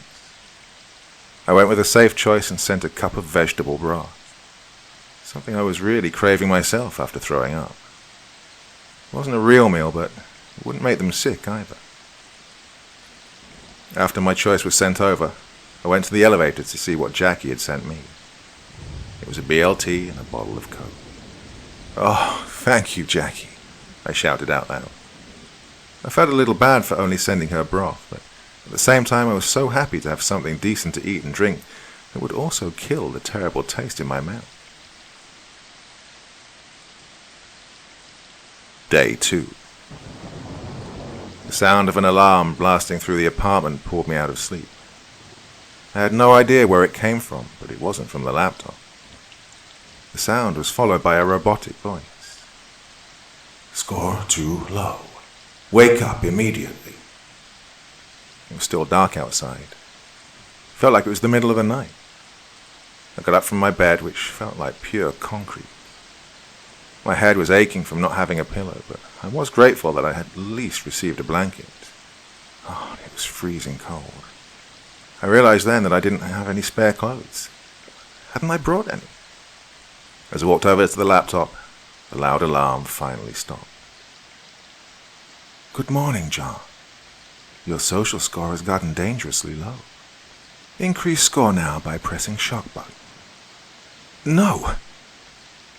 As a negative player, you will lose all perks, including nutrition.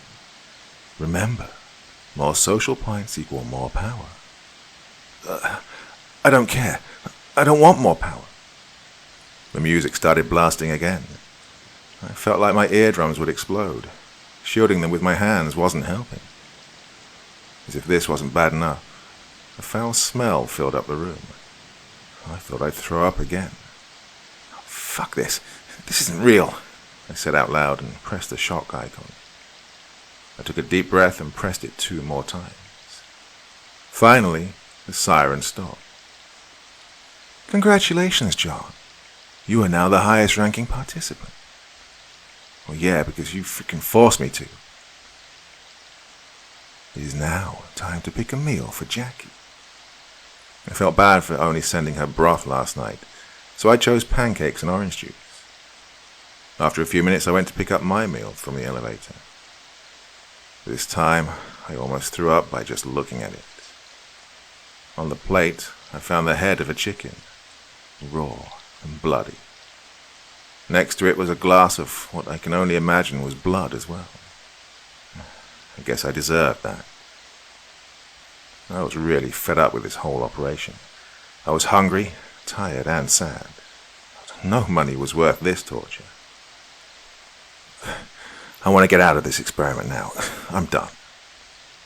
You can't leave. You will stay until the experiment is finished. What the fuck? You can't force me to stay. I never consented to any of this. Yes, you did. And you will stay until the experiment is finished. I started thinking about that. Did they give me a contract? Oh, as much as I tried to remember, I couldn't. I couldn't even remember what day it was today. Do you remember how you came here, John? I didn't. Do you remember what you did before you came here? I was so certain that I had joined an experiment. They'd offered me payment, but as much as I tried, I couldn't recall how or when that had happened.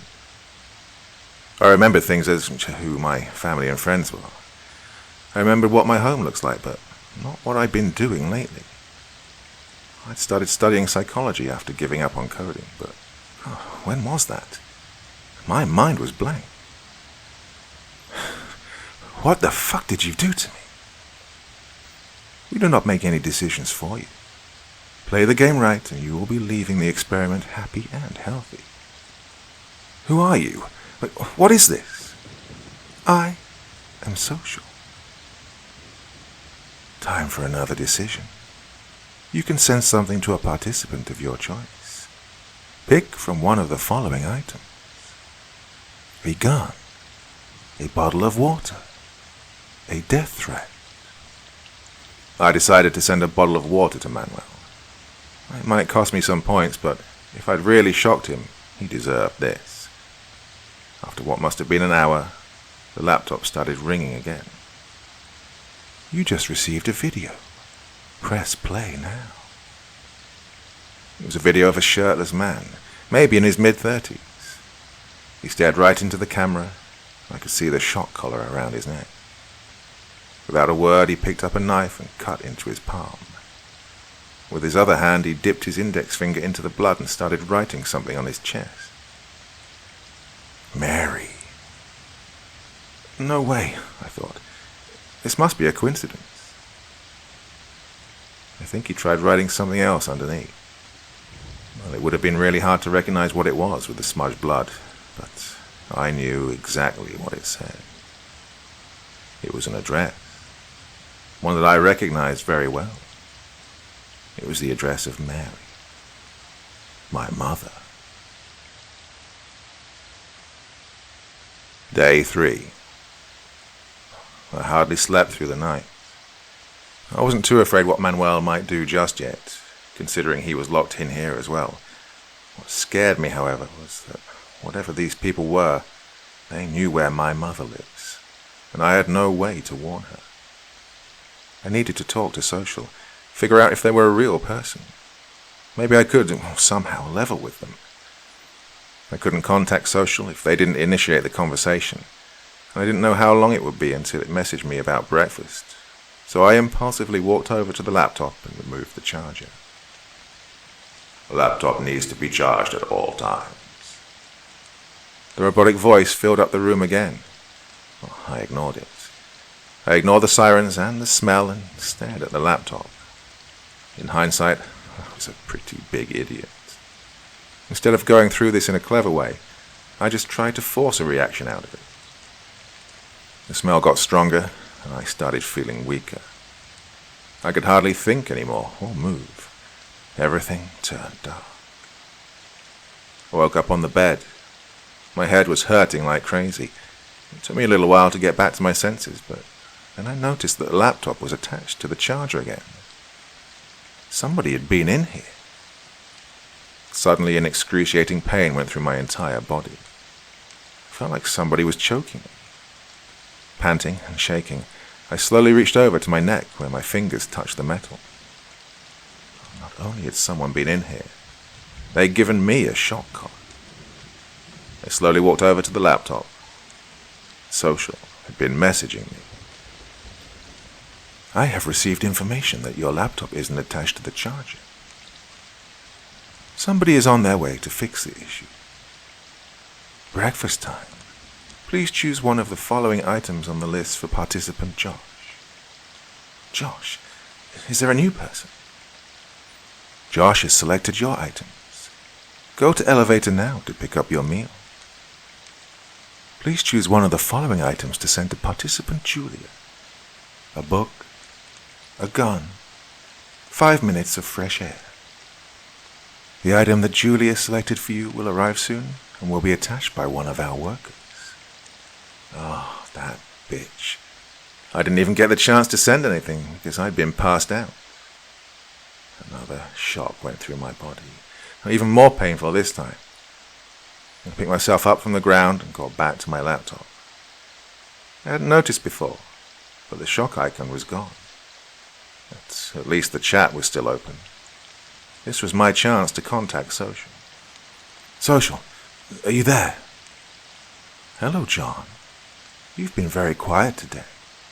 Remember, less activity equals less social points. Were you inside my room? I never visit the participants. I thought about what to say. I had to be more careful.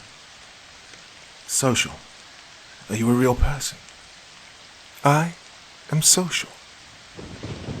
I started to think that I was talking to a bot. Well, if that was true, I could get some answers out of it as long as I asked the right question. What's my current social score? Your social score is +10. You are now the second lowest ranking participant. Who's on top? I am not allowed to share this information with you. I figured it must be either Julie or Emmanuel. Josh or Jackie would be the lowest ranking. Why is it beneficial to have many points? Higher points equal more power. Define power. In this experiment, we want to see how much it will take someone to get to the top.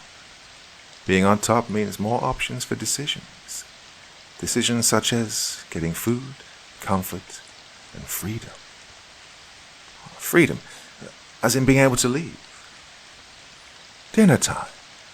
You may now choose a meal for participant Julia. I was about to pick bull testicles when another shock went through my body.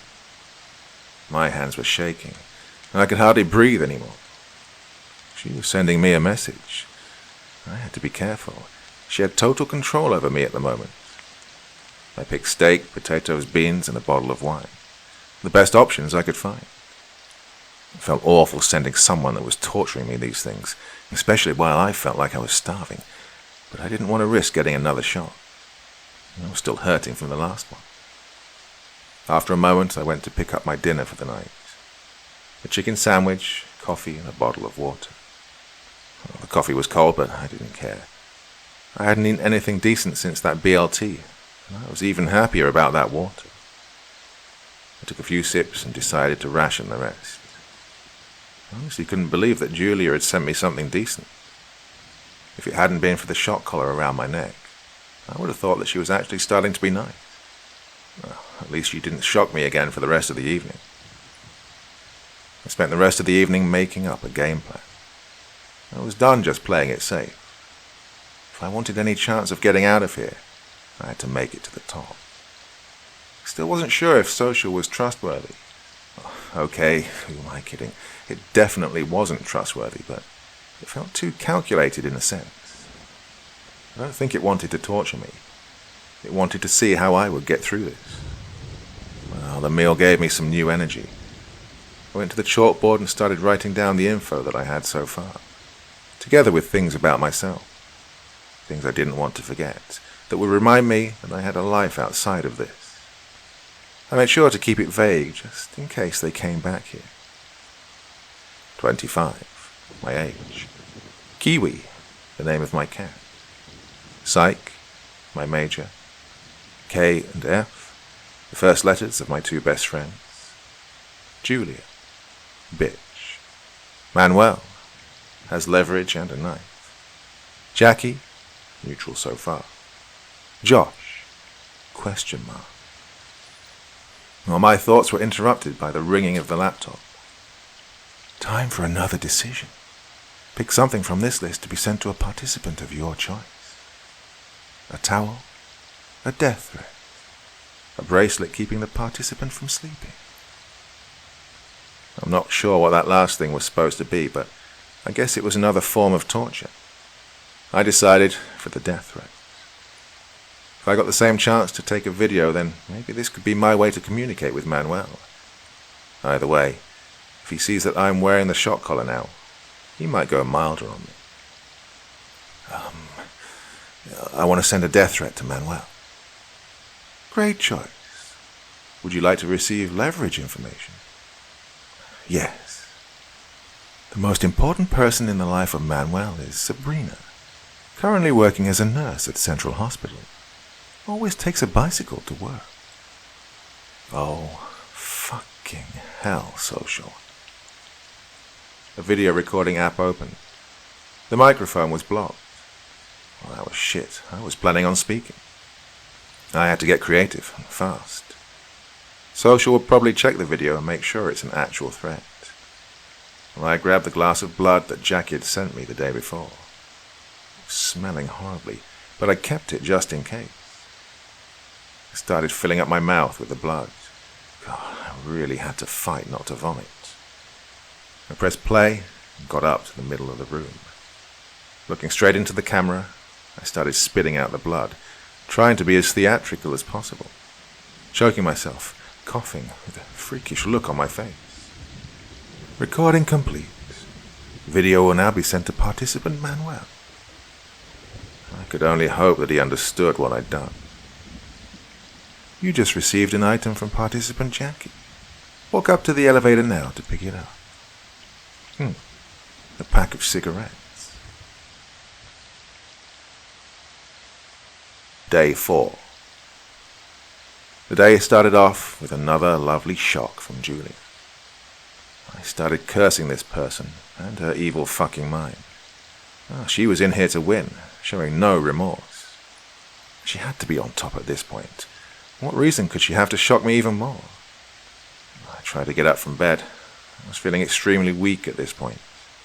My legs were shaking. I was smelling horribly, and I was starving after only having one meal yesterday. Walking around the dry blood on the ground, I made my way to the table. I picked up the pack of cigarettes that I'd gotten yesterday. I usually don't smoke, but thought it could distract me a little.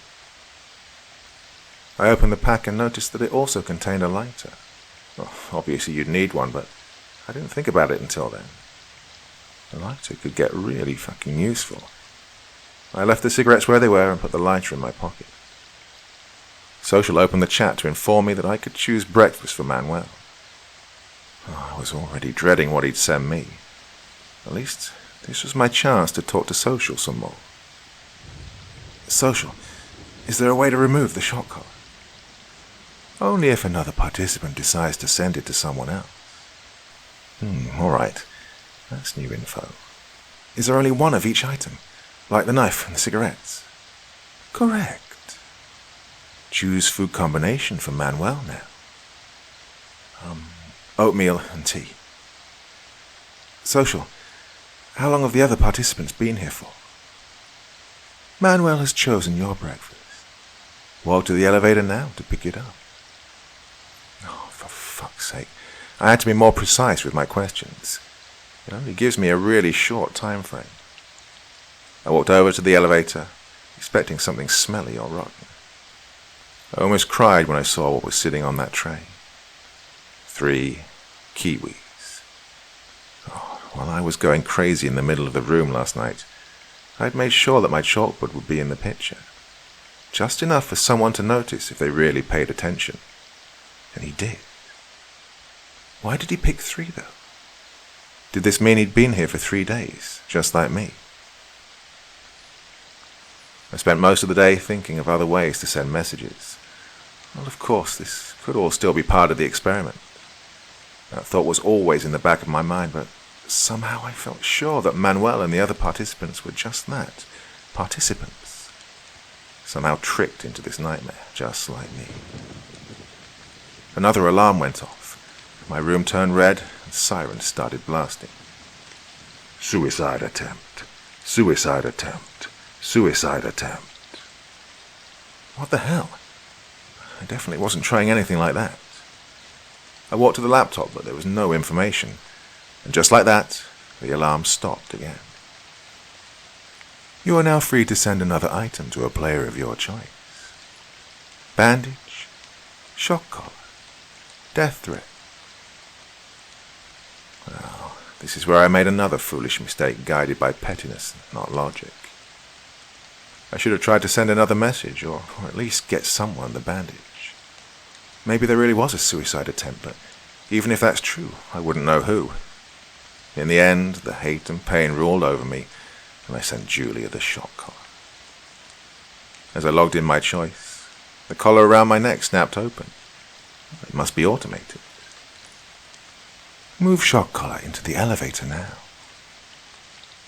At least a better option than being drugged again. I don't think everyone gets the same options because I was sent a book from Jackie. I was so happy that I'd finally have some form of entertainment, but that's before I realized that the entire text was nonsense. I spent a long time going through every single page to see if maybe there was some secret message in there, but I couldn't find anything. Eventually, I gave up. Congratulations, John. You have received 200 social points. Tonight you may pick your own dinner. Under normal circumstances, I would have been ecstatic about this. Finally, I could get some decent food, some vitamins, some protein, and more water. Under normal circumstances, I would have been proud. But how could I be proud if I got all these points through letting out my anger and frustration like this? A shiver went down my spine when I thought about how painful 4 shocks in a row must have felt for Julia. That night, I couldn't fall asleep as much as I tried. I kept thinking about everything that had happened. I jumped up from bed as a thought struck me. Oh, please let this be true, I mumbled to myself. Jackie had sent me 2 items today. That couldn't be a coincidence. I opened the first page of the book and held the lighter underneath. God, I remember doing this when I was younger. She must have somehow gotten lemon juice. Help me. I can't take it anymore. I opened another page. This was extremely weird. The message said, I'm John. Are you real? Day 5. I know that many of the choices that either I or the others made during this experiment seem questionable, malicious, or just occasionally pathetic. This is no excuse. I'm just asking you to keep in mind that we'd spent days in solitude, hardly sleeping or eating, physically and mentally at the limit. Or at a certain point, all you care about is survival, no matter what the cost. Breakfast time. Please choose something out of the list for participant Josh. Breakfast.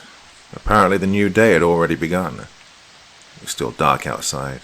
I hadn't been able to sleep at all. Kept thinking about everything. Why was there a message with my name in the book? Had I been here before, or was it a way to mindfuck me again? After everything that had just happened last night, I decided both Manuel and Jackie were trustworthy. I didn't trust Julia. She was my strongest competitor, and she was ruthless.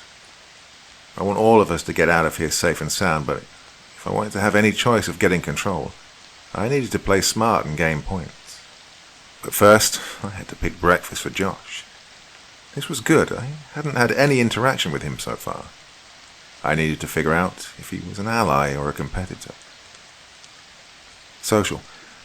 Before I pick Josh's meal, could you inform me about my ranking? You are currently the highest ranking participant, John. Well, can you tell me how many other participants there are? You have had interaction with every object that is participating in this round. This round? Pick a meal for Josh now. I went with a safe choice and sent him oatmeal and water. Nutritious, but not luxurious. I was really curious what he would get me, or if I'd get any breakfast at all. Yesterday I wasn't able to send him anything because I'd passed out. A chicken sandwich, coffee and a bottle of water. That's strange. This is exactly what I got yesterday, except this time the coffee was hot. So, Julia probably skipped giving me dinner yesterday, and the things I'd found were from lunch that Josh had sent me. I sent a steak dinner, and she decided to give me nothing. I felt a deep urge to shock her again. Something inside of me was changing, and it scared me. It's as if I was just realizing that I had a dark side, a revengeful side. God, I was hateful. I'd never talked to this person or even seen them, and still I wanted to torture them, just because I could. I stopped myself before actually pressing the button. These people were playing with my mind, and I let them. This is probably what they wanted, for me to stop caring, to abuse my power. I was at the top. That should be enough for now. It is time to make another decision. You can now choose to send out one of the following items to a participant of your choice. Headphones, bandages, razor blades. I decided to send Manuel bandages. I had no gameplay here. It just seemed like the safest move. Suicide attempt. Suicide attempt.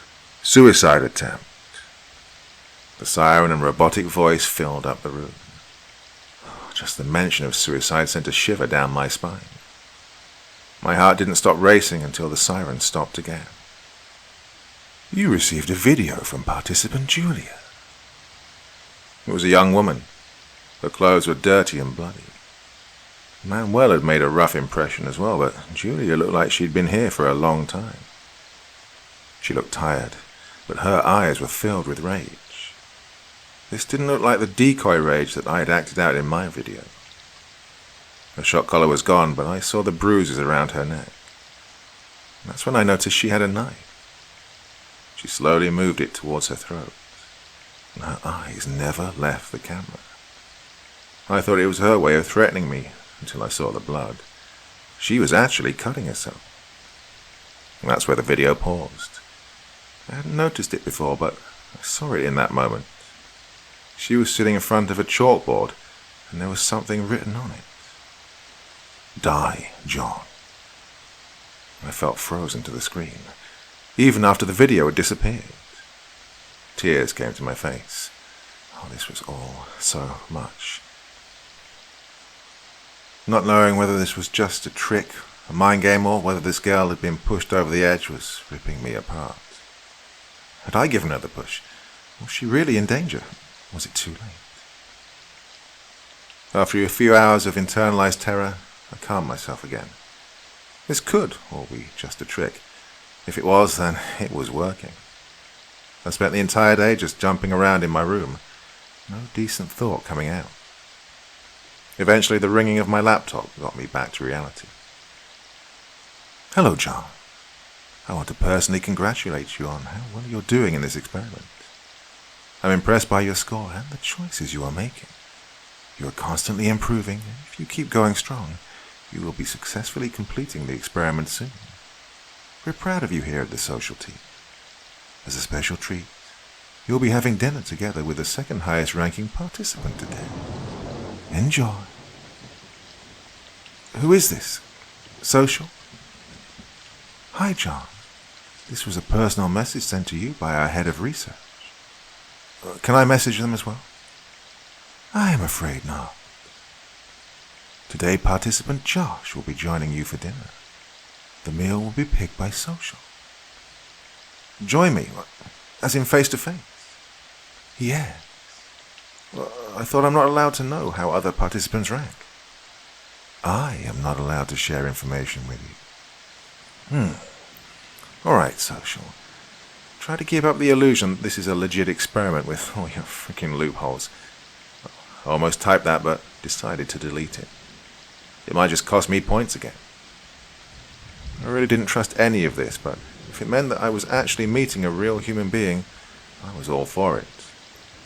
I wished it was Julia, just so I could set things straight, but maybe it would be good to meet Josh. Figure out who this mysterious new person was. Pick up dinner from elevator now. Where's Josh? The other participant will be joining soon. I picked up my meal. Steak, jacket potato, greens, and champagne. This looked pretty great, although I only had one of each. As I walked back to my laptop, I realized what social had really meant by face-to-face. It was a video chat. On his side, it was still buffering. I made sure to turn my laptop in such a way that the chalkboard would somehow be visible when I sat down. Josh looked like he was about my age. You could see that he was mentally exhausted, but it was not as bad as with Manuel or Julia. "So, are you John?" I was surprised to hear her voice. For some reason I thought this would be muted. I had to be careful with what I said, though. Well, first of all, I didn't know if I could trust him, and second, Social was probably recording all of this. I had to keep up the illusion that I was still trying, that I was a good participant. "So, you're my strongest competitor. Pretty good for someone who just joined last," I said. I had no idea if this was actually true, but maybe this would get me some more answers. "Ha!" Forced out a smile. "-1," he said and nodded over. I think he was hinting at the strokes on my board. So I was right about that. I was really nervous. I wish I'd had time to prepare for this. Look, I did something pretty intense to get this high. He looked to the ground. Some participant hasn't been sleeping in days because of me. I could really hear the remorse in his voice. But then he continued. "But you must have made some even stronger decisions to be the one on top, I guess." He was trying to get information from me. "I guess we both know how to play the game," I said and swallowed. I still felt the guilt deep inside of me. I took a big gulp from the champagne.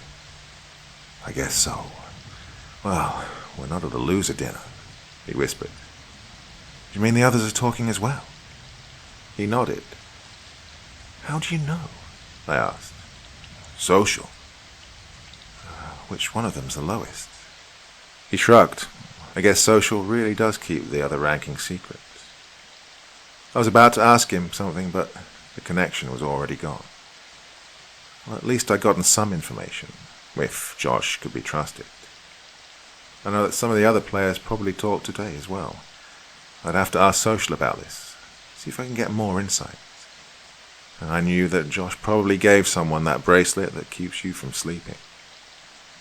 I started feeling woozy. Had they put something in the drink? I somehow carried myself to the bed, then everything went dark again. Day 6. The morning had started off with the usual breakfast routine. I sent Manuel oatmeal and water. He sent me a glass of blood. Delicious. I haven't had one of those in days. I didn't know how to feel about Josh after last night. He seemed somehow calculated, but he made a genuine impression. Well, so far he'd always sent me decent food. The sleeping bracelet feels like something Social pressured him to do. He was playing the game to win, but he wasn't extremely evil. He was smart, though. He'd figured things out pretty quickly, and he wanted to have control. Just like I did, as that was the only chance to get out, presumably. It also meant he would probably be coming for me now. I'd been here for 5 full days already, and day 6 was starting off as awful as always.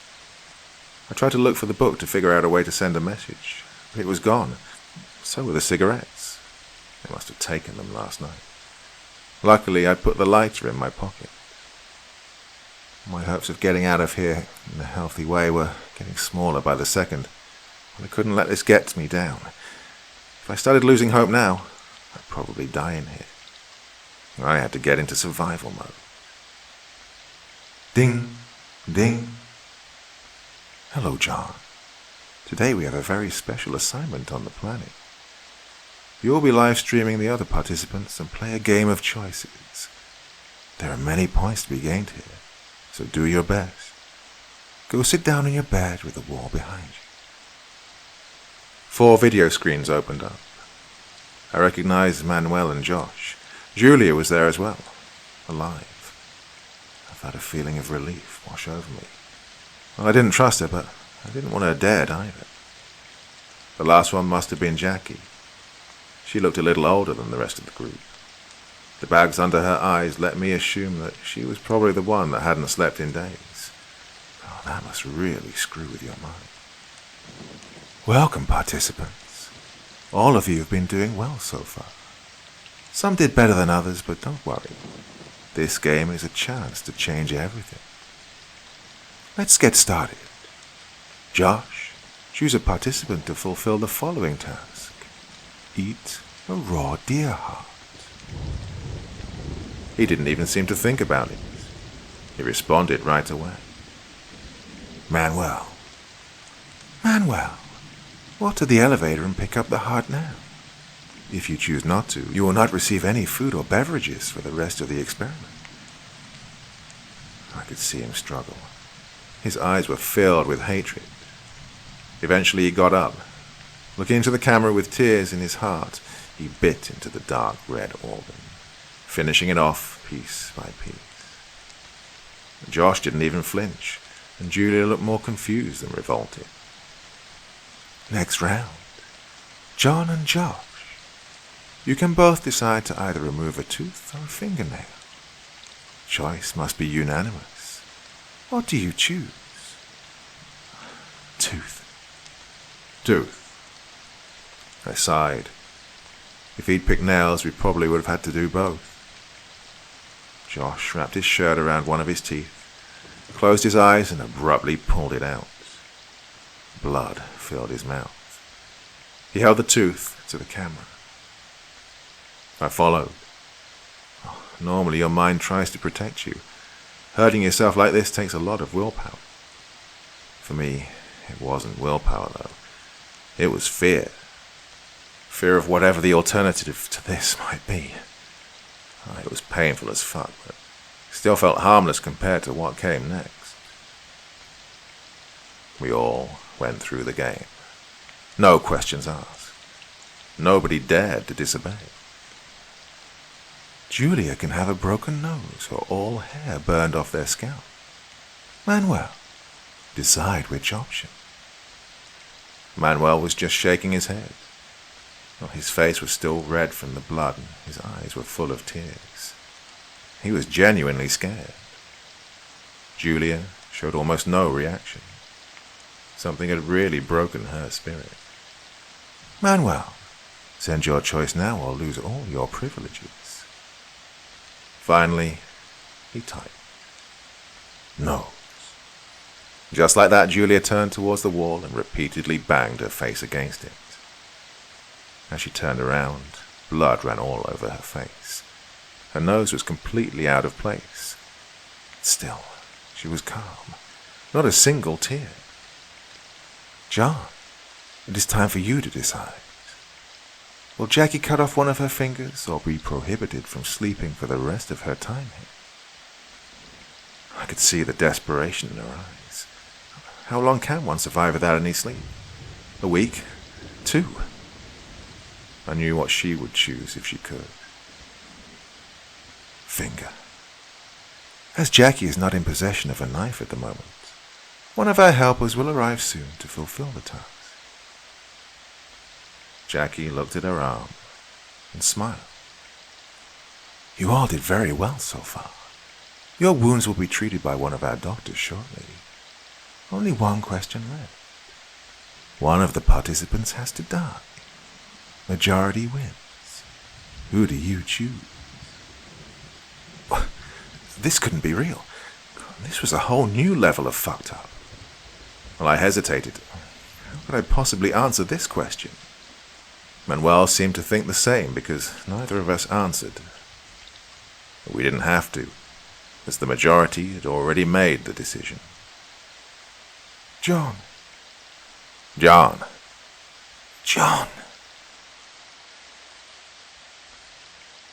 Participant files. Round 4. Participant John. Rounds 4. Ranking not applicable. Obedience level strong. Subject went through significant growth. At the start, decisions were of pure altruistic nature. As personal gain was made transparent, change of tactics. At the end of the round, signs of resignation had become evident. A need for power and authority was established. After rising to the top on score level, participant John had given up own will entirely, made deathly choices for a number of participants without signs of remorse.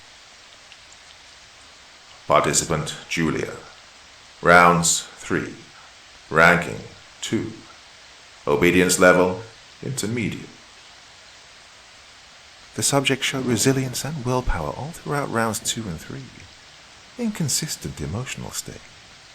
Was almost removed due to repeated suicide attempts. Strong determination to eliminate participant John. At the end of round 4, participants showed signs of apathy. Level of obedience is stable at this point. Participant Jackie. Rounds 1, ranking 3. Obedience level strong. The subject showed occasional competent decision-making skills. Started off with a subjectively altruistic mindset, however, would let other participants influence their choices. Interest of future testing. Participant Manuel. Rounds 1. Ranking 4. Obedience level weak. The subject has poor decision-making skills. Lets actions be guided by emotions. Has no explicit benefit for the experiment at this point, and will therefore be eliminated. Participant Josh. Rounds 1. Ranking 1. Obedience level intermediate. The subject has passed expectations. They grew fast and showed remarkable pattern in decision-making.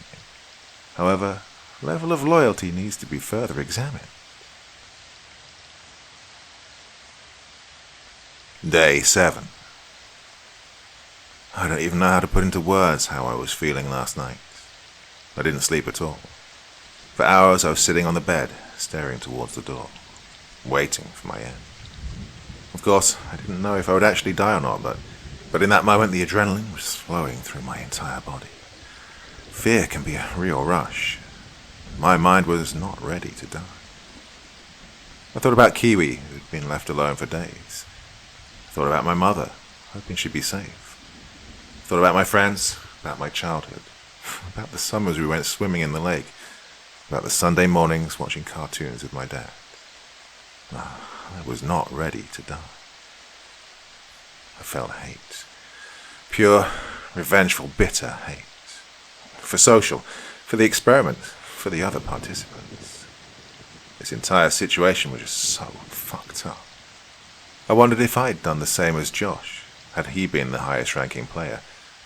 Part of me was scared to admit I probably would have, if it meant that I was free. I thought about the other two and felt especially betrayed by Jackie. They couldn't have known that I was the highest ranking player. I kept staring at the door, waiting patiently, but nobody came. Maybe it had just been a mind game after all. Maybe last night was just a farce. Ding, ding. Breakfast time. Today you will not have to choose. Go to elevator now to pick up your meal. Prisoners on the death penalty usually get to choose their last meal. No answer. I walked over to see what would be on the tray. Maybe it was some sort of clue. It was a finger. Was this a sign from Jackie? Was the reason she picked me to die because of the choice I'd made for her? I let it fall to the ground and broke down in tears. I lost all hope of ever getting out of this place. The chat window was still open. Social. Am I still the highest ranking player? Currently the highest ranking participant is John. Wait, had Social just given me a name? I never answer questions on the rankings of other participants. Hello, John. I want you to know that I'm very impressed with your progress. I understand that it must feel surprising to see the other participants turn on you. Remember, the only reason they want you dead is because you are a threat. Wouldn't you murder someone if it meant getting your freedom back? We are sad that it had to come to this point, but we have provided something for you to make this a little easier. Make the right decisions. Who is this? Hello, John. You just received another personal message from our head of research. You get to make another decision now. Do you want to continue and accept your destiny, or put fate into your own hands? Go to elevator now to pick up the items sent to you by the head of research. A bottle of vodka and a gun. 1 bullet. Last night the majority decided for the death of participant John. Oh, if this was making things easier, what was the alternative? What kind of gruesome death had they planned for me? I took a big gulp of the vodka. I didn't even have to think about this. Hey, social, come and get me. Just bring the head of research as well. I'd love to meet them. Well, they could go fuck themselves if they thought I was going to make things easy for them. I grabbed the bottle of vodka and poured it out in front of the door, making a trail towards the bed where I sat down. I held the gun towards the door. If someone came in, I had one chance to shoot them. My chances weren't great, especially as I doubt only one person would come, so I kept the lighter close. If I had to go, I wouldn't do this on my own. I would take them with me. I waited for what must have been hours, but nothing happened. Every time I thought I'd figure them out, every time I thought things were ending, they just pulled another trick. They must have cameras everywhere. How could I have believed that this was it? The laptop started ringing again, the sound of pure misery. Hello, John. We see that you did not decide to use the gun. You just gained 100 social points. We do not appreciate suicide attempts. What is this? Why are you doing this to me? God, please just give me answers. If I have to die, at least let me know what the purpose of all this is. With a majority of 3 votes, the death of participant John was decided. Do you agree with this choice? No, I do not. Adding your social score with the one of participant Manuel, you could overrule the majority. What does this mean? What's going to happen now? You have 2 choices. Team up with participant Manuel.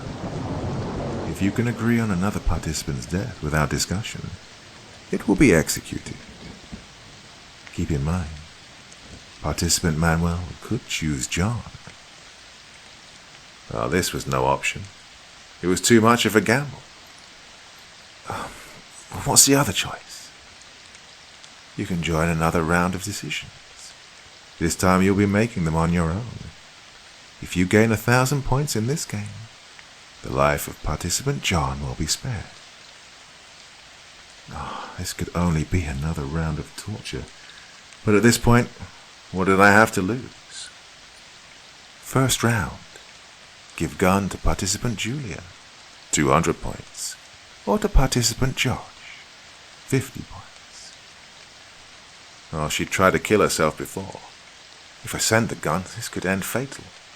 But then again, I'd just send it right. The decision was all hers. Julia. 200 points. I moved the gun to the elevator. I hated giving it away, but I doubt it would have been much use anyway. Participant Manuel is free to leave and go home, minus 200 points. Or he will stay indefinitely, 200 points. Shit. I've really wanted him to get out of here, to get back to Sabrina, but even more than that, I wanted to live. Make him stay. 400 points. I felt like such a dick. I just get the only person from freedom that had spared my life. Jackie will lose the rest of their hand, 200. Or John will lose a finger, 300. This was a really awful decision. A finger was nothing compared to a whole hand, and it would give me more points. But was I ready to sacrifice something for someone who'd wanted my death? Jackie. 600 points. Well, if I hadn't realized it before, this game really showed me how weak the human mind is. You do anything some authority asks you to do, as long as it perks for yourself. I felt like such a horrible human being. And it got even worse. Josh gets to speak to head of research, minus 100. Or Manuel loses 1 toe, 200. God, I couldn't harm him even more. Josh, 500 points. God, I hoped I wouldn't regret this decision. You can end it all now. Julia will be kept from all benefits, including sleep and nutrition, for 1 week. 500 points. Do you accept? God, would she survive that? I didn't know. All I could hope was that she had something to drink saved in her room. Oh, who cares? I mean, she wanted me dead. She didn't even flinch when she typed in my name. You have to do anything to survive. Yes. Would you like to spare the life of John? Minus 1,000 points. Yes. Right after I typed it in, I ran to the bathroom to throw up.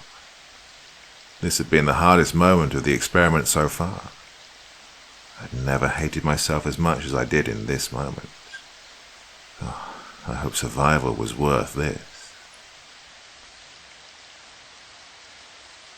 Day 8. I woke up lying next to the toilet.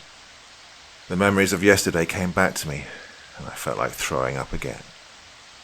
Finally, I got up to see if there were any new messages from social. Any sign that this misery would end soon. Dinner time. You may now choose a meal for participant John. Why did this say my own name? Maybe they wanted me to pick my own dinner last night. I didn't care. I mean, I should have felt hungry, but the guilt kept me from even thinking about food. What time was it? I hadn't got a breakfast message yet. As if social could read my mind, the laptop started ringing again. The text was not from social, though. Good morning. Social? No, I would like to ask a few questions if that's all right. Does it matter what I say? It always matters. Your decisions are what brought you this far. I don't ever remember accepting to come to this house. What do you remember? If I answer your questions, will you let me go? Yes, Josh. After this conversation, you are free to go home. Do you remember your home? Did they just mix up my name? I did vote for Josh to have a conversation with the head of research. I just decided to go with it then. Yeah, I do. I have a little apartment where I live with my cat, but you probably know all about that. And you think the cat is called Kiwi? Yes, I can see that chalkboard. How do they know the name of my cat? Yes, Kiwi. What does Kiwi look like? I couldn't remember. There are also letters on there. K and F. Kristen and Finn, right? How do you know that? Do you remember what they look like? Or what Mary looks like? Do you remember your childhood home? God, I tried to think of my mum. Blonde hair, brown eyes. She was about 50. For some reason, I didn't remember more. What did she look like when I was younger? Why did my memory feel frozen? It was as if I was thinking of a photo, not a real person. Keep thinking. The image shifted. It was a woman with short hair, a kind smile. The hair was black when I was little, but now it had turned grey. A name came to my mind. Margaret? Who was this woman? Do you know who Margaret is? I believe that is your mother. Who's Mary? That must be the mother of John. I am John. Are you sure about that? More memories came up. Kiwi, my dad, my friends, the lake. Everything was wrong. They were simply images. They'd morphed into something else. College, a woman. Blood, a girl. She had a tattoo on her arm. A hospital. I started remembering more. I had joined an experiment once, at college. I didn't remember much, except that the research was corrupt and evil. After I left that experiment, terrible things happened to me, to everyone around me. I decided to leave, and I traveled around Europe for a while, but wherever I went, things went bad for me. They must have found me. Or did I find them? They wiped away everything and gave me false memories. Josh, you did really well here. I realize this experiment has its ups and downs, but eventually you grew to the top. You showed no remorse. You are a true leader. Josh. Social kept calling me John, and I just accepted it. How did I forget about my own name?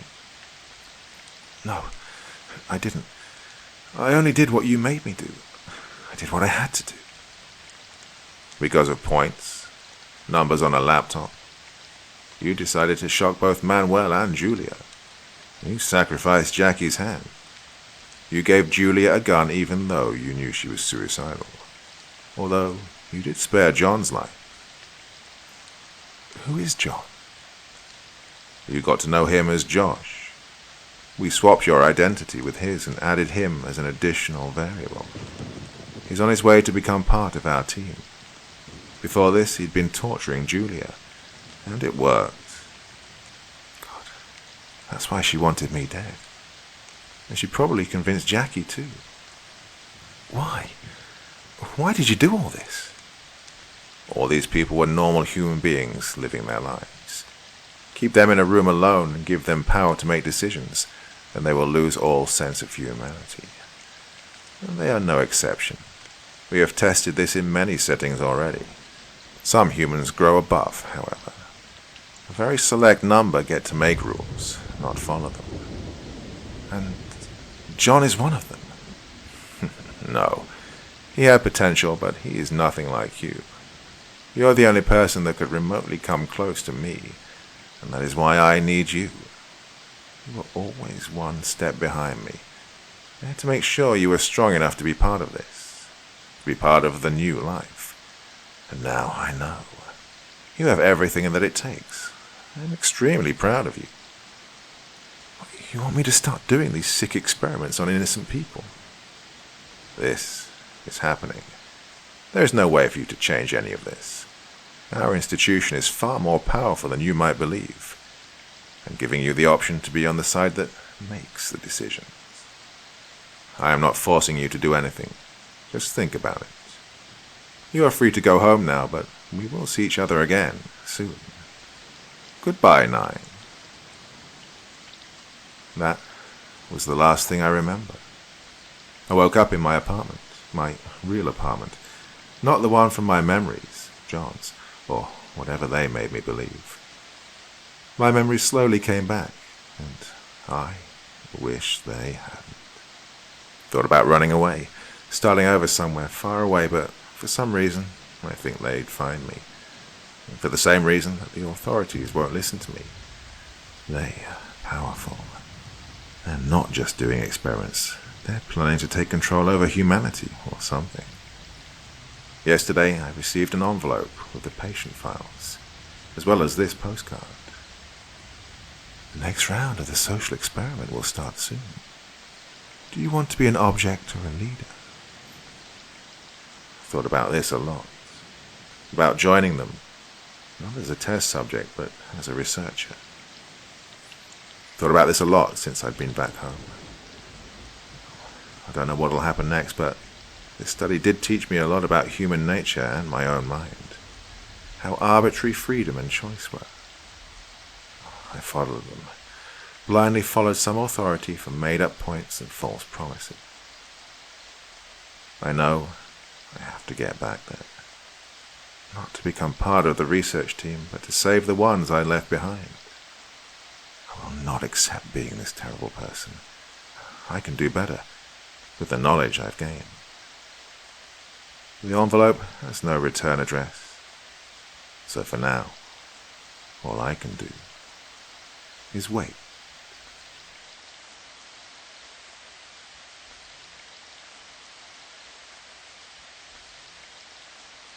Bloodsuckers. The college senior suspects that vampires are behind the recent disappearances, but his roommate is too busy with his girlfriend to pay attention, so he decides to solve the mystery by himself. October had arrived. The wind had a hint of the approaching winter. The days had started to fall short. People had not yet started to react to this change, but the sun went down as early as 5 o'clock, and it was almost at the horizon that day when Ahmed, Vikram and Nina were sitting in a restaurant killing their time. Ahmed Qureshi and Vikram Singh were college seniors, roommates and best friends, and they were going to be graduates that year. Nina Kravosos was Vikram's girlfriend. She wasn't from college.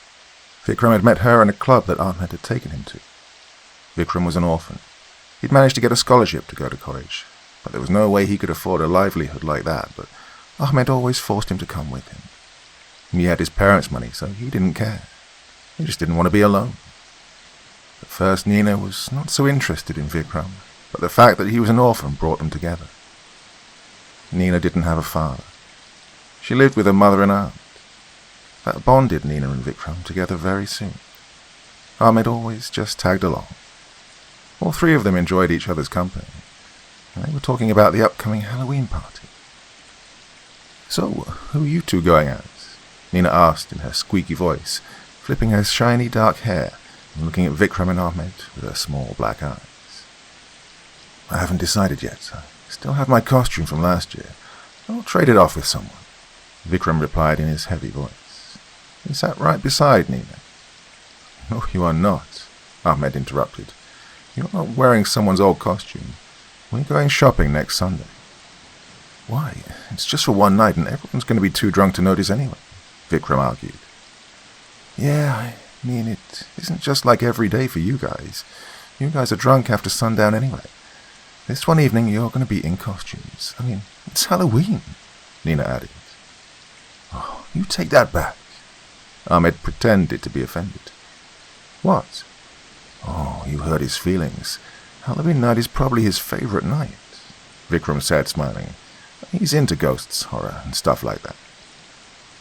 "Oh, I'm sorry. What I'm trying to say is Vikram is right. Though he doesn't say it, he doesn't like it when you spend too much money on him. It makes him feel like he's in your debt." "What? Come on, man. You're not in debt. You don't have to pay me back. You're my brother. But, okay, I get it." "Oh, well, that's settled. Yeah, I wish I could come to the party," Nina said hopefully. "Maybe you can," Ahmed replied.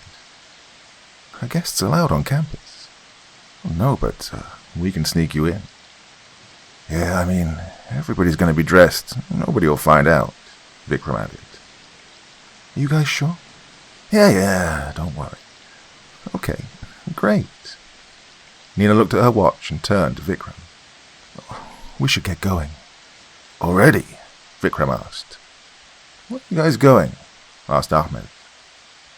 "We've decided to have dinner with Nina's parents." "He means my mom and my aunt. My two moms." "Yeah, they're your parents, sweetheart. Come on, let's go, shall we?" They paid the bill and walked out of the restaurant. It wasn't very cold, but still it made Vikram shiver even though he was wearing a jacket. Ahmed was wearing a long-sleeve shirt, but still he put his hands in his pockets to shield them from the cold. "I might be late," Vikram started. "Yeah, I'll leave the door unlocked, and don't worry, I'll probably be awake by then," Ahmed interjected. Oh, please don't waste your time on these chat rooms again," Vikram said. "What chat rooms?" Nina asked. She was listening in. "I want to be Detective Ahmed here. Wastes his time chatting with others like him trying to solve unsolved cases." "What? That's, Yeah, I know, right? Some of them even believe that they're a vampire." "Vikram, can I talk to you for a moment?" Ahmed dragged Vikram aside. "Listen, I know you don't take this seriously, but it's not a joke. Okay, I'll admit some of these people are crazy, and there's probably nothing unnatural going on, but those disappearances are real. I'm worried. So, don't walk alone, okay? Take a cab. Here, keep this money." Ahmed tried to hand him a few hundred, and Vikram made a face that reminded Ahmed of what Nina had said earlier. "Come on. You're my brother. Take care. Remember, don't walk, take a cab." And he waved goodbye to Vikram and Nina and came back to his room in the campus dormitory. The very first thing he did as he entered was the same thing that Vikram had told him not to do. He switched on his computer and logged into the chat room. As expected, a discussion was already going on. He scrolled up to read some of the unread messages. Most of them were just greetings and unimportant. A few of the important ones read, "So, how do they survive subtropical cities like ours? Oh, maybe they've adapted to this climate. It's not like they have to come out in the sun. They could just stay hidden. Right, and if they're masquerading as humans, they'd probably be doing it at some place more similar to their natural habitat, like an ice cream factory or any other place like that. Makes sense. If there are many of them, they could all easily cover for each other." Ahmed read all those messages, and they made him furious. He typed, "Hey guys, so you've straight up established that vampires are behind these disappearances. I mean, it could be a serial killer. It could be an underground network harvesting human organs. We have to look into every possibility. You guys are just making up stories to thrill yourselves." Someone replied to Ahmed, "I thought we already discussed that." Someone else added, "We are looking at every possibility. Right now we're discussing this one." And the messages kept on coming one after another. Ahmed read silently for a minute. "And the FBI did find some bodies early on, and they were intact. I know it could still be a serial killer, but there's no underground network harvesting human organs. Yeah, my dad's in the force. He said even the blood was removed surgically, with a syringe and all." At that, Ahmed quickly typed in, "So, if they are vampires, can't they just directly suck the blood from the victim's body? Why would they use a syringe?" "Isn't it clear? They want to throw the police off their trail." "God, are you even thinking?" Someone replied. "Are you?" Ahmed typed again. "Why would they care about that? The police at most would think it was done by some animal. They don't know about vampires." "They do," the kid whose father was in the police replied. "My dad said there's a rumor that some people in the department know about that stuff. He said they're a hidden organization or something, which asks these people to work on these cases. But it's just a rumor. Even I don't believe it." "Hey, you said police found some bodies. Where did they find them?" "My dad said they found them by the river in the old city. They must have washed up on the shore." "Yeah, old city. That's the perfect dumping ground. They probably don't even have to throw them in the river. Nobody could find a body in those streets, even if it started to smell." "Wait, there's no factory in the old city, is there?" "No," Ahmed replied. "Some small-scale setups, but no factory." "Guys, we're getting nowhere with this. We need more information, more clues." "I have an idea. Why don't we go look by the river? There must be some clue or evidence. What do you guys say?" "I'm on board. We'll finally meet up." "I'm not sure, but we gotta do something." Ahmed waited a few seconds, and then he typed in, "Yeah, okay. Let's do this." They all decided to meet up next Saturday and look by the river for clues. Ahmed went to bed about half an hour before Vikram came back. He was still at Nina's place finishing up his dinner. "Thank you for the delicious food, Mrs. Krovosos," Vikram said to Nina's mother just before leaving. "Oh, no, thank you for coming," she replied. "It was lovely to meet you." Nina's mother was probably in her 40s, but she still looked just as young as Nina, and so did her sister, Nina's aunt, who looked at Nina and said, "Nina, I love this boy, even though he didn't take his jacket off after I asked him 3 times. I wanted to see his biceps." At that, Vikram's cheeks went red. "Oh, they're not great. I don't work out, and I didn't feel like taking my jacket off. I wasn't feeling that hot." "Oh, of course you weren't. You were sitting with Nina. You should have sat next to me." And she laughed her lungs off. "Okay, Nina's mother started speaking. "It was a wonderful evening. You should come more often. What are you doing Saturday night?" "Nothing." Nina spoke up before Vikram. "Perfect. Nina, honey, bring him home on Saturday." "Okay, done." Well, Vikram couldn't handle that amount of love. He'd grown up in an orphanage and wasn't used to this. He could barely speak up. Thank you, Mrs. Cravosus. I can't say..." "Mom, help him." "Oh, don't mention it, dear. Now you should head back. It's getting late." Then Vikram said good night to everyone, promised to come on Saturday, and left. The moment he left, Nina hopefully looked at her mother and her aunt. "So, what do you think?" Nina's aunt hopped to her feet, clapping her hands. "Oh, he's perfect. I love him." The next morning, Ahmed got up early. He was making coffee when he saw Vikram's bed was empty, though it looked like he'd slept there. Ahmed was just wondering where he'd go so early in the morning when Vikram walked in, still sleepy and with a handbag which was probably Nina's. "Oh, where have you been to?" Ahmed said, looking at the handbag. "Oh, it's Nina's. She left it at the restaurant yesterday. My phone was in there too," Vikram replied. He put the handbag on the table right next to the entrance and went back to his bed and fell onto it. And within minutes, he was snoring. Ahmed took his cup of coffee and switched on the computer again. He logged into the chat room and found a few more unread messages. He started reading them while drinking his coffee. "Hey, did someone say the police have found some bodies? Do we know who they were?" "No, the police couldn't identify them, but they looked like they were homeless people living on the streets." "Ah, that's perfect. Whoever's behind this, they're targeting people whom nobody will miss, nobody would look for. Yeah, they're taking the poor homeless or orphans. We don't even know how many they've taken already." "Oh, maybe we'll find something on Saturday." "Yeah, see you guys then." When it was time to go to college, Ahmed switched off the computer and went to get ready. Vikram woke up and got ready too. They both left the college together. In the evening, Ahmed was again on the computer, but nobody had come online or left any messages. Vikram, who was out, came back, so Ahmed quickly switched the tab. "Hey, what's up?" Ahmed asked. "Nothing," Vikram said exhaustively, and plunged into a chair. "I was waiting for you. I got you something." Ahmed picked up a package and threw it towards Vikram, who caught it and began opening it. "What is it? Did you get me a costume already?" "No, we're going to go for that on Sunday, remember?" Vikram opened the package and saw a pair of blue sneakers fall out. "What?"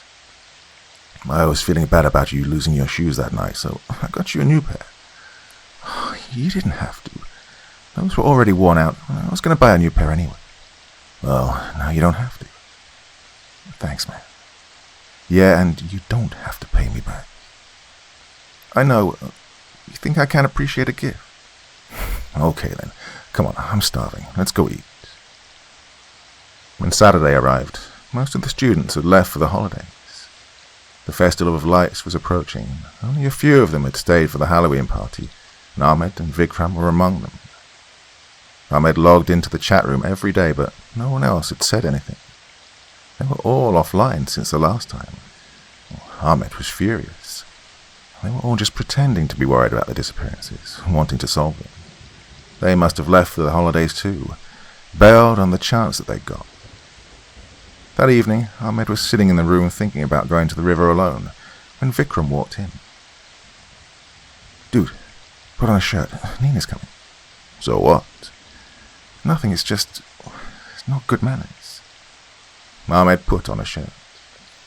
"Hey, Nina," Ahmed said as soon as she walked in. She was wearing an overcoat, but her heels implied that she must have been wearing a dress underneath. "Hey, what's up there?" "Oh, hi, sweetie," said Vikram and pecked her on the cheek. "Here's your handbag." "Oh, thanks, and can I borrow your phone? Mine's dead again." "Again? Did you try charging it sometimes?" Vikram said, playfully handing over his phone. "Okay, here. You go ahead. I'll be right there. I just have to wear the shoes." Ahmed, who was waiting for Nina to go out, looked at Vikram mischievously. Oof, someone's going to be lucky tonight. Nothing like that.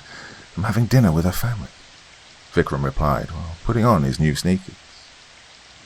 Oh, you poor guy. I don't want to leave you alone for the holidays, but that's the only way you'll have the room to yourself. Don't worry about it. Besides, I like her. I don't want to rush. Okay, see you later. Vikram waved goodbye and walked out. Little did he know that he would never see Ahmed again. Let's go, he said to Nina, who was waiting for him outside. Wait, you got your handbag and my phone, right? Yeah, Nina said, patting the pocket of her overcoat. Ahmed was just waiting for Vikram to leave. He quickly dressed and left the room. On his way out, he saw Nina's handbag on the table. Ah, that girl is dumb as hell, he said. It's a good thing she's pretty. He reached the river in the old city. It was dark, which hadn't been his plan, but he had to wait for Vikram to leave. He started walking in the mud.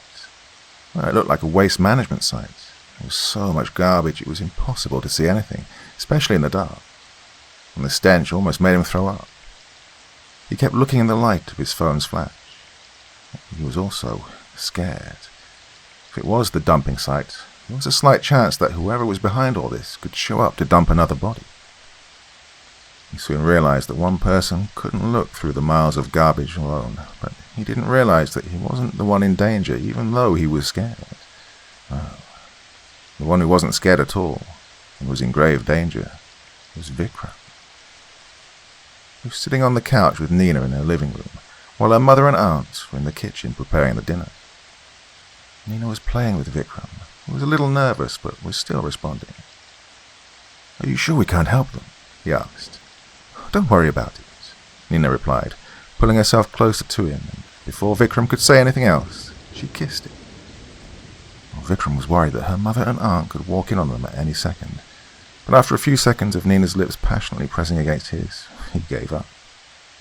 Nina was now nibbling in his ear. She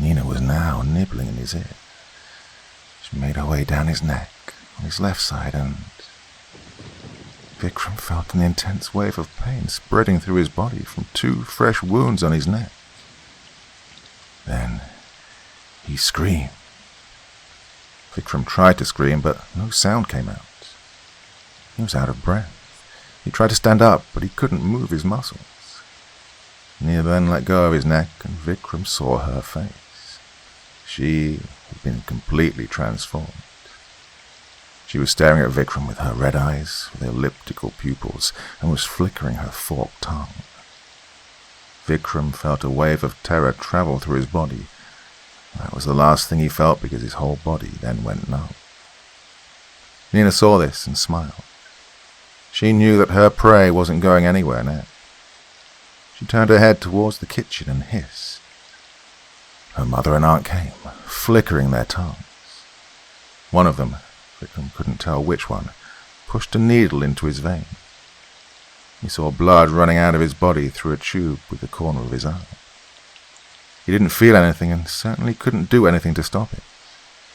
He was just praying that someone would come and save him, but there was nobody to save him. He soon started to lose consciousness. It's almost done, sweetheart, Nina began. I know you must be thinking what's happening right now. Perhaps you should have listened to your friend. Vikram couldn't see anything. Darkness had filled his vision and his mind. He could only hear Nina's voice, which felt like it was coming from afar. And she was laughing. Oh, it's been a long time since we had a good meal. I mean, those malnutritioned homeless scum, barely any blood in their bodies.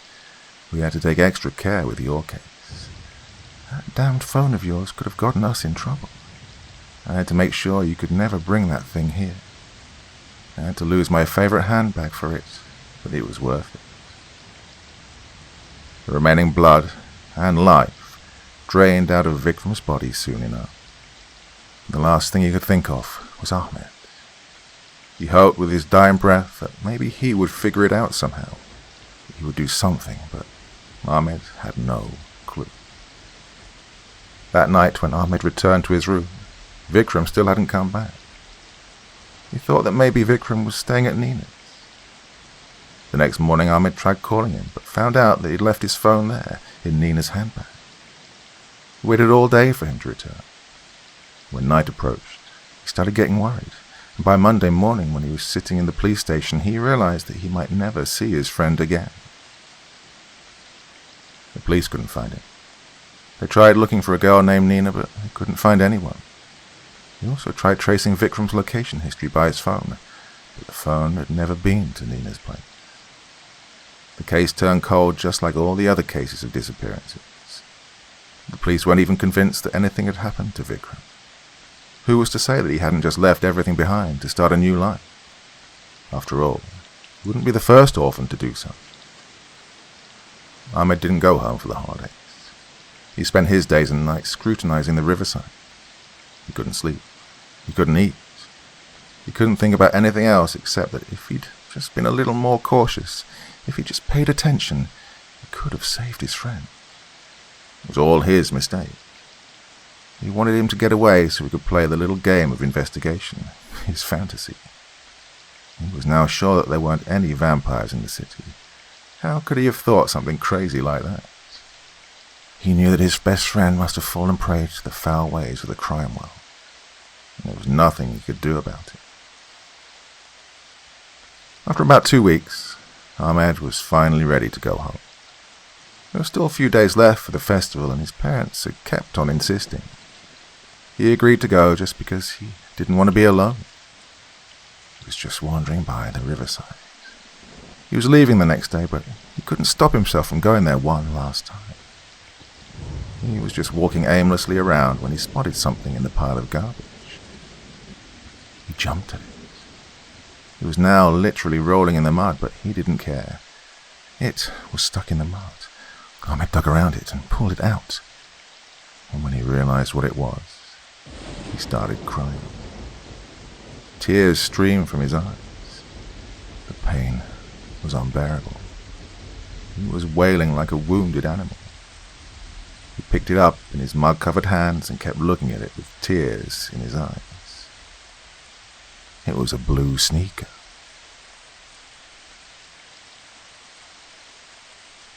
The Kravosos family. Arjun tries to solve the mystery of bloodless bodies, which everyone at first thought was the work of vampires, but turns out to be something else. It was a serene night, calm, peaceful and lonely. It was a beautiful night to go out. There was no traffic or pollution, no honking of the loud horns, no smoke polluting the air. It was a fresh, healthy and clear night. It was a night to take a walk on a lonely, long road, dimly lit by dingy streetlights and the clear sky filled with hundreds and thousands of stars, twinkling as if they were giggling. It was a lovely, romantic night. "Oh, I had a great time tonight," said Nina, who was half drunk and was leaning on Raj's shoulder. Raj was looking at both of Nina's stuffed into high heels feet to make sure she didn't trip or something, and was talking to her.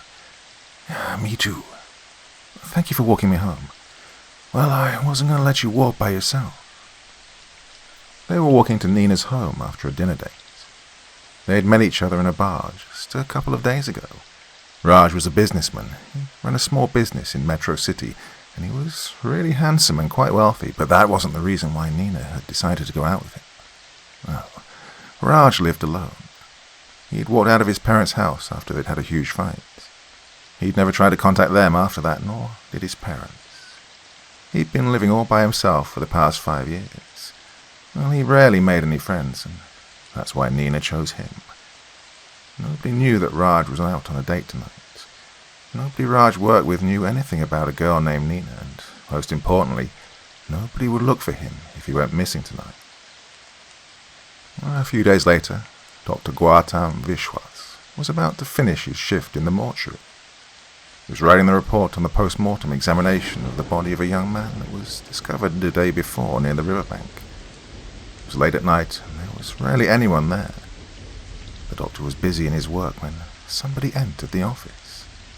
It was a man, Tall, square-faced, with small eyes, wearing a blue-green-white checkered shirt and jeans with leather shoes. The doctor stopped working and looked at the man, who walked up to his desk. He was about a foot taller than the doctor because he had to lift his head up to make eye contact. "Dr. Vishwas?" he asked. Yes, who's asking?" The doctor wasn't sure if he was an official because, honestly, he didn't look like one. The man had a very kind but soothing, strong voice. "Name's Arjun. I've come from the library to, It's okay. We're alone. You can talk." "Oh, good. Mansi sent me." Arjun seemed relieved. "Yeah, she called. Come with me." The doctor took Arjun to the morgue. As they entered, the cold prompted Arjun to go for his salt bomb, but then he realized it was just normal cold. He looked away to try and hide his embarrassment, but the doctor wasn't even looking. He was busy putting on gloves, and then he pulled a body out. It was Raj, pale, cold, and dead. "Male, 27. Been dead for a few days. The blood was removed surgically with a syringe. I found a needle mark on his right arm." Arjun clenched his jaws. "But you said to Mansi it was a vampire's job." "Yeah, I think so. Yes, well, I found this." The doctor pointed towards 2 small puncture wounds on Raj's neck. At first it looked like a snake bite or something like that, but the distance between them suggested a wider jaw. Arjun leaned in to take a closer look. He'd barely even looked at it when he pulled himself up, looked at the doctor and asked, "Tell me, doctor, how much do you know about vampires?" "Not much. Well, they hate sunlight and they drink human blood and, yeah, that's about it. Why do you ask?" "It wasn't a vampire." The doctor looked confused. "What? But then..." "Yeah, they don't bite. They rip their victim's throat apart. They have a different set of about 100 teeth, maybe more. This was not a vampire, and clearly whoever did this doesn't know about vampires either. Maybe they're trying to pass it off as a vampire." The doctor looked away in the air, thinking. "Then this must be it," he said to himself. "I'm sorry, what?" I also found traces of a chemical. I'm not sure what it is. I've sent it to the lab." Arjun nodded and then pointed at the body. "What do we know about him?" "Not much. Lived alone. No friends. Family's away too." "You said he was found in the river, so they tried to get rid of him. He wasn't meant to be found." The doctor thought this Arjun guy was pretty dumb, but he didn't say it. Instead, "Well, obviously. Why would they want him found?" "No, I mean, what if he isn't the only victim? Maybe he's just the one that we found." The doctor was now thinking that maybe he wasn't that stupid. He was the one feeling foolish, so he tried to distract himself from that thought. "Oh no, there had been others before." "What?" "Yes, these bloodless bodies have been washing up on the shore for quite a time. They could not be identified. Oh, wait." He went and came back with a few folders. He showed Arjun the pictures of the other bodies. They all had the same marks on their neck. "I don't get it. Why are we only hearing about this now?" Arjun asked. "Because I wasn't working here. I was just transferred here a few weeks ago. When this one arrived, they said, 'Oh, there's another one.' I asked, and they told me they'd found bloodless bodies before, but they could never identify them." Arjun must have come to a conclusion because he sighed and said, "Okay, thanks for your help." And he extended his hand.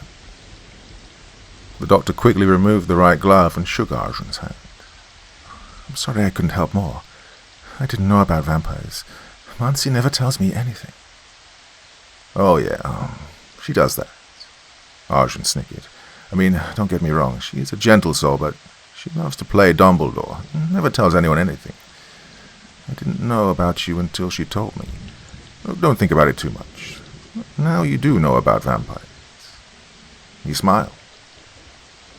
They both left the morgue. The doctor went back to his desk and Arjun to the door where he'd stopped, and turned back and said, "Oh, one more thing. Vampires don't hate sunlight. It's not the light, it's the heat they despise." And then he left the mortuary. When he walked out, he took out his phone and dialed a number. It rang and Mansi answered. "Hey," she said. "Hey there, just came back from the morgue. I looked at the bodies. And?" "They drained the blood, but with a syringe. Though I did find bite marks on the bodies, but..." "But what?" she asked. "But they are not the bite marks of a vampire." "So what do you think?" Who's working the missing persons case?" "Why do you ask?" "There might be others whose bodies we never found. Might give us a clue, a link between the victims, a pattern." "Oh, call Dev. He'll help you." "Okay, I'll call you back if I find something." Arjun hanged up and dialed another number. He had urgency in his nerves. He wanted to do this before anyone else went missing, but he didn't know that he was already very late.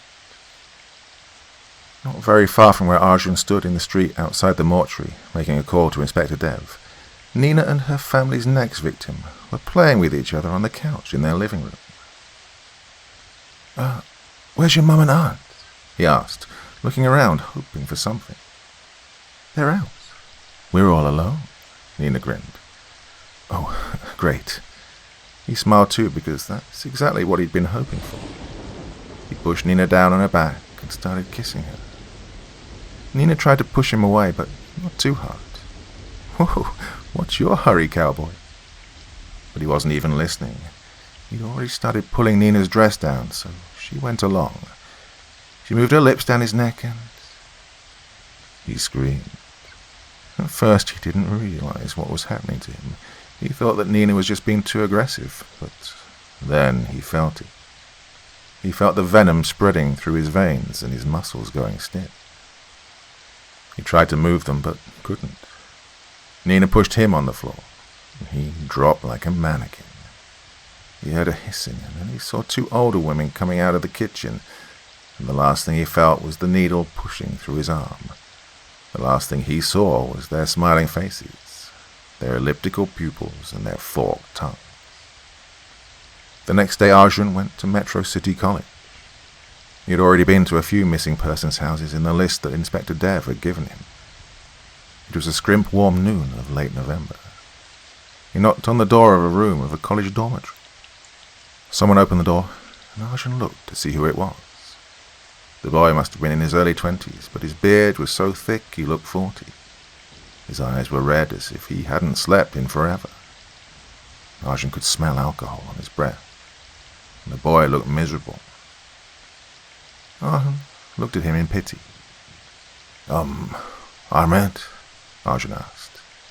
The boy didn't answer. He left the door open and walked in. Arjun didn't know what to do, so he followed and closed the door behind him. "Are you Ahmed Qureshi?" Arjun asked again. The boy snapped. "And who are you? Another reporter? Come here to help me? You're going to run too after listening to my story. Look, just leave faster than you arrived." Arjun calmly listened to him. When he was finished and was staring at him, grinding his teeth, he softly, slowly said, "I'm not a reporter. My name is Arjun Warrior." "Warrior?" Ahmed startled upon hearing his name. "Are you related to—" "Yes," Arjun spoke before Ahmed could even finish his question. "I'm his son. That's why I don't usually give out my last name." "Well, what are you doing here? What do you want?" "I'm searching for whoever took your friend." "Oh," Ahmed pretended to look amazed. "So you are a vampire hunter. Oh, look at you. Look at the great Arjun Warrior, son of the richest man in the country, bored of his life, his luxury, a freaking vampire hunter. Leaves at night to kill the bloodsuckers. Well, boo-hoo. Sorry to burst your bubble, Bruce Wayne, but there are no vampires." Ahmed had lost it. He was enraged by the fact that Arjun had come here hoping he could actually play his game, but he had decided to ignore the fact that Ahmed had lost his best friend, his brother. He was also angry at himself to ever believe in such nonsense. He was angry because he saw himself in Arjun. "They're not real. They never have been. Only if I could have brought myself to believe this earlier, my friend might still be alive. Leave, Arjun warrior. Leave the way you came. Leave before I call the police." Arjun silently watched Ahmed break down. He watched him crash to the floor. He watched him sob. He knew, however, that he could not feel his pain because he had never lost someone so close to him. Not like this, but he could understand his pain. He could understand that he had to be more than himself at this point. He had to be a brother. "Ahmed." Arjun grabbed his arm, pulled him up, and sat him down on the bed. Then he took a seat on a chair and held Ahmed's face straight with his hands. "Ahmed, look at me. Look at me." Ahmed looked into his small, fiery eyes. "You were right. Vampires didn't take your brother. Yes, I know he was like a brother to you. They weren't vampires, but it doesn't mean that they were not real. Yes." He went on reading his expressions. "They are real, and not just vampires. Everything you have or haven't heard about is real. Vampires, werewolves, ghosts, witches, monsters, everything. Everything is real. The world is covered in so much darkness, it's impossible to see them. There is so much evil in the world that no one can ever imagine. But it doesn't mean that you would throw away a beautiful thing, the only thing we have that they don't. Life. The beautiful gift of life. Faith, a noble cause. Love, compassion. A sense of being part of something bigger than us. A bond that ties us all. I know you've lost your best friend. I can never even begin to imagine what it feels like. Only you do, and if you don't want someone else to go through that, what you're going through right now, if you don't want someone else to lose their friend or family, please tell me everything you know and help me find who did this." Arjun let go of Ahmed's face, which was blank for another minute, but then an expression of disgust appeared on it. "You don't have to find out who did it. I know already. It was that bitch. You just have to find out where she is." "Who? Who was it?" "That bitch, Nina Kravosos." And then he went on to tell Arjun how he and his friend Vikram had met her in a club, how they became friends, how she took Vikram to have dinner with her mother and her aunt. He told him how she always purposely left Vikram's phone behind when she took him to her house, so its location history couldn't be traced to her house. He told him what happened the night he last saw his friend, and after that. He told him how no one had believed him, and how the only thing he ever found was a shoe that he'd given him as a present. When Arjun left, he didn't have any answers, but he had a name. Kravosos. The sun retired of the day, and the moon took its place in the black-purple sky. A few patches of clouds covered it as if it was a canvas, and they were trying to complete the painting, adding in more beautiful details. Though it was a pleasant evening, Nancy didn't look happy at all. She was tired and still working. She had a bunch of books opened on her desk, and she was scrutinizing them, looking for something. She only looked up because she heard someone on the front stairs. It was Arjun. He too was very tired, but not as much as Mansi, and he was about to see that. He climbed the stairs and entered through the huge door. He didn't have to struggle to find Mansi, which was usually the case because she was always somewhere in the basement, but not this time. The whole library was deserted, as usual. Only a few lights were on. It was awfully quiet. He looked to his right, and there she was. She had a small face, but a long, furrowed forehead. Long black hair, which was tied up in a ponytail with a hairband. Arjun knew that she did that when she was working. She'd also rolled up the sleeves of her top, and she was looking at him, but with big, tired eyes. They had dark circles below them. Now, the thing with Arjun was that wherever he went, he always had his authoritarian look on his face, like he was in charge. That's just how he worked, but as soon as he laid eyes upon Mansi, that look vanished from his face because now Mansi had that look on hers. As soon as Mansi saw who it was on the stairs, she let out a soft, "Oh, it's you," and buried her head back into the books. Arjun slowly approached her desk. He opened his mouth to say something, but... So, did you find anything? Mansi asked. Yeah, Arjun began, but he looked at the books on the desk. Are you working a different case? He asked, pointing at the pictures of the creatures on the book. Mansi looked up and sighed. She ran her hands down her face, and that's when Arjun saw her eyes, and he understood why she was avoiding eye contact. Whoa, when was the last time you... Arjun flicked his palm, bent his lips. Slept. Oh, God, I'm cold. The chemical found in the victim's body was a venom. Oh, yeah, that makes sense since it's not a vampire, so I've been looking at every venomous, blood-sucking creature. No luck yet. Whoa, you have to look. I thought you'd memorized every book in your library. Mansi narrowed her brows. Funny, there are thousands of books, centuries of knowledge. Nobody could memorize it all. I only memorized the event log. Yes, of course you did. Venom, huh? That doesn't really go with my theory. You have a theory? Yeah, I mean, the way the blood was removed from the bodies. I thought maybe they're trying to preserve it for, you know. You think it's a drug cartel from Crime City? Yeah, why not? Arjun asked upon seeing the reaction on Mansi's face. Well, could have been true, but there's one thing. We found the bodies intact. Even if they are selling human blood to vampires, why would they throw away a perfectly good body full of healthy organs? And I've a man there. Also, there's venom. Yeah, I see that now.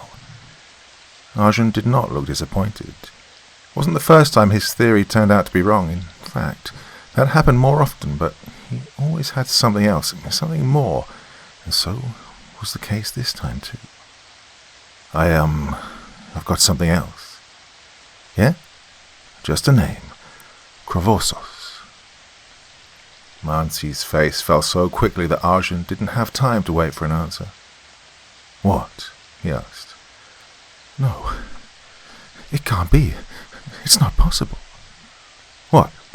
Why is it not possible? Mansi was thinking rapidly. Her pupils were moving left and right so fast Arjun thought she was having a seizure. Then she hurried back towards the door that led to the basement. Arjun followed. He was one of the few who were allowed to go down there. The basement was huge, and the insufficient lighting made it look even larger because some dark corners didn't seem to have an end wall. He climbed down the stairs right behind Mansi, who, as she was looking for the right shelf, spoke. Kravosos literally means bloodsucker in Russian. She pulled out a book once she figured out which shelf it was on, and then she turned pages with an electric speed that Arjun started to worry that she might even rip a page or two. When she found the page, she put the book on one of the many wooden tables which practically filled the remaining space that was left by the ceiling-touching bookshelves, and turned on the lamp that sat on there, covered in dust.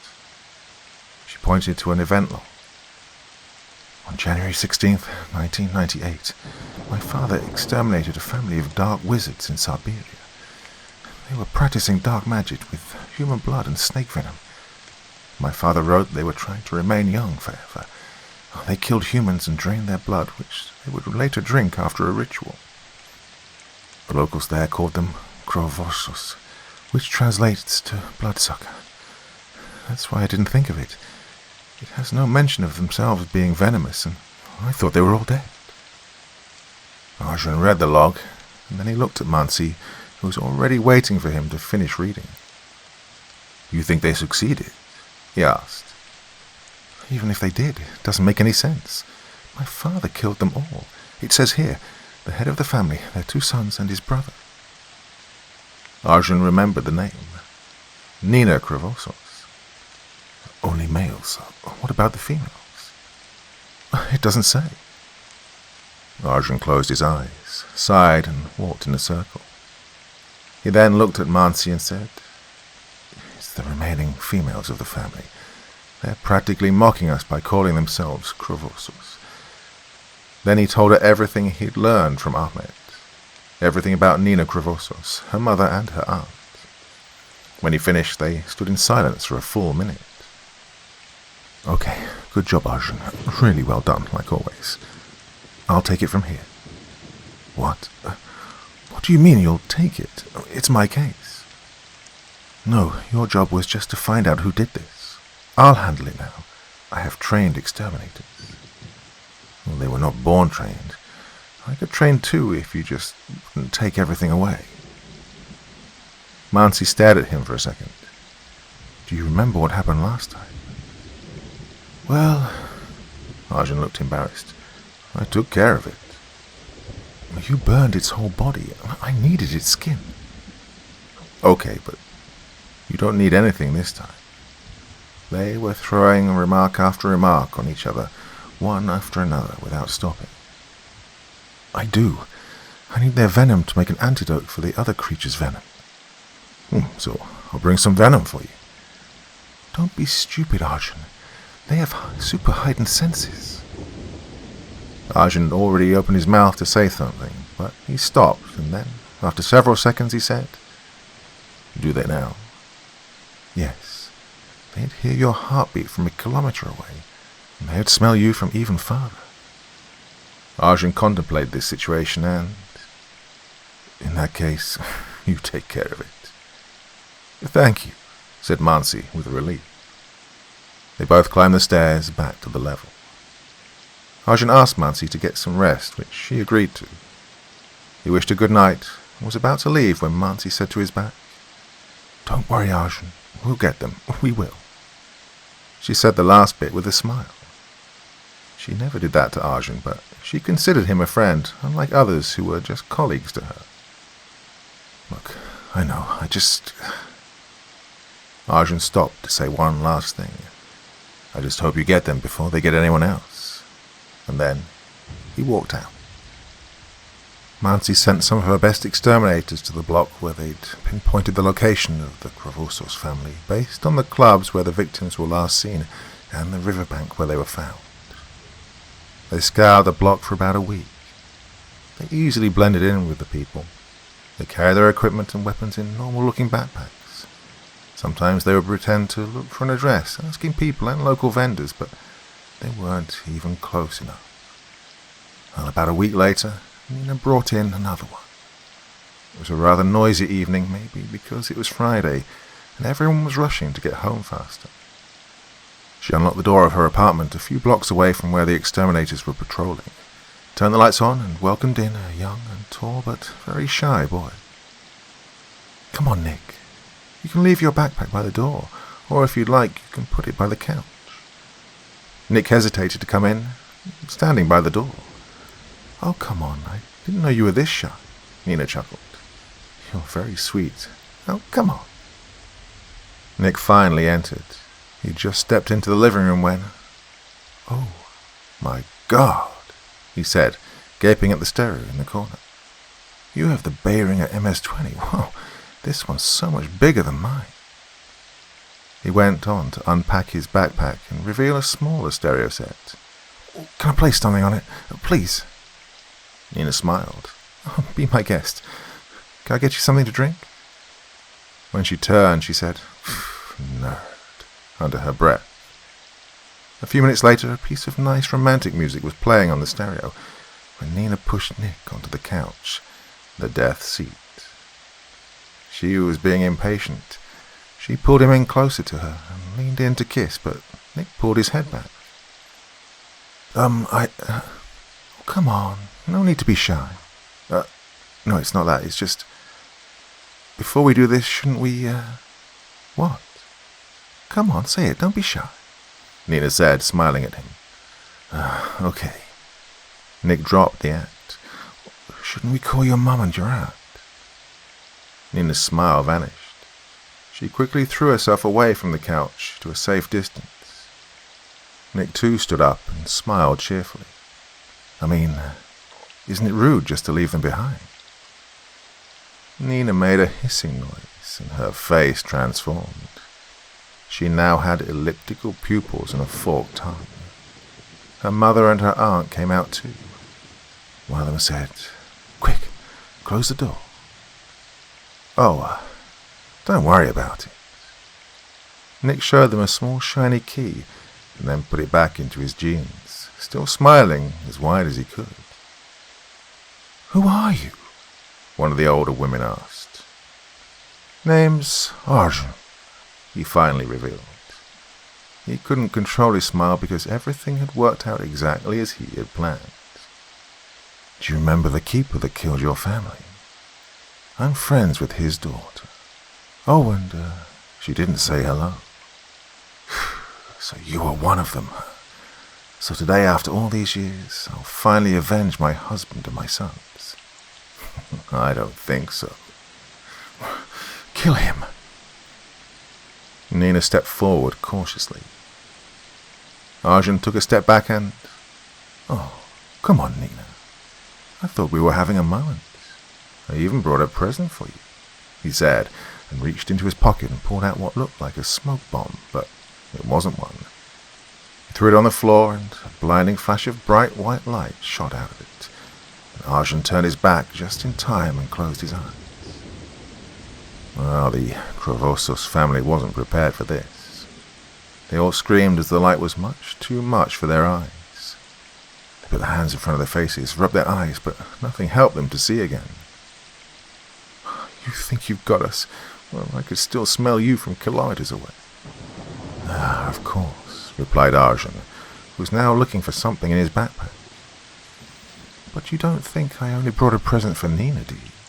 I mean, that would be rude." He pulled out an automatic fragrance dispenser and turned it on. It started spraying rose fragrance everywhere, and within seconds the whole apartment started to smell of roses. Well, the three women were trying to find their way around in the living room. Nina's mother tripped once. The other woman, however, was trying to listen to Arjun breathe, or the beating of his heart. Arjun knew he didn't have long before they'd start to see again. "Oh, don't struggle, Nina's aunt. I did bring something for you too, but Nina already had so much bigger and better," he said as he turned the volume of the stereo to the top. The Cravosos family now didn't have a chance. They put their hands to their ears. The attacks on their senses were unbearable. They all started crying and begging Arjun to stop. Arjun, on the other hand, put on headphones and was now dancing in the living room with an imaginary partner. Soon the smile on his face disappeared, though, and he channeled rage in his eyes. He reached in his backpack once more and pulled out a machete. He pulled it out of its sheath with a clenched jaw, not because it was difficult to pull it out. No, he clenched his jaw because he knew what he had to do next. The music stopped. The effect of the flash also started to wear off. The only thing left, though, was the rose fragrance, and just as the Cravosos family opened their eyes, they saw the Grim Reaper in the form of a tall young man holding a machete in his hand and rage in his eyes. They all heard the machete slashing through the air. Only Nina heard it 3 times. It was not as serene a night, not calm or peaceful or lonely, but it was still a beautiful night. It was still a fresh, healthy and clear night. It was now really a night to take a walk on a long, lonely road, dimly lit by dingy streetlights and the sky filled with hundreds or thousands of stars twinkling as if they were giggling, maybe this time with a few patches of clouds. It was a lovely night. Mansi was waiting, still awake in her pajamas, in the library when Arjun walked in, happy, cheerful, smiling and maybe taunting Mansi, but before she could say anything, before she could burst and take it all out on him, he showed her a duffel bag, which probably contained the severed heads of the Cravosos family. "Got your venom," he declared. "How in the bloody hell did you find them?" You're welcome." "How? My exterminators were looking for them for an entire week." Pattern, Mansi, pattern. I mean, nothing against..." He raised his hands to do air quotes. "Your exterminators, but they are not detectives. I looked for a pattern and I found one. They were targeting loners, orphans, people who lived alone, people who no one would look for." Mansi completed Arjun's sentence. Exactly. I just went outside each of those bars and clubs and asked for donations for an orphanage. And she fell right for it. No one, Mansi, no one donated as much as a rupee. And she donated 500. Mansi was nodding without even realizing it. Well done. You did great. You proved yourself. I'm sorry that I doubted you. Well, you had your reasons. I couldn't bring that damn skin to make into your handbag. Mansi looked guilty. How did you... Oh, come on. Don't pretend like I haven't seen your collection. To be honest, I burned it partially on purpose. It was horrific skin. It would have looked awful as a handbag. They both let out a small burst of laughter. Then Mansi's phone started to ring. Oh, I'll see you later. Good night, said Arjun. Yes. Mansi replied and went on to answer her phone. Arjun walked out into the intoxicating night. He took a moment to look at the crescent moon, appreciating its aura. Some things are still beautiful despite being incomplete, he thought. Arjun. Arjun turned back. It was Mansi. She was climbing down the front stairs. New case? He asked. Yeah. What is it this time? By the looks of it. Mansi paused and said, Shapeshifter.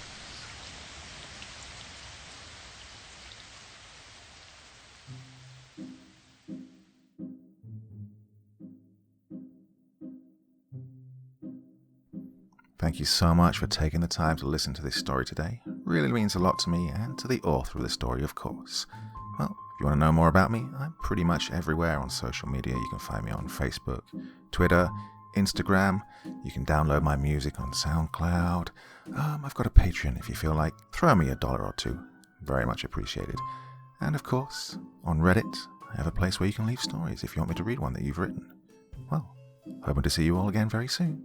Till then, sweet dreams. Bye-bye.